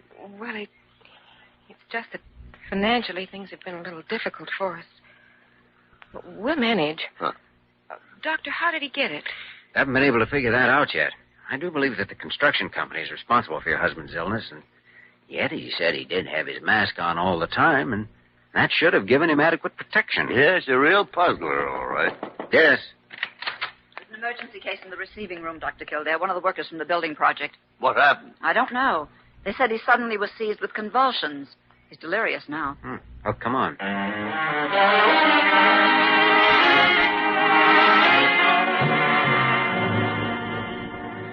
Well, this man has a bluish line along his gum margins, all right. Look at that. Yeah. This is an acute case of lead poisoning, all right. I'll inject magnesium sulfate right away. I have it right here, Doctor. Thank you, Molly. Now, if you'll clean a spot right along this vein. Mm-hmm. That's right. There, that should quiet him. Now, then, I want him to have lavage with 1% sodium sulfate, egg albumin drinks, and calcium gluconate intramuscularly. Yes, Doctor. By the way, what does this man do on a construction job? They said he's a welder. Welder? Mm-hmm. Doesn't add up. Well, let's go back down to that building project and have another talk with the foreman. And this time, let's inspect the whole place. We've got to find out what's happening to those men, and Farrell or no one else is going to stop us.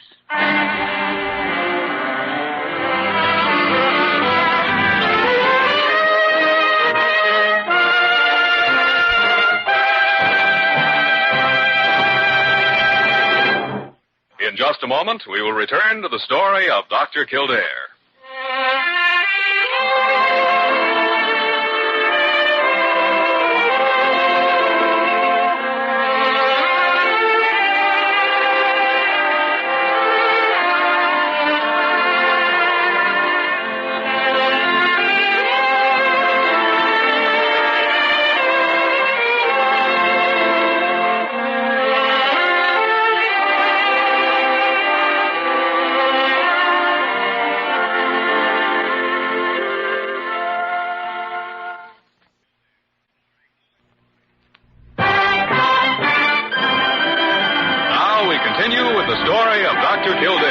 starring Lou Ayres as Dr. Kildare and Lionel Barrymore as Dr. Gillespie.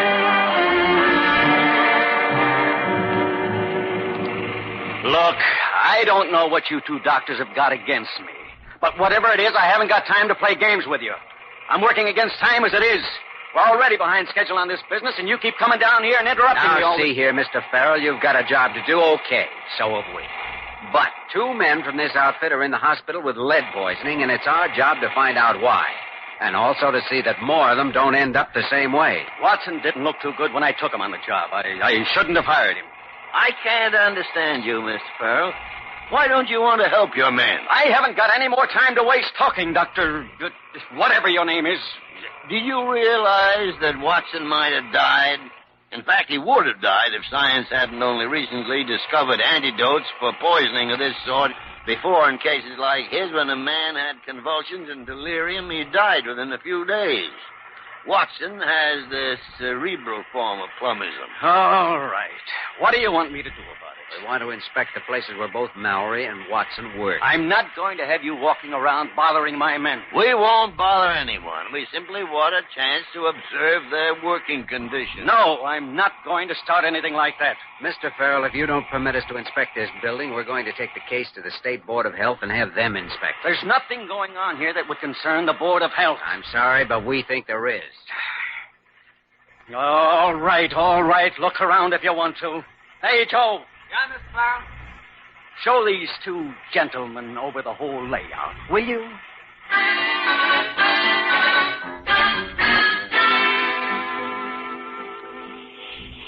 Now, there's the paint shop, Doctor. Oh, this is where Mallory works, huh? That's right.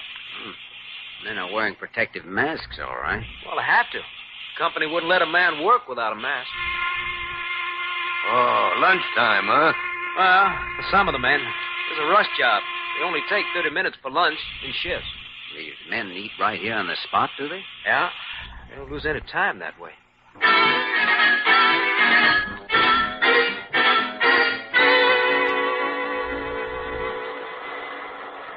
Wow. It's hot down here, isn't it?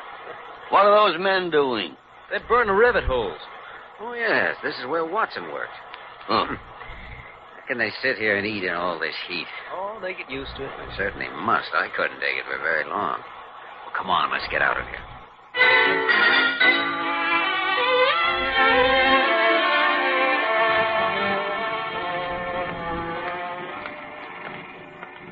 Well, I didn't come up with much from there, did I? Working conditions seem pretty fair, except for those fast lunches. But eating a fast lunch wouldn't give a man lead poisoning. No, it certainly wouldn't, but something did, and that's what we've got to find out. There's a wide difference between Watson's case and Mallory's. Yes, Watson had lead encephalopathy, caused by excessive exposure to fumes. His case is acute. Mallory's isn't. Mallory wore a mask. Yes, and that mask should have protected him completely. Now, what about Watson? Well, let's go up and see him as soon as we get back. He ought to be improved enough by now to be able to talk to us.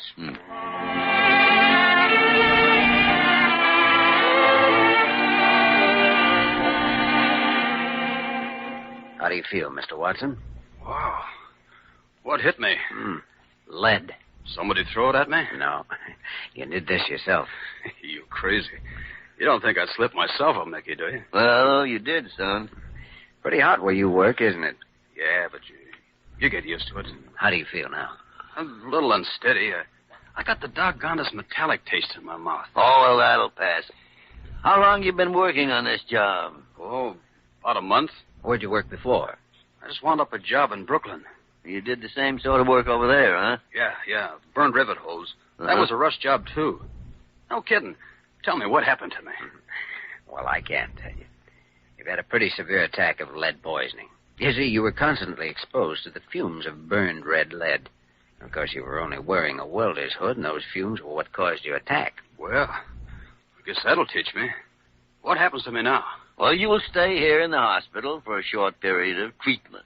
But you'll be all right. Well, we've got a buddy of yours here for the same job. Yeah, I know. Mallory. Nice guy. Yeah, in a day or so, we'll put you both in the same room so you can have someone to talk to. Thanks. I'd like that. Now, you rest. Take it easy. We'll be back to see you a little later. Oh, here you are. We have another case from the building project. Another case? An emergency? No, this one walked in under his own steam. I put him in your office, Dr. Gillespie. His name's Farrell.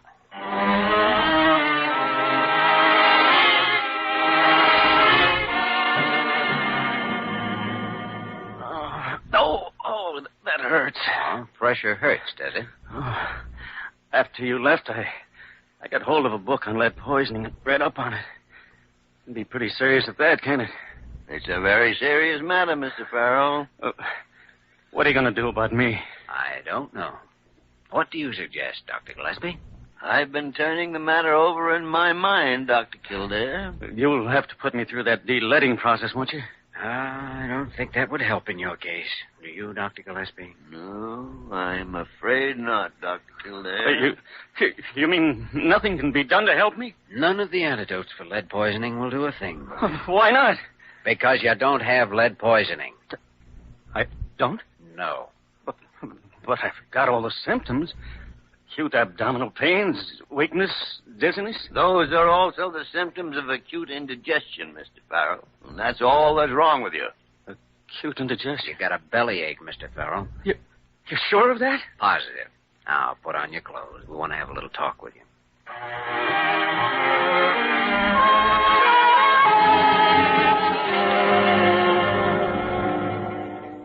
Mr. Farrell, fortunately, both of your men are getting well. With a little cooperation from you, I think we can prevent any more of them from becoming sick. If you've been reading about lead poisoning, you know how serious it is. Yes. You know, I must admit I owe both of you doctors an apology.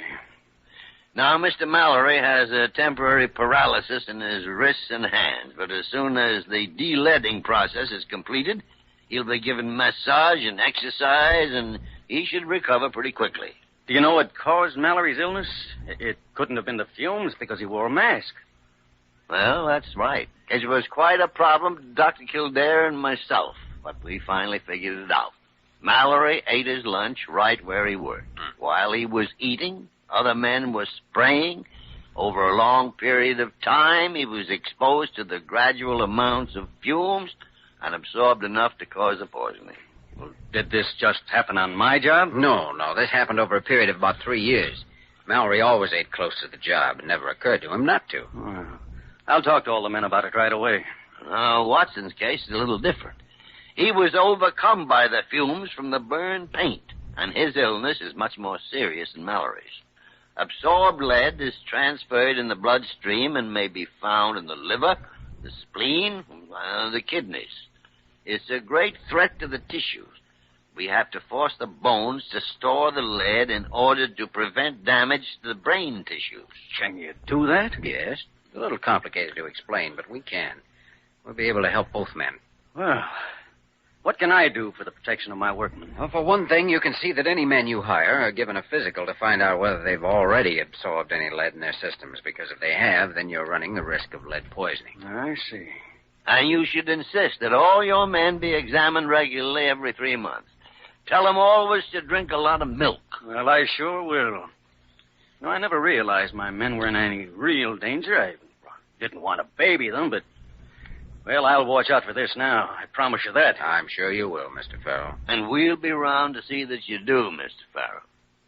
Not to check up on you, really, but frankly, we'd like an excuse to come down and watch the work. It's fascinating. From now on, you're more than welcome. So long. Yeah, bye. Well, he turned out to be a pretty good Joe after all, didn't he? He certainly did, after we scared him to death. Come in. Is this a private discussion, or can anybody get in? Anybody can get in if their name happens to be Molly Bird. I've made all the arrangements to have Mr. Watson moved in with Mr. Mallory. Good. And Mrs. Mallory just went up to see her husband. Well, that's fine, Molly, fine. Kildare, have you any more patients to see? Not for about an hour. Why? Well, why don't we go into conference over a checkerboard? Well, you'd be perfectly safe. Dr. Carew won't catch you. What makes you so positive? He's down watching the building project. What? Carew down watching the building project? He certainly is. After all the lectures he gave us. Well, what do you know? Kildare, why don't we join Dr. Carew? I was just about to suggest that, Dr. Gillespie. Come on, let's see what our leader is doing with that king-size tinker toy.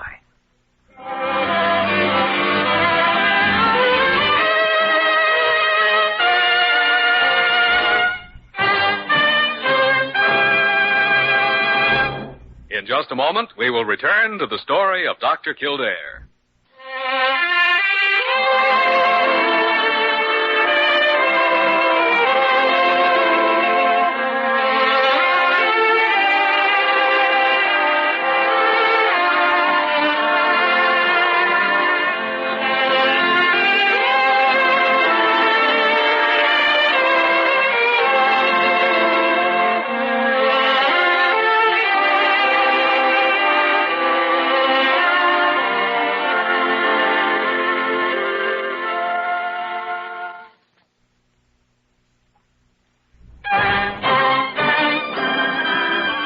Once again, the story of Dr. Kildare, starring Lou Ayres as Dr. Kildare and Lionel Barrymore as Dr. Gillespie.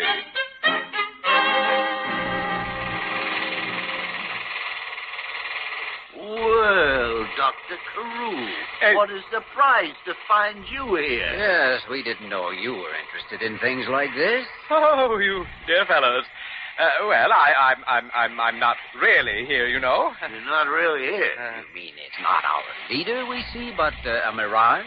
No, I mean I'm not really here. I'm just passing by on my way to the hospital. That's where I really am. Oh, on my way to the hospital. Oh, I see. Yes. Well, that makes everything perfectly clear, doesn't it, Dr. Kildare? Now, see here. You boys don't think for a moment that I'd come down here when I should be at the hospital, do you? Oh. Oh, no, indeed. Oh, look at that train go. Isn't that something? It certainly is. Biggest crane I've ever seen. That really is something. You know, when I was a boy, I was one, you know. That's the kind of job I wanted to do. Do you know, Dr. Carew, we all did. I think you're right. And it's because of the boy each of us was and still is inside that we're down here right now. You may be right, Dr. Gillespie. Oh, he is right. That's exactly the right diagnosis, Doctor. Exactly the right diagnosis.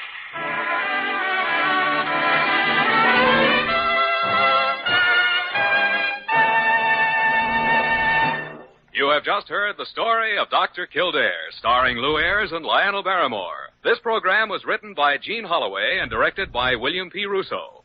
Original music was composed and conducted by Walter Schumann. Supporting cast included Eleanor Audley, Ted Osborne, Dick Simmons, Tony Barrett, Jack Petruzzi, and Lillian Baeff. Dick Joy speaking.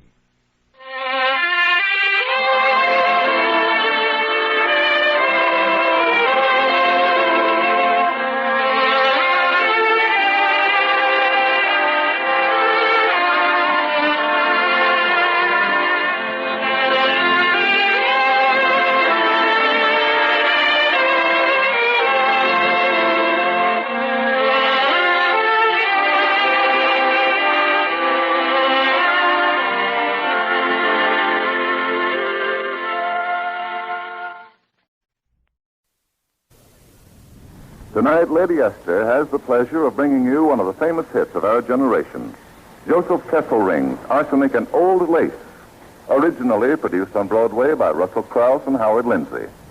It stars Boris Karloff from the original cast and one of Hollywood's most popular young actors, Eddie Albert. And here they are, appearing with the Lady Esther Screen Guild players in Arsenic and Old Lace.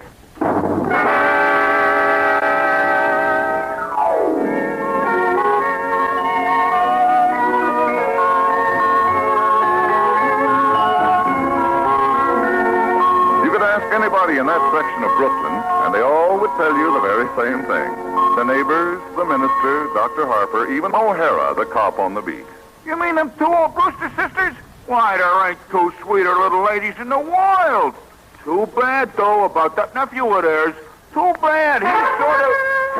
Charge! Follow me, men! Up San Juan Hill after Teddy Roosevelt. See what I mean?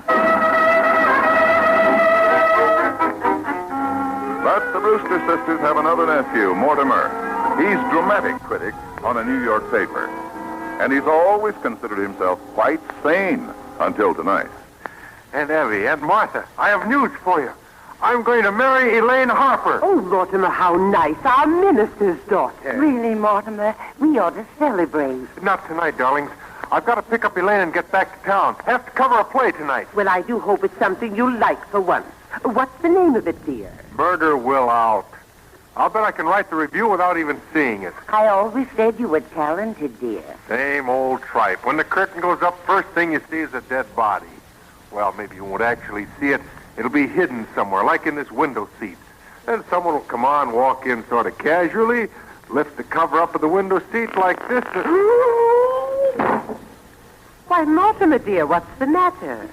Aunt Abby, Aunt Martha, there's a dead man in there.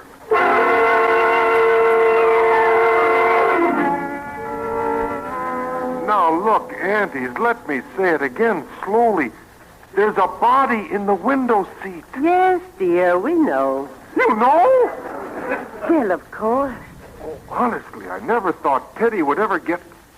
Listen, you were planning to send him to that sanitarium, Happydale? Yes, dear, it's all arranged. Elaine's father brought the papers over this afternoon. Here they are, all ready for Teddy to sign. Well, he's got to sign them right away. Tonight. If they ever found out he's killed a man, they'll... Oh, Teddy didn't do that. He did. He didn't? Now, Mortimer, just forget about it. Forget you even saw the gentleman. Forget? We never dreamed you'd peek. But who is he? His name is Hopkins. Adam Hopkins. That's all I really know about him. Except that he's a Methodist. Yes, but what's he doing here? What happened to him? He died. Aunt Martha, men don't just get into window seats and die. No, Mortimer. He died first. Well, how? Oh, Mortimer, don't be so inquisitive. The gentleman died because he drank some wine with poison in it. Elderberry wine. How did the poison get in the wine? Oh, we put it in the wine because it's less noticeable. When it's in tea, it has a distinct odor. You put it in the wine? Yes, and we put Mr. Hopkins in the window seat because Elaine's father was coming to tea. Then you knew what you'd done. You didn't want Dr. Harper to see the body. Well, not at tea. That wouldn't have been very nice. Now, Mortimer, dear, you can forget all about it. Teddy's down in Panama right now. Panama? You know, the cellar. He always calls the cellar Panama. And the steps over there are San Juan Hills. He's down in Panama now, digging the lock. You mean you're going to bury Mr. Hoskins in the cellar? Of course, dear. That's what we did with the others. Well, I don't think you should... Others? The other gentlemen. Wait a minute. Let me get this straight. When you say others, do you mean others? More than one? Others? Yes, this is 11, isn't it, Abby? No, dear. This makes 12. Well, you really shouldn't count the first one. After all, he just died. Just died? Well, Martha means without any help from us. Mr. Midgley was his name. He was a Baptist. And he came here looking for a room. It was right after you moved to New York, Mortimer. It didn't seem right to leave that lovely room empty with so many people needing it, so we advertised that Mr. Midgley applied.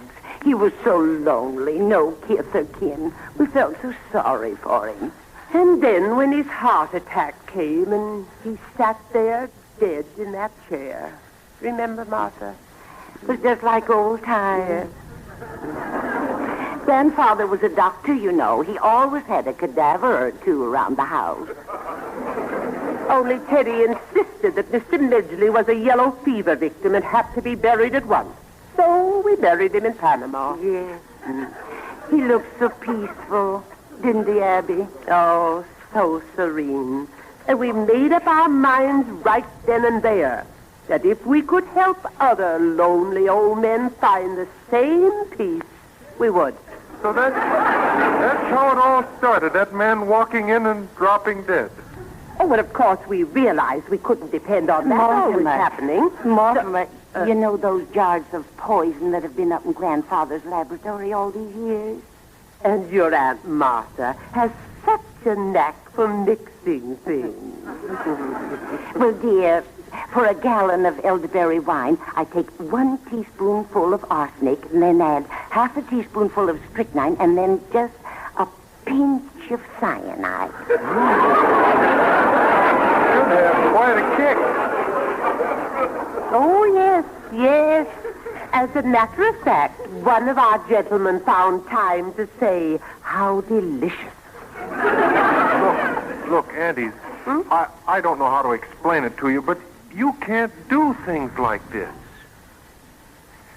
It's against the law.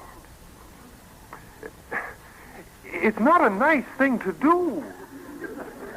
Well, this has developed into a very bad habit. Mortimer, we don't stop you from doing things you like to do. Why should you interfere with us? Because... Listen, I've got to rush into town and cover that place. Do a lot of things. There's not a minute to spare. Are you sure you haven't time for dinner? I'm going to try a new recipe. Thanks. I couldn't eat a thing.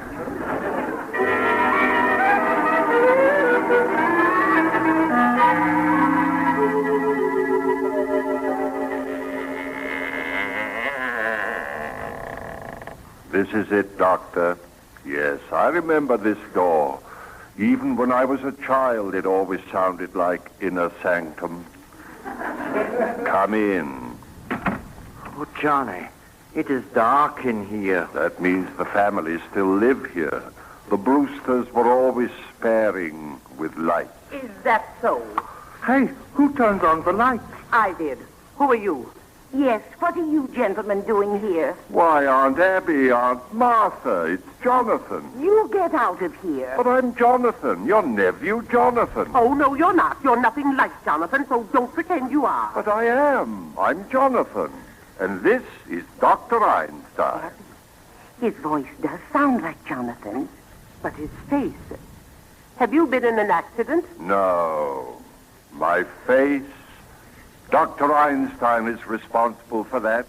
He changes people's faces. I ought to... Now, easy, Johnny, easy. Don't worry, ladies. The last 5 years, I give Johnny 3 new faces. I give him another one right away. You'd better, when my own family doesn't even... Oh, Johnny, I'm sorry. I saw that horror picture just before I operated, and I was a little drunk. Well, anyway, now you are home. Ladies, how often he tells me about Brooklyn, about his house, about his aunts that he loves so much. Oh, please, you must know him. Speak to him. Well, tell him so. Well, Jonathan, it's been a long time since you ran away from us. Yes, where have you been all these years? Oh, England, South Africa, Australia, the last 5 years. Dr. Einstein and I have been in Chicago. Really? We were in Chicago for the World's Fair. We didn't like it. We found Chicago awfully warm. Yeah, it got too hot for us, too.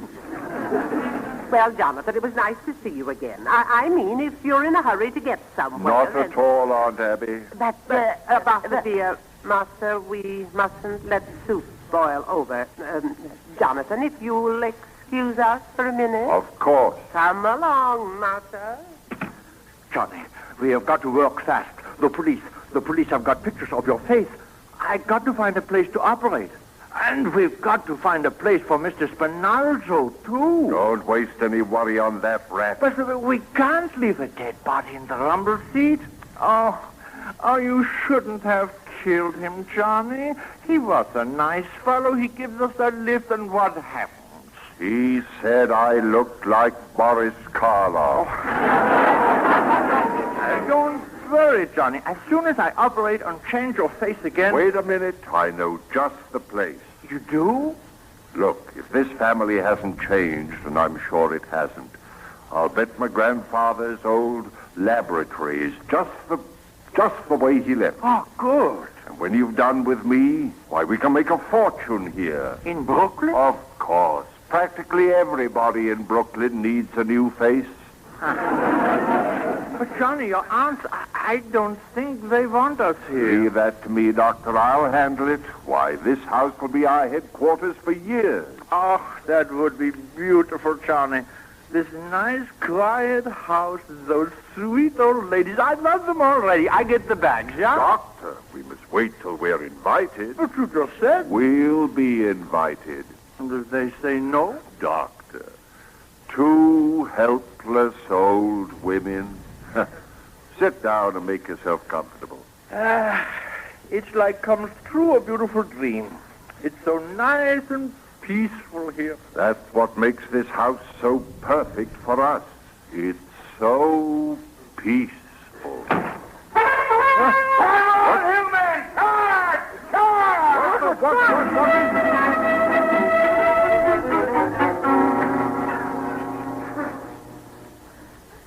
Well, I must say, my dear aunt, it was very kind of you to invite the doctor and myself to dinner.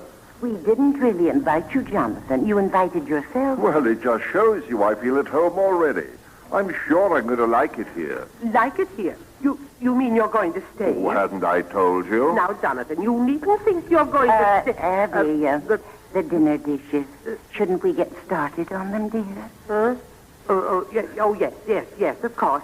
Jonathan, we'll speak to you later. Johnny, just now that Teddy takes me down the cellar, and what do you think I find? What? The Panama Canal. The Panama Canal. Listen. He digs a hole down there, just the right size for Mr. Spinalzo. Say, that's an idea. What a joke on my aunts to bury a body in their cellar.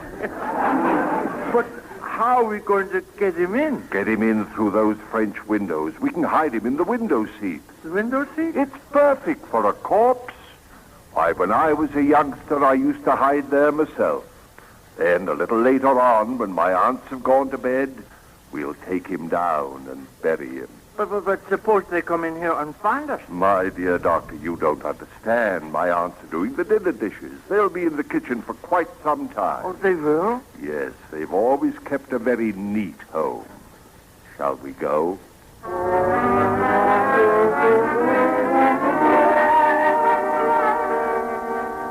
But, Abby, are you sure they've gone out? Yes, they're out there at their car. Besides, we've got to get Mr. Hoskins out of this window seat. Yes, poor dear. He can't be very comfortable. And when Mortimer gets back, he'll take care of Jonathan. There'll be an awful row. They've never liked each other. Martha, I will not invite Jonathan to Mr. Hoskins' services.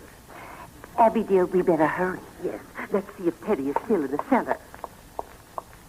Teddy, are you down there in Panama? Who dares call the president by his first name?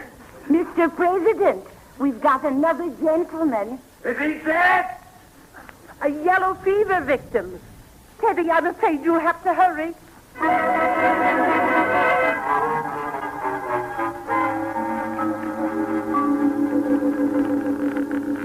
That's it, Doctor. That's fine.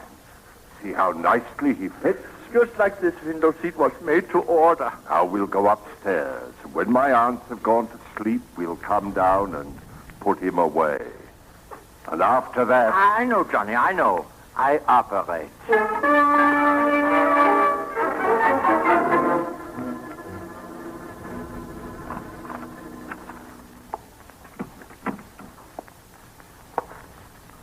Well, everything seems quiet enough.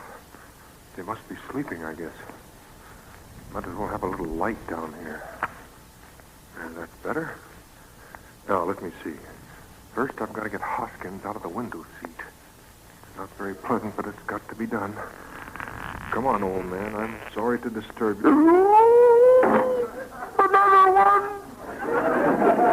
Mortimer. Darling, you're back. Just in time for the services. Aunt Abby, Aunt Martha. There's another body in the window seat. Look. Now, who can that be? Why, it's a stranger. My goodness, how did he get in there? Now, wait a minute, you two. You can't get out of this. That's another one of your gentlemen. Mortimer, how can you say such a thing? That man's an imposter. doctor. But you admitted you put Mr. Hoskins in the window seat. Well, yes, I did, but Well, this man couldn't have just got the idea from Mr. Hoskins. By the way, where is Mr. Hoskins? Teddy took him down to Panama. Yes, he's down there waiting for the services. Oh, Abby, dear, we've always wanted to hold a double funeral. No, Martha. I will not read services over a total stranger. Stranger? Aunt Abby, there are 12 men buried down there in the cellar. You admit you poisoned them. Now you try to tell me this one is a stranger? Well, of course. Darling, you don't think I'd stoop to telling a fib?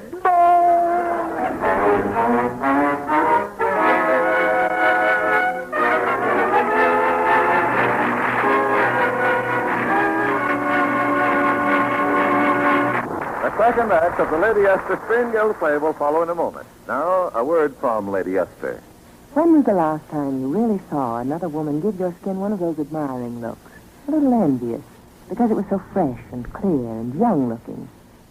When your skin does not have that clear, fresh, young look, skin specialists tell me it's usually because of an oily, stubborn film, which clouds the skin, makes it look tired and older.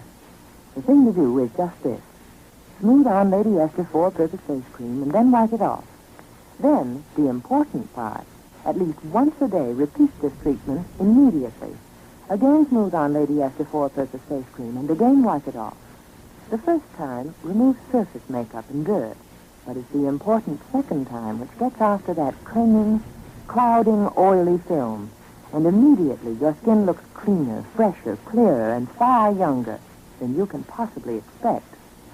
Yes, immediately you will see and feel a big difference, because each time you use it, Lady Esther four-purpose face cream does the four things your skin needs most for beauty. And it's so gentle and soft, you don't have to massage and rub at your skin. My cream itself does the work, not your fingers. And it needs no help from any other cream. Try this with Lady Esther four-purpose face cream. Sure as you do, someone will say to you, "Why, I've never seen you look so rested, so fresh and young. You know, you look like a young girl in love."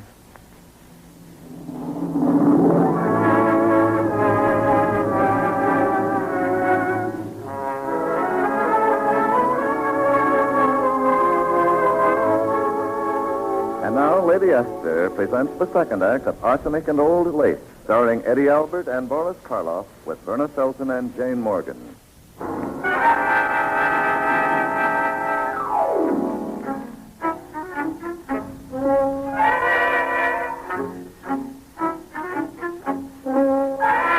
Well, Mortimer thinks he's going crazy until his brother Jonathan walks in. That makes the answer fairly apparent. And Mortimer shifts right into high. He tells him he's going to call the police and show them the very dead Mr. Spithalzo. And it looks like his bluff is going to work when Dr. Einstein comes rushing in. Johnny! Come along, Doctor. It seems that we are leaving. No, Johnny, wait. Just now that Teddy takes me down to Panama again. And guess what? What? Johnny, we stay. We got an ace in the hole. Now, Jonathan discovers poor dead Mr. Hoskins, and that changes things all around again, especially since Mortimer has to leave to finish some very urgent business. And now, while they're awaiting Mortimer's return, the two old ladies are quite upset. Jonathan, will you please tell us what you plan doing with your Mr. Spinalzo? Going to bury him with your Mr. Hoskins, I suppose. Oh, no, you won't. We won't have any strangers buried in our cellar. And besides, the cellar's crowded already. Yes. There are 12 graves down there right now. 12 graves? As you can see, that leaves us very little room, and we're going to need it. You mean you two ladies have murdered all those? Murdered? Certainly not. It's one of our charities. Why, what we've been doing is a mercy. You've done that here in this house, and you've buried them down there? Johnny, we have been chasing all over the world. They stay right here at home and do just as good as you do. What? You got 12, They got 12. I've got 13. No, Johnny, 12. 13. No, Johnny, you can't count the one in South Bend. He died of pneumonia. He wouldn't have got pneumonia if I hadn't shot him. No, Johnny, he don't count. He don't count. You got 12 and they got 12. The old ladies are just as good as you are. Oh, they are they? Well, that's easily taken care of. All I need is one more, that's all. Just one more. Well, here I am.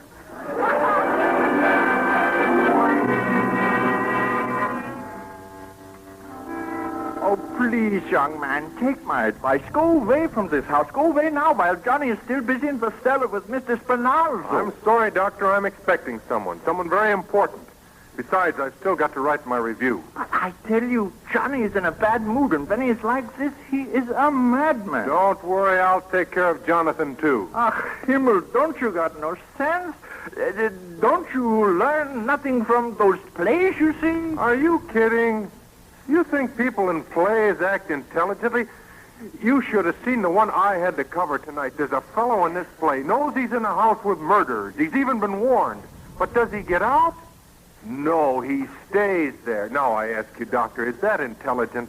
You are asking me. He didn't even have sense enough to be on guard. For instance, the murderer invites him to sit down. Oh, you mean, won't you sit down?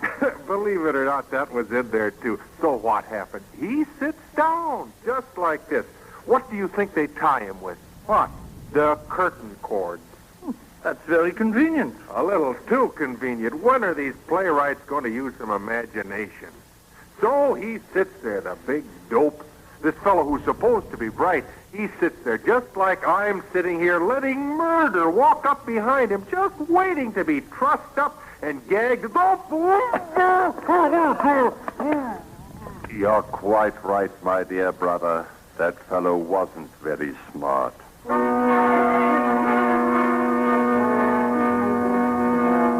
Well, he seems to be gagged and tied quite well. All right, Doctor, we go to work. Please, Johnny, first I need a drink. Oh, there's some wine here. Oh, yes, the elderberry wine. By all means. I'll pour you one, too. Oh, how I need this. Please, Doctor, your manners. Not without a toast. To my dear, dead brother. Oh, Himmel. That idiot. He goes next. You hear me? He's next. No. Oh, no, Johnny, not Teddy. We'll get to him later. Come on. We've got to work fast.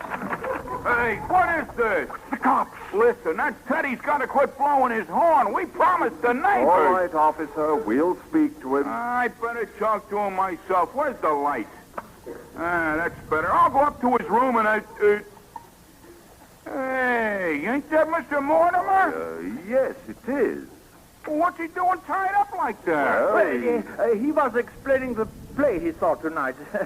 That's what happened to the fellow in the play. No kidding? Well, I wouldn't want to interfere. Hey, O'Hara. Hiya, Brophy. How's the prowl car business? Kind of warm. Lieutenant Stevens. Did he get you on the radio? Yeah, he says he got so many complaints from the neighbors, you'd think they dropped an atom bomb on Flatbush Avenue. He says we got to take Teddy and... Hey, what's that guy trussed up like that? Oh, that's Mr. Mortimer. He's playing.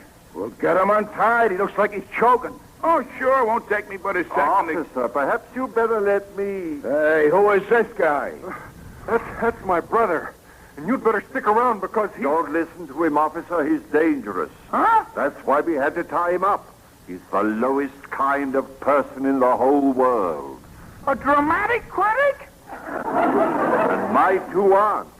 You think they're sweet, charming old ladies, do you? Well, there are 13 bodies buried in their cellar. Listen, you be careful what you say about your aunts. They happen to be friends of ours. Hey, Brophy, can you imagine with a puss like his? Why, he looks just like Boris Karloff. Wait a minute! Hey, Brophy, help me! Let go, you. What's the idea? You hear me? I said let go! There. Ought to take care of him for a while. What was fighting him? Choking me like that. I don't know. When you said he looked like it... Hey, wait a minute. This guy is wanted. You sure? Sure. Don't you ever read True Detective? He escaped from an asylum. Well, that's the way he was described. He looked like Karloff. Is there a reward? Yeah. Help me lug him out to the car. But how about the bodies in the cellar? Bodies in the cellar? Ain't that enough to show you he's nuts? Hey, what about the other one? You know who I mean, Mr. Mortimer. The doctor. Yeah, he must have walked out. Oh, don't worry. We'll pick him up. Come on. Mr. Mortimer, you'll excuse us, huh? I mean, seeing as how it's a reward. I understand. But you will take care of Teddy, though. Absolutely. Tonight.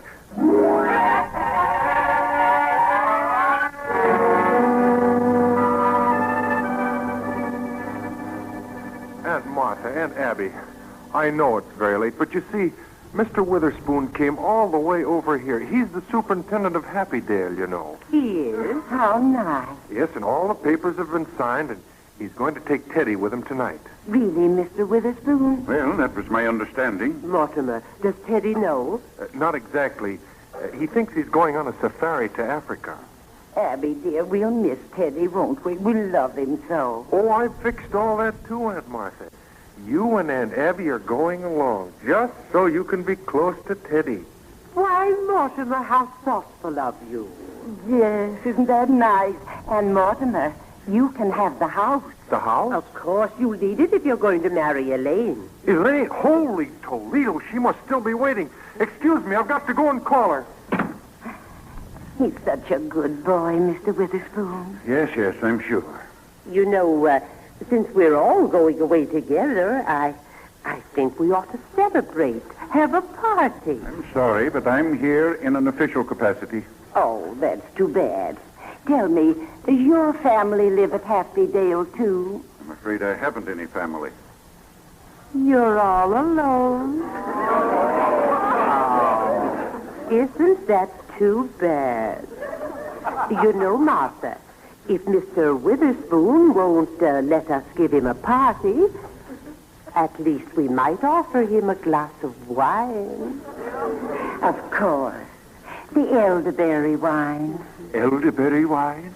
We make it ourselves. Well, of course, at Happydale, our relationship will be much more formal. But here... Oh, we're very informal. Yes.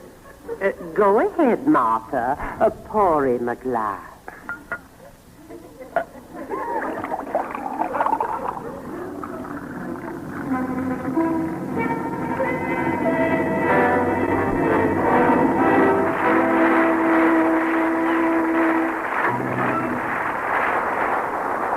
On behalf of the Motion Picture Relief Fund, thank you, Boris Karloff, Eddie Albert, Jane Morgan, and Verna Skelton, for your delightful performances.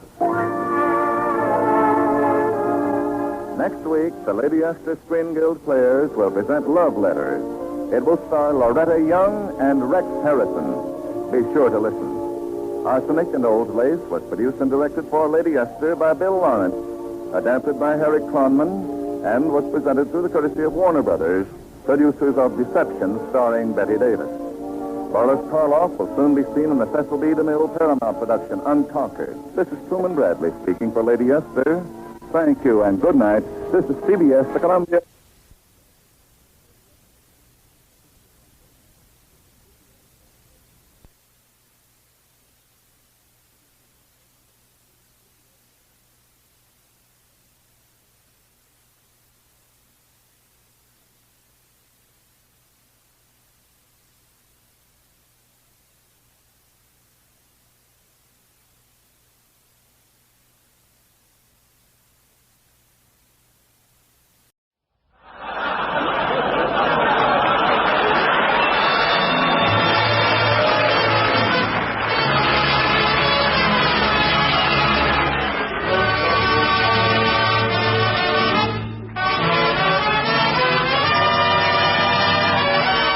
From Hollywood, California, the makers of Old Gold cigarettes present the Comedy Theater.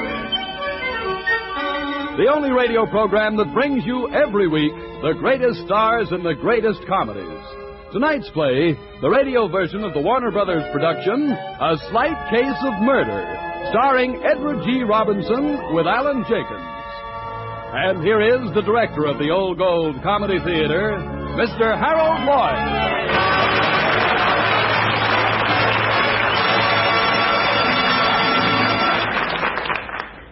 Good evening, ladies and gentlemen. For tonight's play, we have selected a nice, cheery little item entitled A Slight Case of Murder. It's a story that deals with a benevolent gentleman, a former bootlegger of some importance, whose tenderness of heart is equaled only by his firmness of mind. For such a role, whom could we have chosen but... Me? But Edward G. Robinson.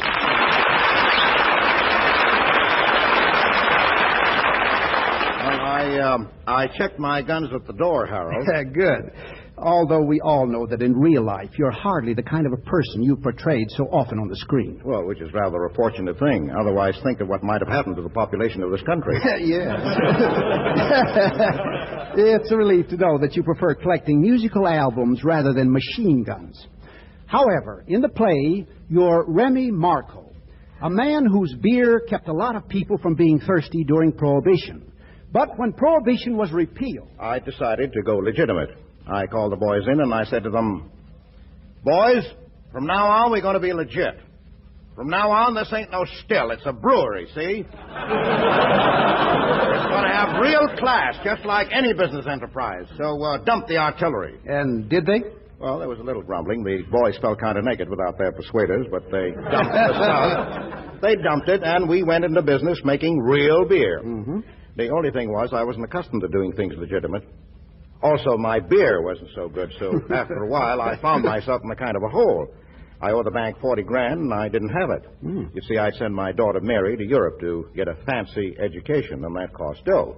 So when the bank threatened to foreclose on the brewery, I didn't have it. What did you do? Well, I got my wife and my daughter and the boys together, and we all drove up to a house I used to rent in Saratoga for the racing season. Mary had gone to her room, and I was talking to my wife, Nora, in the library. Oh, it's swell being back here. Yeah, it is a nice dump, isn't it? For example, Remy, observe the architecture. The what? The way the joint is laid out. Oh. Hey, boss. Yeah? Mike, since you've been a servant, you ain't learned nothing. You call Remy sir, I'll bet your ears off. Okay. Yes, ma'am. Hey, sir. Oh, what's the matter, Mike? Well, I went into your bedroom to open up a couple of the windows. Well, that was very thoughtful of you, Mike. Yeah, only I don't think you can use that room. Why not? There seems to be some people in it. People? What people? How many people? Well, there's 4 fellas sitting around in chairs. Did you tell them to get out? Well, I'll tell you, I thought I'd speak to them about it, but them people are in no position to listen to much. They don't seem to be alive. What, you mean they're dead? Well, that's about what it comes to, boss. I never heard of such gall in my life. What does the landlady mean by going away and leaving 4 dead people in the house? It ain't sanitary. Now, wait a minute, Nora. Mike, what was wrong with those fellas? Well, boss, somebody shot them. Shot them? Uh-huh. Right in that room. Interrupted their card game, too. One fella had a full house. They're sitting there just as natural as anything. Well, you gotta get them out of there. I can't have people like that around the house. What do the neighbors think? What did Mary's fiancé, that Whitewood fellow, what did he think of me coming while they were there? What would anybody think?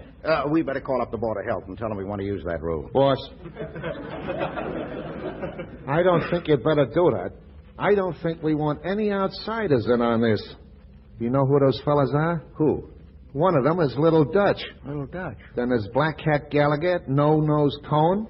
And the other's a feller I don't know. He must be a total stranger. What difference does it make who they are? Now, wait a minute. No, say, those are the fellas I had a lot of trouble with in the old days. They tried to see me a couple of times before. Carrying guns, too. Were they mad at you? Well, they used to own the brewery before I owned it. They claimed I never paid them for it. Did you? No. Well, that was before I was legitimate. Oh? Yeah, and the trouble with those guys was they could never get over the feeling they had some right to that brewery because they started it. Well, they must have had a argument upstairs and shot it out. Yeah, now the worst of it is some people might get the wrong idea about them being found in my house like this. Oh, why can't people let bygones be by... Mike, get Lefty and Joe here. I think they would be interested. Sure. Oh, Mike. Yeah? Which one had that full house? Little Dutch. I thought so. Lucky Fink, that Little Dutch.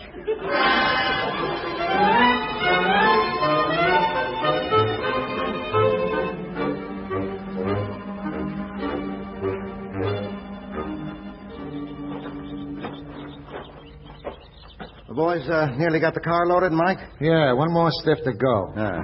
Them bums. That's just the kind of a dirty trick those fellas would pull.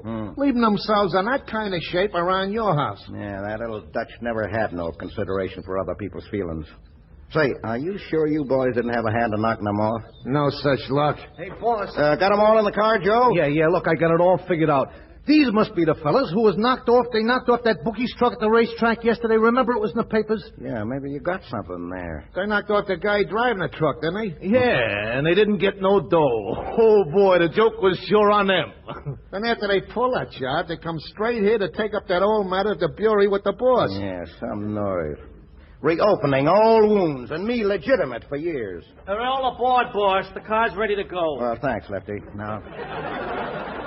Now, let's take those people and throw them away somewhere. Where? Say, boss, you know that gentleman jockey, Mr. Brent? Yeah? I bet on a horse of his out at Belmont one day, and I think he pulled the goat. I know he pulled that goat. Though I hate to say anything against a gentleman jockey. Say, boss, how would it be like to leave one of these stiffs on his doorstep? Now, that's fine. I don't care much for gentleman jockeys myself. How about Little Dutch for Mr. Brent? Oh, why not?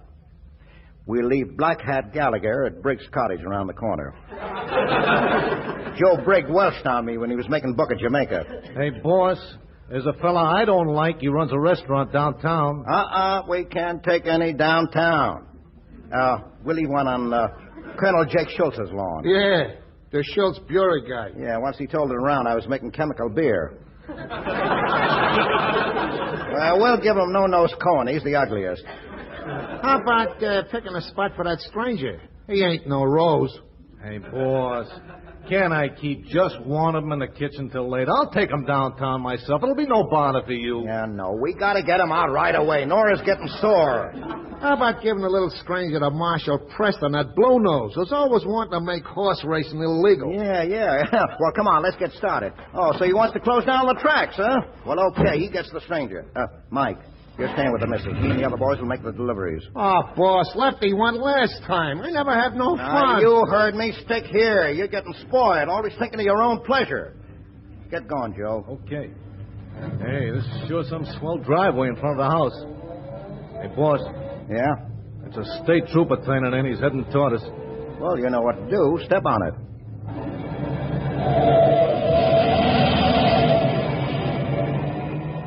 You missed him. What's the matter with you lately, Joe? I don't know. It's a life I'm leading, boss. I was much better when I was illegitimate.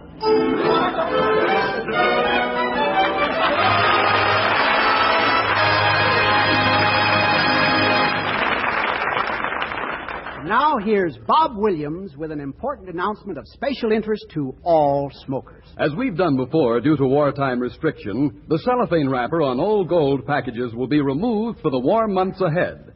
Cellophane is most effective during the winter months when artificial indoor heat tends to dry out tobacco. But during this summer, and for the first time since the beginning of the war, Old Golds will again have the special protection of aluminum foil, which was released in limited quantity for packaging. So, Old Gold's unique blend of many tobaccos, including its touch of rare imported Latakia tobacco, will still be doubly protected. Protected by aluminum foil and protected by apple honey, which helps guard Old Golds against cigarette dryness. Yes, the grand, fragrant aroma and swell taste of Old Gold will still be well protected to give you your full quota of smoking enjoyment. Now, if you're not already getting Old Golds wrapped in aluminum foil, they'll be coming to you in their new dress real soon. Distribution is just about complete. So keep asking for Old Gold and enjoy a finer tasting cigarette.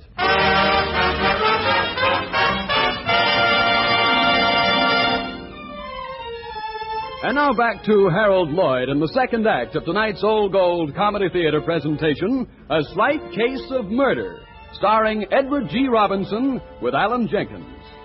All right, Mr. Lloyd. Well, while Marco and the boys were out making their little deliveries, the state trooper they missed drove up to the front door of the Marco home, rang the doorbell, and when Mary answered it, he promptly kissed her, which, considering Mary, was the only intelligent thing to do. Oh, Mary, darling. Oh, Dick. Hey, let's not talk. Let's not. Mother is here now. Dick, what on earth are you doing in that uniform? Well, remember you told me back in Paris that you wouldn't marry me unless I stopped living on my father's money. Got myself a job. Yeah? Well, I got a job as a state trooper. Oh, well, I'm not sure. Mike told me there was a copper in here. Oh, you're Mrs. Marco, aren't you? What of it? Well, Mother, this is Dick. Oh, forgive me for my harsh tone, Mr. Whitewood. But you must remember my shock, thinking it was the law. It was only you. How did you ever happen to take up trooping? Well, I was stopped for speeding in Westchester one day, and Did you beat the rap? I beg your pardon? Oh, where is Dad, Mother? Oh, he should be back at any moment now. He went out. It'll be very interesting having a policeman in the family, I hope. Oh, Mama, Oh, copper. Are you in this house on any business? Well, no, sir. Well, then get out of here. Get out. You got plenty of gall walking into an honest man's house. I don't have to stand for any coppers around me now. Oh, but Father... Benny, he's... I don't care who he is. I don't want no cops found on my joint. Benny, he's Mary's intended. He's going to marry her. What?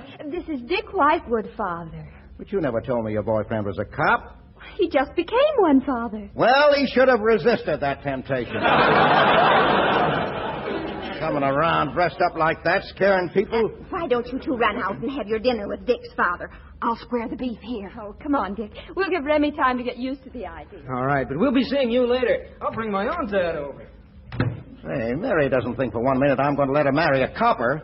Why, we'd never be able to hold up our heads again. Why, Remy, ain't you forgetting that we're on the side of law and order ourselves? Well, sure, but we don't have to have it right in the house. Remy.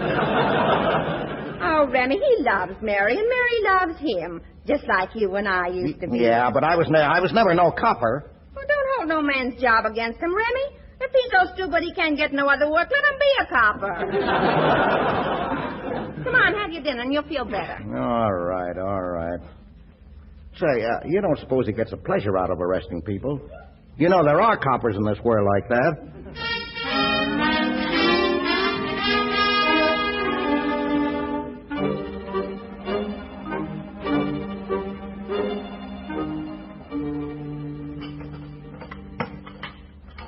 How's the cooking, Joe? Oh, all right. Only it's kind of dull. If this legit stuff keeps up much longer, I'm going to kiss you guys goodbye and spend the rest of my days in an old lady's home. Oh, cheer up, will you, Mike?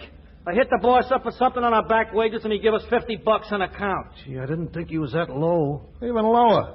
Unless he digs up 40 grand by tomorrow, that guy Post from the bank is going to foreclose on a Bury. Then we're out of everything. Marcus should have never gone legit.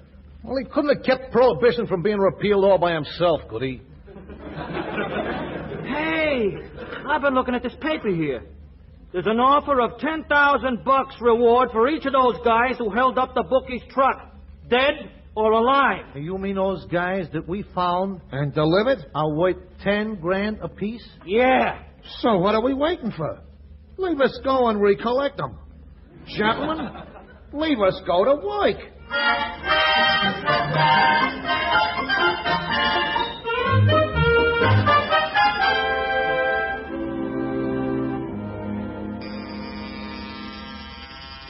Well, that soup's a long time coming up. Lefty must be trying out a new recipe or something. Remy, I wish you wouldn't take this thing about the boys being a cop so serious. You'll like him when you get used to him. Oh, I ain't got nothing against the kid. It's just that I don't like his advocation. Lefty. Lefty! Oh, we better go see what's holding him up. Oh, there's nobody in the kitchen. You're kidding. There's a note on the kitchen table. Let's see what it says. Dear boss, we have taken a half hour off.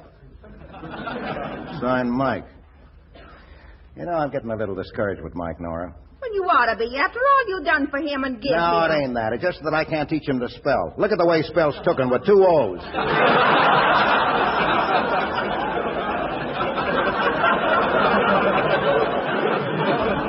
Some people just ain't got it in them to learn real grammar. Now, you and me, Remy. On the phone. Yeah, I'll take it, Nora. Hello? Marco, this is Post. Who is it, Remy? Post, the guy from the bank I owe that dough to. How are you, Post? I'm all right, thanks. I'm stopping at the Shoreford Hotel. Oh. Marco, the board of directors decided to call your note in. Decided to... What, you came all the way up here to tell me that? I have all the papers with me. Unless your note's paid by 12 o'clock noon tomorrow, we have orders to proceed with the foreclosure on the brewery. Yeah, but you can't do that, Post. Look, that brewery's the only thing I got. Look, now, wait, it would be different if I didn't have the dough. I got it, but I need it for advertising, radio. Hello? Hello? He hung up. Remy, does that mean... Yeah. We're broke, Mama. The brewery, the townhouse, everything. Oh, I've been a sucker, a setup for a bunch of tin-horn moneylenders. It was only too quick to dish it out when I was making dough, but pull back their ears now when I need it. They're holding a note for a lousy $40,000, and if it ain't paid by tomorrow, everything goes. Well, Remy, we've been broke before. You've been in tough spots you always got out of. You'll get out of this one. You bet I will. Trouble with me has been I've been playing the other guy's game. I've been trying to be legitimate, and it ain't my racket. I don't know the rules, so I've been behind the 8 ball. But beginning right now, I'm going to be illegitimate. Oh, that's the doorbell. It must be Dick's own man. Oh, well, Whitewood, huh? Okay, let me see. Now, here's where Marco goes to work. You know what I'm going to do, Nora? I'm going right outside there and sell that guy a half interest in the brewery.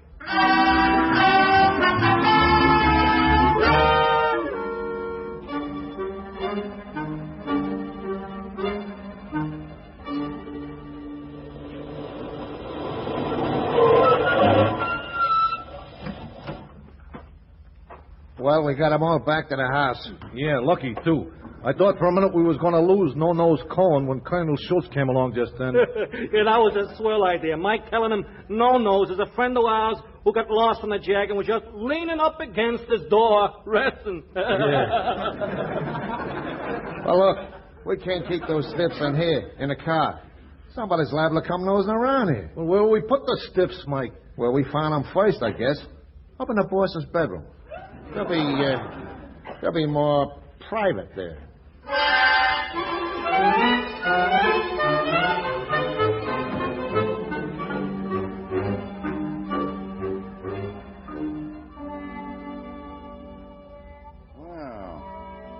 Well, you're Dick's old man, Mr. Whitewood. I guess that's why you look like him, huh? Have a glass of beer. I never drink, sir. Oh, that's too bad. Oh, like my library? Had some books put in. Isn't that customary? Oh, yeah. Yes, of course. Mr. Marco, after meeting you and your wife, I'm deeply concerned, sir. I'm afraid... Oh, you mean about them getting married? That's all right. You can stop worrying. Oh, really? But, Mr. Marco, perhaps I should explain that we Whitewoods came over on the Mayflower... Now, don't apologize, Mr. Whitewood. Apologize? I don't hold a man's past against him. Now, look, Mr. Whitewood, to prove it, I like you, I'm going to let you become a partner in my brewery. You are? Yeah, for a lousy $40,000. But I don't... Furthermore, I'll tell you what I'll do. I got my picture on the bottles. When you're my partner, I'll put your picture on the cans. Mr. Marco, this is ridiculous, sir. I have no intention of investing in any brewery and... What? What's the matter? My heart. I get these attacks. Oh. I must lie down. Oh, say, that's too bad. Well, I know. You go right on up to my bedroom and lay down there. First door to your left at the head of the landing. Now, you go on. I'll explain to the folks, and while you're up there, you think over my proposition. Go on now. Thank you. It ought to be nice and peaceful up there. Absolutely nothing to disturb you. Well, he didn't sound so enthusiastic. Maybe he... Boss.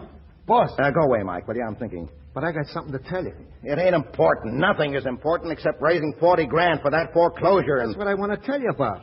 You remember those 4 fellas we found up in your bedroom? Well, sure. Well, there was a $10,000 reward out for them. $10,000 for each of them, dead or alive. Dead or alive. 10 times 4... Makes $40,000.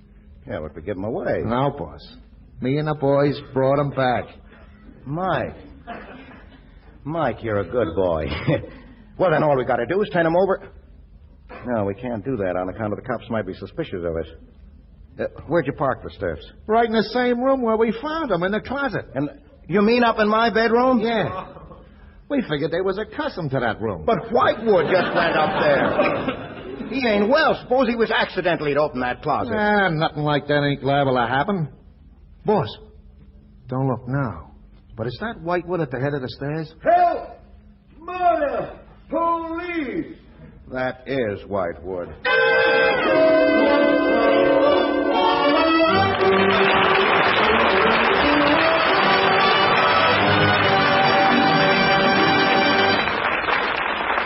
Oh, well, there are always two ways to look at a thing. Isn't that right, Bob Williams? Oh, I think so, Harold. Now, you take the fellow who's planted his first victory garden. He set out rows of tomatoes and cool, crisp lettuce to go up with them. But instead of lettuce, up comes spinach.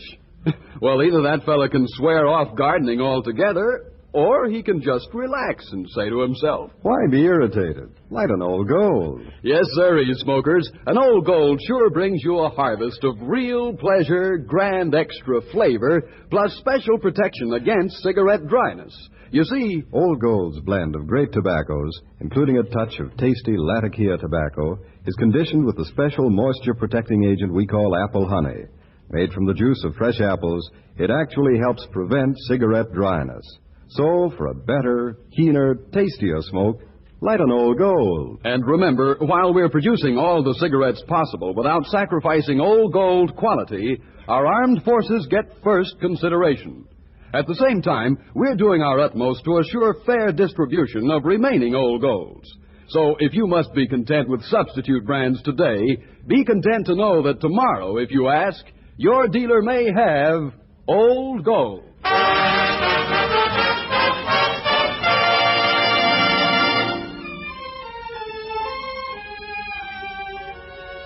And now back to Harold Lloyd and the third act of tonight's Old Gold Comedy Theater presentation, A Slight Case of Murder, starring Edward G. Robinson with Alan Jenkins. All right, Mr. Lloyd. Well, if you're going to have corpses around the house, it's nicer to have them worth $10,000 apiece, which is what the corpses Remy Marco had were worth. Unfortunately, he couldn't afford to have them found dead. People might think things, which makes it a ticklish proposition when Mr. Whitewood, who didn't care for Remy anyway, apparently found them in Remy's bedroom closet and came staggering out, screaming, Help! Police! Murder! Oh, my goodness. What's wrong? Father, what happened? Benny, what's the old gent yelling about? Mr. Marco. Yes? I went to the closet to hang up my coat.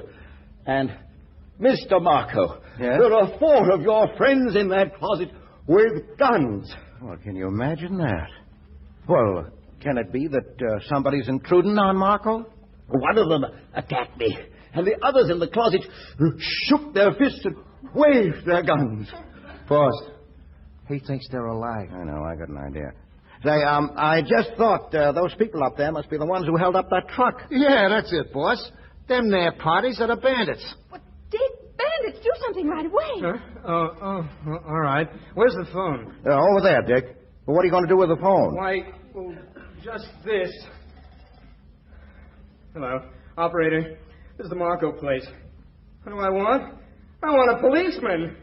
But, Dick, you're a policeman. Oh, I forgot. Well, that gives me an idea. Young fellow, here's your big chance. Big chance for what? To become a hero. Oh, right. Boss, what did you think he's doing? Taking out his gun and standing at the foot of the stairs. Hey, what do you think you're doing, Dick? I'm guarding the stairway. Get a load of that, boss. He thinks they'll all leave by the front door. That's no good. When the other cops come, they'll find the stiffs upstairs already dead. I got it. Look, Dick, do you want to make a big shot out of yourself? How? Well, you go up to that room and order them to come out of that closet with their hands up. But suppose they don't. I'll lay 500 to 1 they don't. Well, if they don't, or even if they hesitate, Dick, you start popping. Don't try to open the door, or they'll shoot your ears off. Yeah, they're dead. Shot. Don't you think it'd be wiser to wait for reinforcements? Young man, you're wearing the uniform of your country. Anyways, your state. You want people to say you disgraced it? He's right, my son. You're a Whitewood. Well, come on. Come on, me and Mike will go with you. Mike, take his other arm, and we'll help him upstairs. Okay, boss. That's my son. Don't apologize, Pop. You can't help it. Hey, Dick. Walk a little bit. Well, me and Rummy can't carry you all the way. Well, here we are. In the bedroom. Closet door's locked. Mike, let go of him. Dick, Huh? Order them to come out. Oh. Come on with your hands up or I'll shoot. Well, they don't seem to be coming out. Surprise.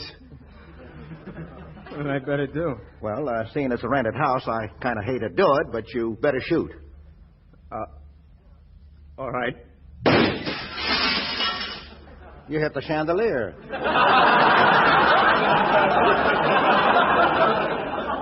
You better try keeping your eyes open, Dick. And aiming a bit lower, say 7 or 8 feet. Oh, no, okay, I'll try. Atta boy.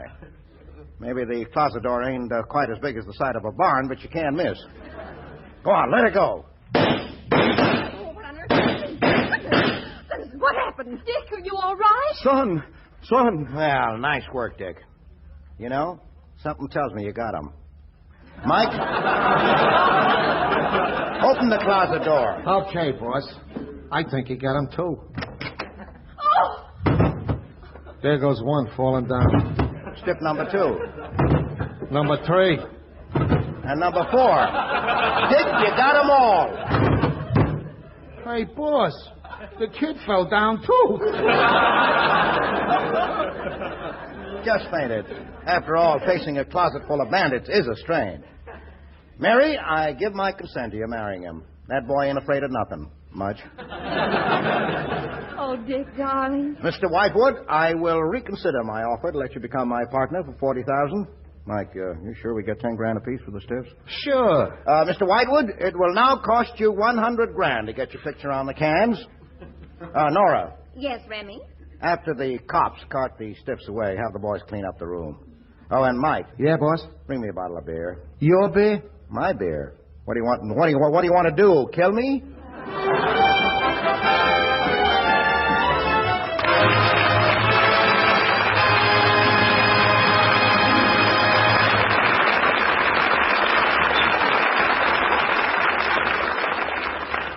Well, so closes A Slight Case of Murder. Right now, Edward G. Robinson and Alan Jenkins, our thanks to you for a most enjoyable half hour. Well, it's been a lot of fun doing it again, Harold. It was a pleasure. Who's on the Old Gold roster next Sunday, Harold? We're very happy to welcome next week Jack Haley and Martha O'Driscoll in The Nervous Wreck. Well, I'll be listening. And so will I. Good night, folks. Until next Sunday. See you then.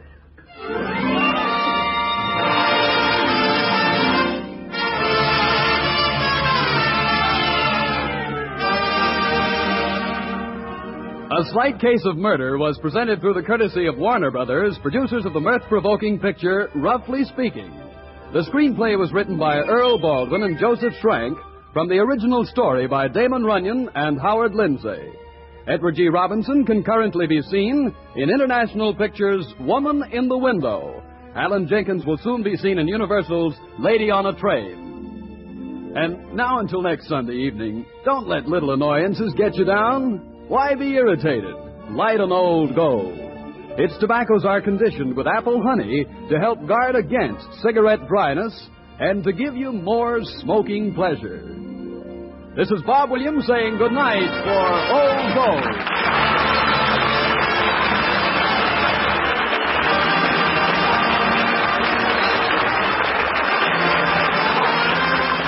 This is the National Broadcasting Company.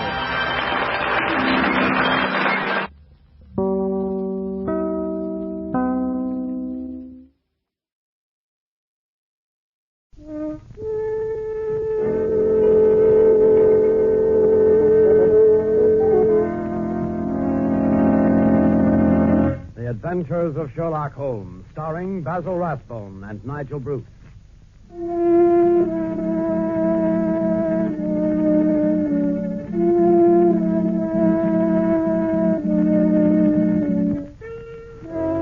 The makers of bromoquinine cold tablets bring you another adventure of Sherlock Holmes with Basil Rathbone as Sherlock Holmes and Nigel Bruce as Dr. Watson. This program is presented every week at this same time, and a complete story is dramatized each time. Colds are already here, ladies and gentlemen. Be on your guard. Be careful. The so-called common cold may be the start of more serious illness. At the first sign of a cold, take famous bromoquinine tablets. Bromoquinine tablets act promptly and decisively to relieve the discomforts of a cold. They help reduce the fever of a cold. They give you the results you want in the time you want. Yes, at the very first sign of a cold, let it be bromoquinine cold tablets. Now here we are once more in the cheerful, firelit study of the famous Dr. Watson, who's relating his delightful Sherlock Holmes adventure. Good evening, Doctor. You look a bit irritated, if you'll pardon my saying. Good evening, Mr. Manning. Good evening. Yes, I am a bit annoyed, and with good reason. I don't know if I've told you that Holmes has been listening in to these reminiscences. Well, here's the letter I received from him after last week's story. Read it. All right. My dear Watson, I noticed that in your last broadcast you gave way to your regrettable habit of emotionalizing your story. Detection, my dear fellow, is or ought to be an exact science. To tinge it with romanticism is like introducing a love story into the fifth proposition of Euclid. As ever, Sherlock Holmes. Well, what do you think of that? But the emotion was there. You couldn't tamper with the truth. Holmes has always maintained that the truth is not in what you say, but in the impression you create in the other person's mind. Well, Holmes always complained that I overstress the human element in recording his cases. How well I remember the attitude with which he received the publishing of my first book about his adventures. It was a cold morning in early spring. We were sitting on either side of a cheery fire in our rooms in Baker Street. A thick fog rolled down between the dun-colored houses. Our gas was lit. It shone on the white cloth and glimmered on the coffee cups and on the silver. The breakfast table had not yet been cleared away. Holmes had been silent all the morning, smoking his long cherrywood pipe, which usually displaced his favorite clay when he was in a disputatious mood. Altogether, he was not in the best of tempers.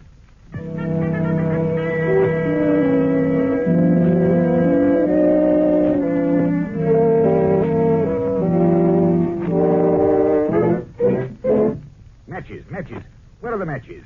Look at that confounded fog. What happens to all the matches in this house, I'd like to know. My dear Holmes, why not use the tongs and a live coal if you want to relight your pipe? Huh? Oh! I burned myself. For heaven's sake, Holmes, stop stuttering. Something's annoying you. Why not get it off your chest?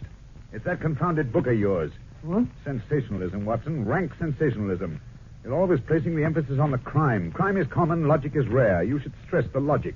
You have degraded what should have been a course of lectures into a series of tales. Now, really, Holmes, that's not logical. You're always complaining that crime is falling off. You say there are no first-class criminals left. Quite. And therefore, if you depend on the crime to hold your readers, you'll soon be a back number. Criminals. Bah! They've lost all their enterprise and originality. My practice seems to be degenerating into an agency for recovering lost lead pencils and giving good advice to young ladies from boarding schools. Advice to the lovelorn, eh? Well, look at this. This note. It came by this morning's post. Here. The last straw, that's what it is. Read it. Let's have a look. Dear Mr. Holmes, I'm very anxious to consult you as to whether I should or I should not accept a situation which has been offered me as a governess. I shall call at 10:30 tomorrow if I do not inconvenience you. Yours faithfully, Violet Hunter. Well, it's almost 11 now. Exactly. She's late. Just like a woman. I say, Holmes, this must be your young lady now, walking briskly up the street. See. Brisk, purposeful manner. Nice, bright, intelligent face. Yes, it is. She's stopping at our door. Well, there may be something in this case after all, my dear Watson.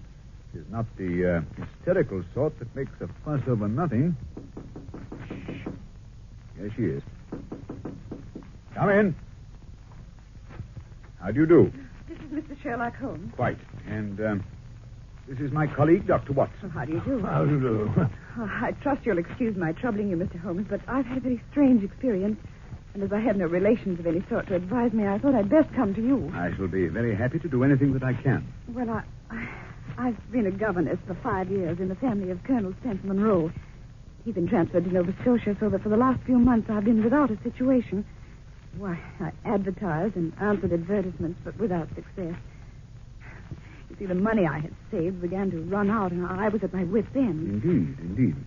Go on. Well, yesterday I called in at a well-known employment agency run by a Miss Soper. When I arrived, the outer office was filled with young ladies looking for situations. I was told to wait. But I did so, and After about half an hour, my name was called out. Well, the door to Miss Soper's private office was ajar. Seated beside her was a prodigiously stout man with a round, smiling face and a heavy chin. Oh, his eyes were like two little slits. I advanced to the door, my knees trembling. Oh, Mr. Holmes, if you know how I needed that work.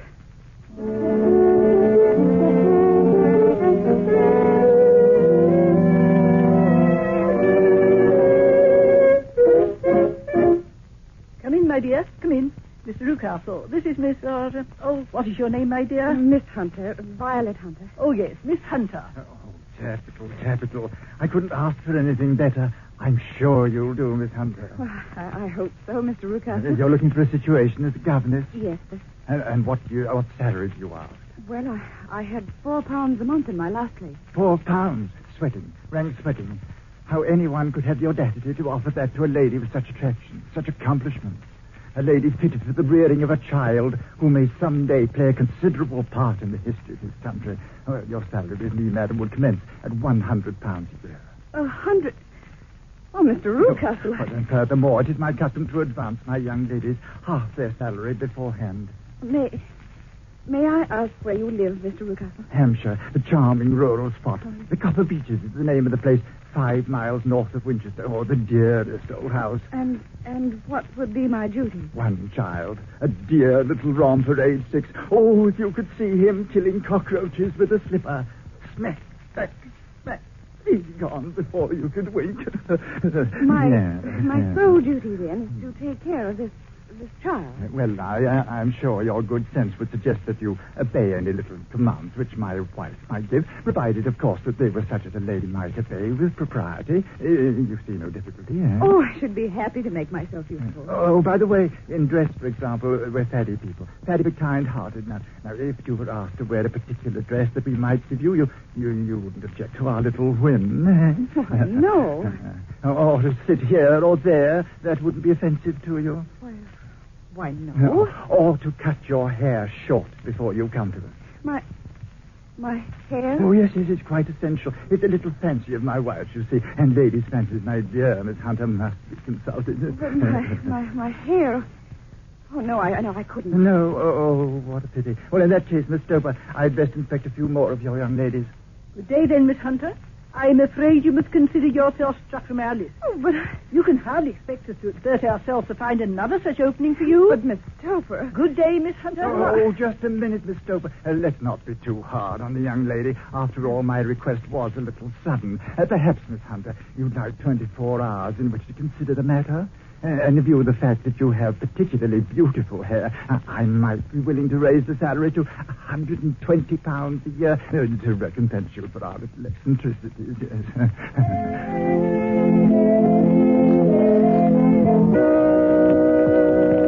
Unusual, most unusual, my dear Miss Hunter. What do you make of it, Watson? Well, perhaps the gentleman's wife is a lunatic, and he wishes to humor her in offences in order to prevent an outbreak. Possibly, Watson, possibly. Yes, like in any case, it doesn't seem a nice household for a young lady. But the money, Mr. Holmes, the money, and I need it so. Well, yes, the pay is good. Too good. Why should they give you £120 when they can have their pick for 40? There must be some strong reason. But I have no choice. Then you've made up your mind to accept? Yes, I must. I thought if I told you the circumstances, you would understand afterwards if I wanted your help. Mr. Holmes, I should feel so much stronger if I knew you were behind me. Certainly you may carry that feeling away with you. And if at any time you should find yourself in danger... Danger? Well, what danger could there be? My dear Miss Hunter, it would cease to be a danger if we could define it. But remember, at any time, day or night, just telegraph me and we'll come to your help. Thank you, Mr. Holmes. Thank you.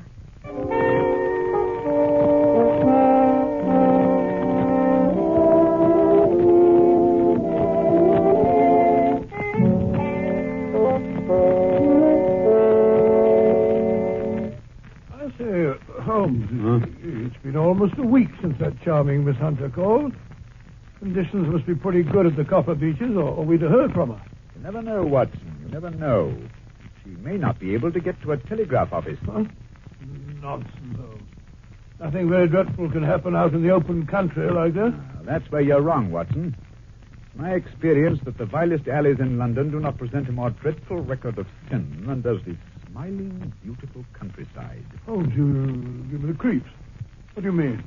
The pressure of public opinion is greatest in the towns. There is no lane so vile that the scream of a tortured child or the thud of a drunkard's blow does not beget sympathy and assistance from the neighbors. But the countryside, my dear Watson, filled with its lonely houses. Think of the hellish cruelty, the hidden wickedness. Why, it may go on year in, year out in such places, and no one the wiser. Had our young friend gone to Winchester, I should not have had this fear for her safety. It's the 5 miles of country which makes the danger. See what it is, Watson. Oh, thank you, sir. It's a telegram for you, Holmes. Oh, give it to me. It's from Miss Hunter. Oh, well, what'd she say? Come at once. We'll meet you at the Black Swan Hotel, Winchester, at 3 this afternoon. And at my wits' end, don't fail me. What do you suppose has happened? Hurry, Watson. We've no time to lose. There's a train from Waterloo Station in half an hour. If we can only get to her in time.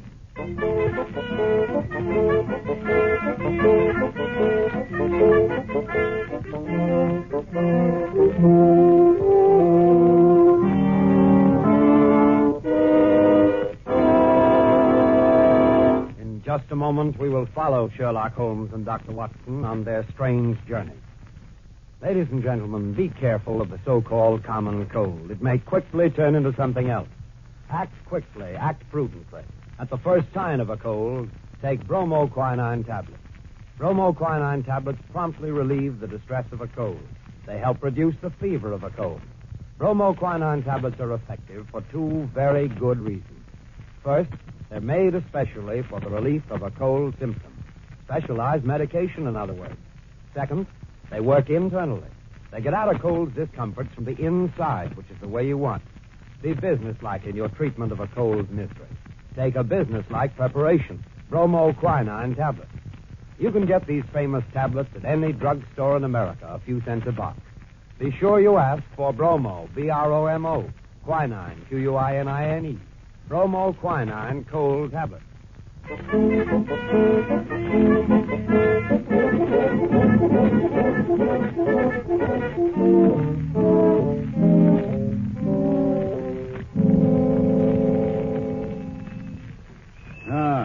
Yes, there's the Black Swan, opposite the station. Yes, and if I'm not mistaken, that's Miss Hunter waiting for us on the doorstep. She looks a bit pale and shaky, Holmes? Yes. Poor girl is obviously frightened. Mr. Holmes, so kind of you to come. You too, Dr. Watson. Oh, not at all. Pleasure. I can't tell you how anxious I've been. There now, Miss Hunter. Perhaps if we go inside, they can give us a private sitting room. Yes, Mr. Holmes. I've ordered tea this way. Yes, that's better. Nice, cozy fire. Close the door, will you, Watson? Oh, sure. That's right. Now then, suppose we let the doctor do the pouring while you tell the story. First of all, how'd you like your tea? 2 lumps and a little cream. Oh, right-o. Thank you, Dr. Watson. Yes, and now? Well, first of all, I've had no actual ill treatment from Mr. and Mrs. Newcastle, but there are things that frighten me. However, I'd best begin at the beginning. Yes, that is generally a good place to start. Well, Mr. Holmes, top of Beeches is a large, sinister-looking house, almost completely surrounded by woods. It depressed me from the moment of my arrival. I was met at the door by Mr. Newcastle and his wife. And is she... No, Mr. Holmes. She's not married. I see. She's a small, pale-faced woman, much younger than Mr. Newcastle. In fact, I gather that she's his second wife. You see, there was a daughter by the first marriage, a girl now over 20, but she's not living at the house. Mr. Newcastle said that she couldn't get along with her stepmother, so he sent her to America, to Philadelphia. And does Mrs. Newcastle strike you as a difficult woman to get along with? Oh, no, Mr. Holmes. She's shy and rather quiet. More than once I surprised her in tears. At first I thought it might be worry over the disposition of her child. Oh, what's the matter with his disposition? Well, he's badly spoiled. He has an ungovernable temper and seems to take great delight in torturing birds and small animals. Pleasant little beast. And the rest of the household? Well, there's only one servant.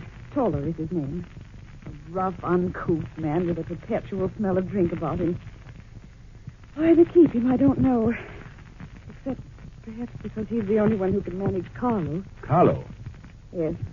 collar's a huge, underfed mastiff that's kept chained in the stable during the day, but at night they let him out. Oh, he's a terrible beast.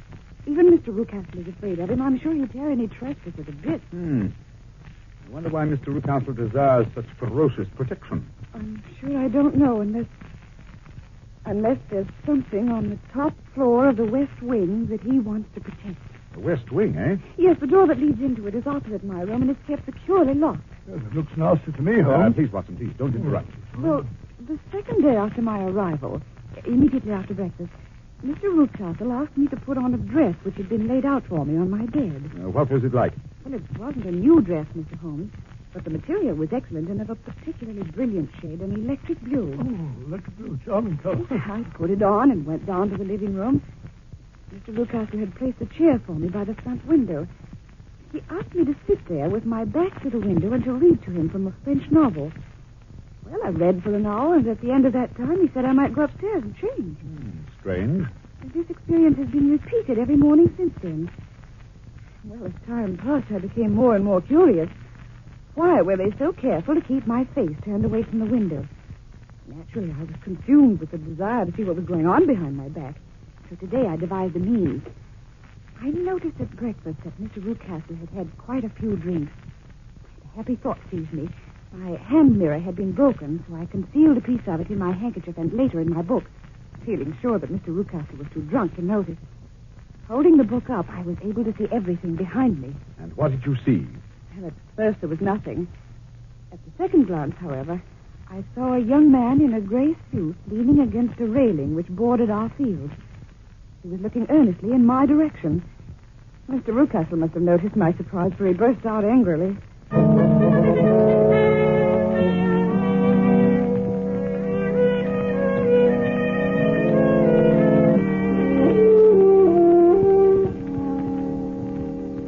Really, Miss Hunter, your attention must be wandering. That's the second time that you've read that passage. Oh. Furthermore, there's an impertinent fellow up the road who keeps staring at you. Is he a friend of yours? Oh, no, Mr. Rucastle. I don't know anyone around here. Well, kindly turn around and motion him to go away. Oh, wouldn't it be better not to notice him? Do what I tell you. I really don't encourage you to have any followers.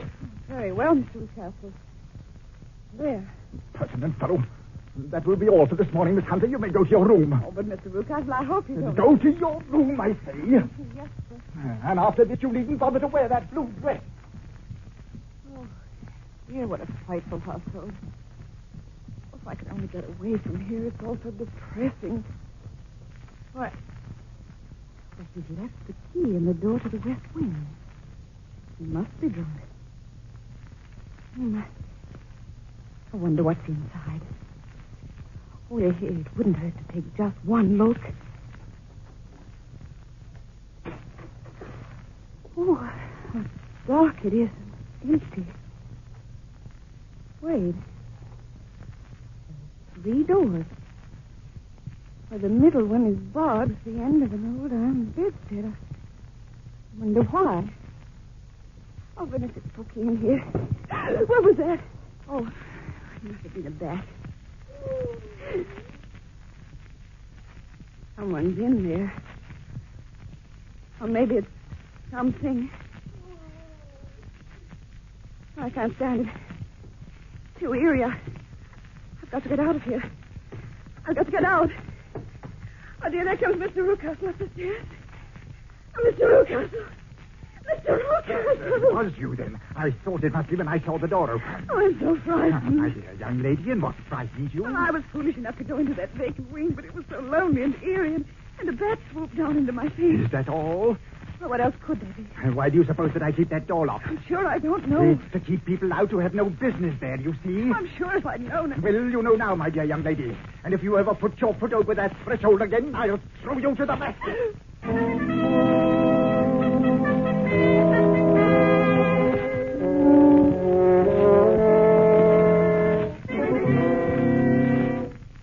What a dreadful experience. Mr. Holmes, I feel sure there's someone locked in that room. Someone who's unhappy, perhaps tortured. Oh, good heavens, it's almost 5. I promised to be back by 6. Mr. and Mrs. Rucastle are going out. If Mr. Rucastle should discover where I've been... You've acted like a brave and sensible girl, Miss Hunter. Yes, indeed you have. Do you think you could do one more thing? I can try, Mr. Holmes. Dr. Watson and I will be at the Copper Beeches by 7.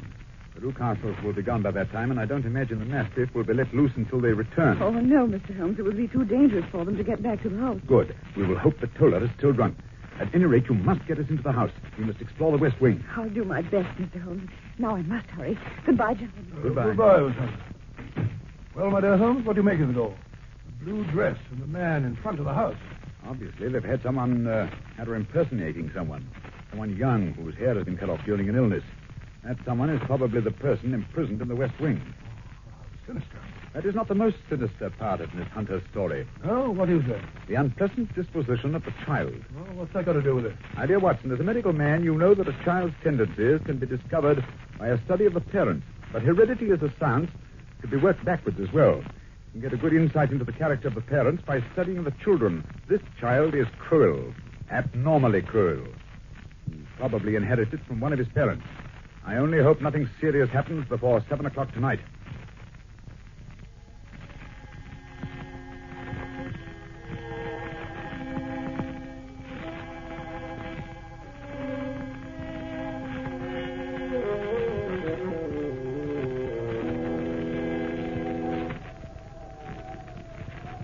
Gracious.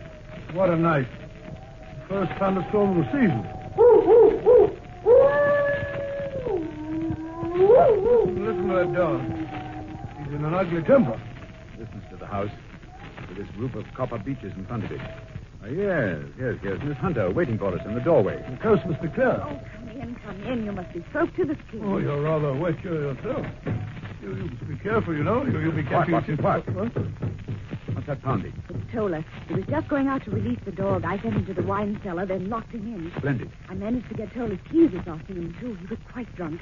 They are duplicates of Mr. Rucastle. Better and better, but come along upstairs. We've no time to waste. Have you got your revolver handy, Watson? Yes. Good. Good heavens, that lightning must have hit quite near here. Well, the copper beeches, no doubt. Now, which key? Oh, this one. That's right. Oh, nothing here. Come along. Listen to that rain on the roof.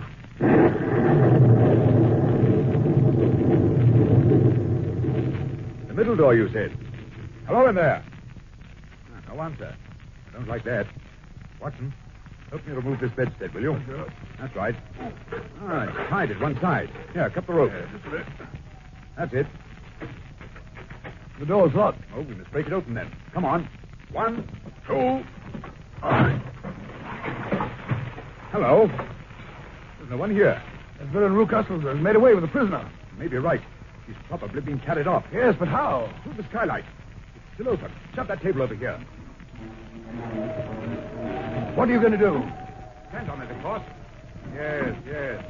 2 pairs of footprints, and there's a ladder resting against the eaves. So that's how he did it. But that's not possible. The ladder wasn't there when the Rucastles went away. Then he must have come back. He's a dangerous and clever man. Listen. Yes. I think I hear his steps on the stairs. Oh, Mr. Holmes, you'll kill us all. I thought I'd find you here. You villain, what have you done with your daughter? I'm the one that should ask that. You thief, you robbers. I've caught you. You're in my power. I'll fix you. Hello. I'll fix you. He's going to get the dog. We'll be torn to shreds. Quick, Watson. We must close the front door. Right, Holmes. Let me out, Mr. Rucastle. Loose the dog. He'll kill Mr. Rucastle. Oh, quick. It'll be too late. It's Toller. Here are the keys, Miss Hunter. Let him out. All right. His baby. Oh, it's Carlo. He's got Mr. Rucastle by the throat. Quick, Watson, give me your revolver. Careful you don't hit the man by mistake. Shut up and stand back, Watson. Oh, Mr. Holmes, thank heaven. You killed Carlo. I thought it was too late. It's so horrible. I think I feel... Watson and Toller, bring Rucastle into the house, will you? Oh, I feel so strange. Weak. I can't stop No, Miss Hunter, please, it's all over. Just you go upstairs and pack your bag. Dr. Watson and I are going to take you back to town with us on the 9 o'clock train.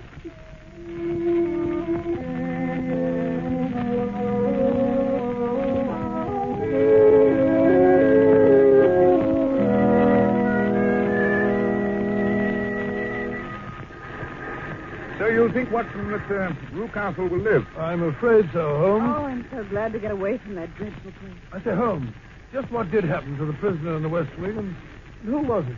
It's all so disgustingly simple, my dear Watson. It was Rucastle's daughter, as I suspected. It seems that she had inherited some money from her mother, who was Rucastle's first wife. When she threatened to get married and take her small fortune with her father tried to get her to sign a paper giving the money to him. He worried her until she got brain fever and had to have all her hair cut off. Oh, what a brute. I got all these details from Tiller. Still, her young man stuck to her, and she to him. After that, Mr. Rucastle locked his daughter up and brought Miss Hunter down from London in order to impersonate her, get rid of the persistent suitor. This young gentleman, however, was a persevering chap, and having greased Toller's palm very thoroughly, he learned the true state of affairs. With the help of Toller and a long stepladder, he rescued his fiancée.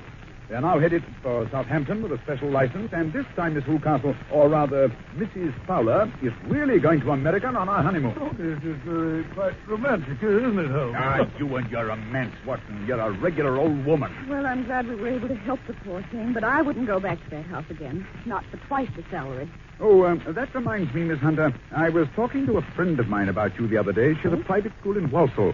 I believe she said she had an opening for you. Oh, Mr. Holmes, you're a darling. No, my dear, it's quite inconsequential. Really, no. Shut up, Watson.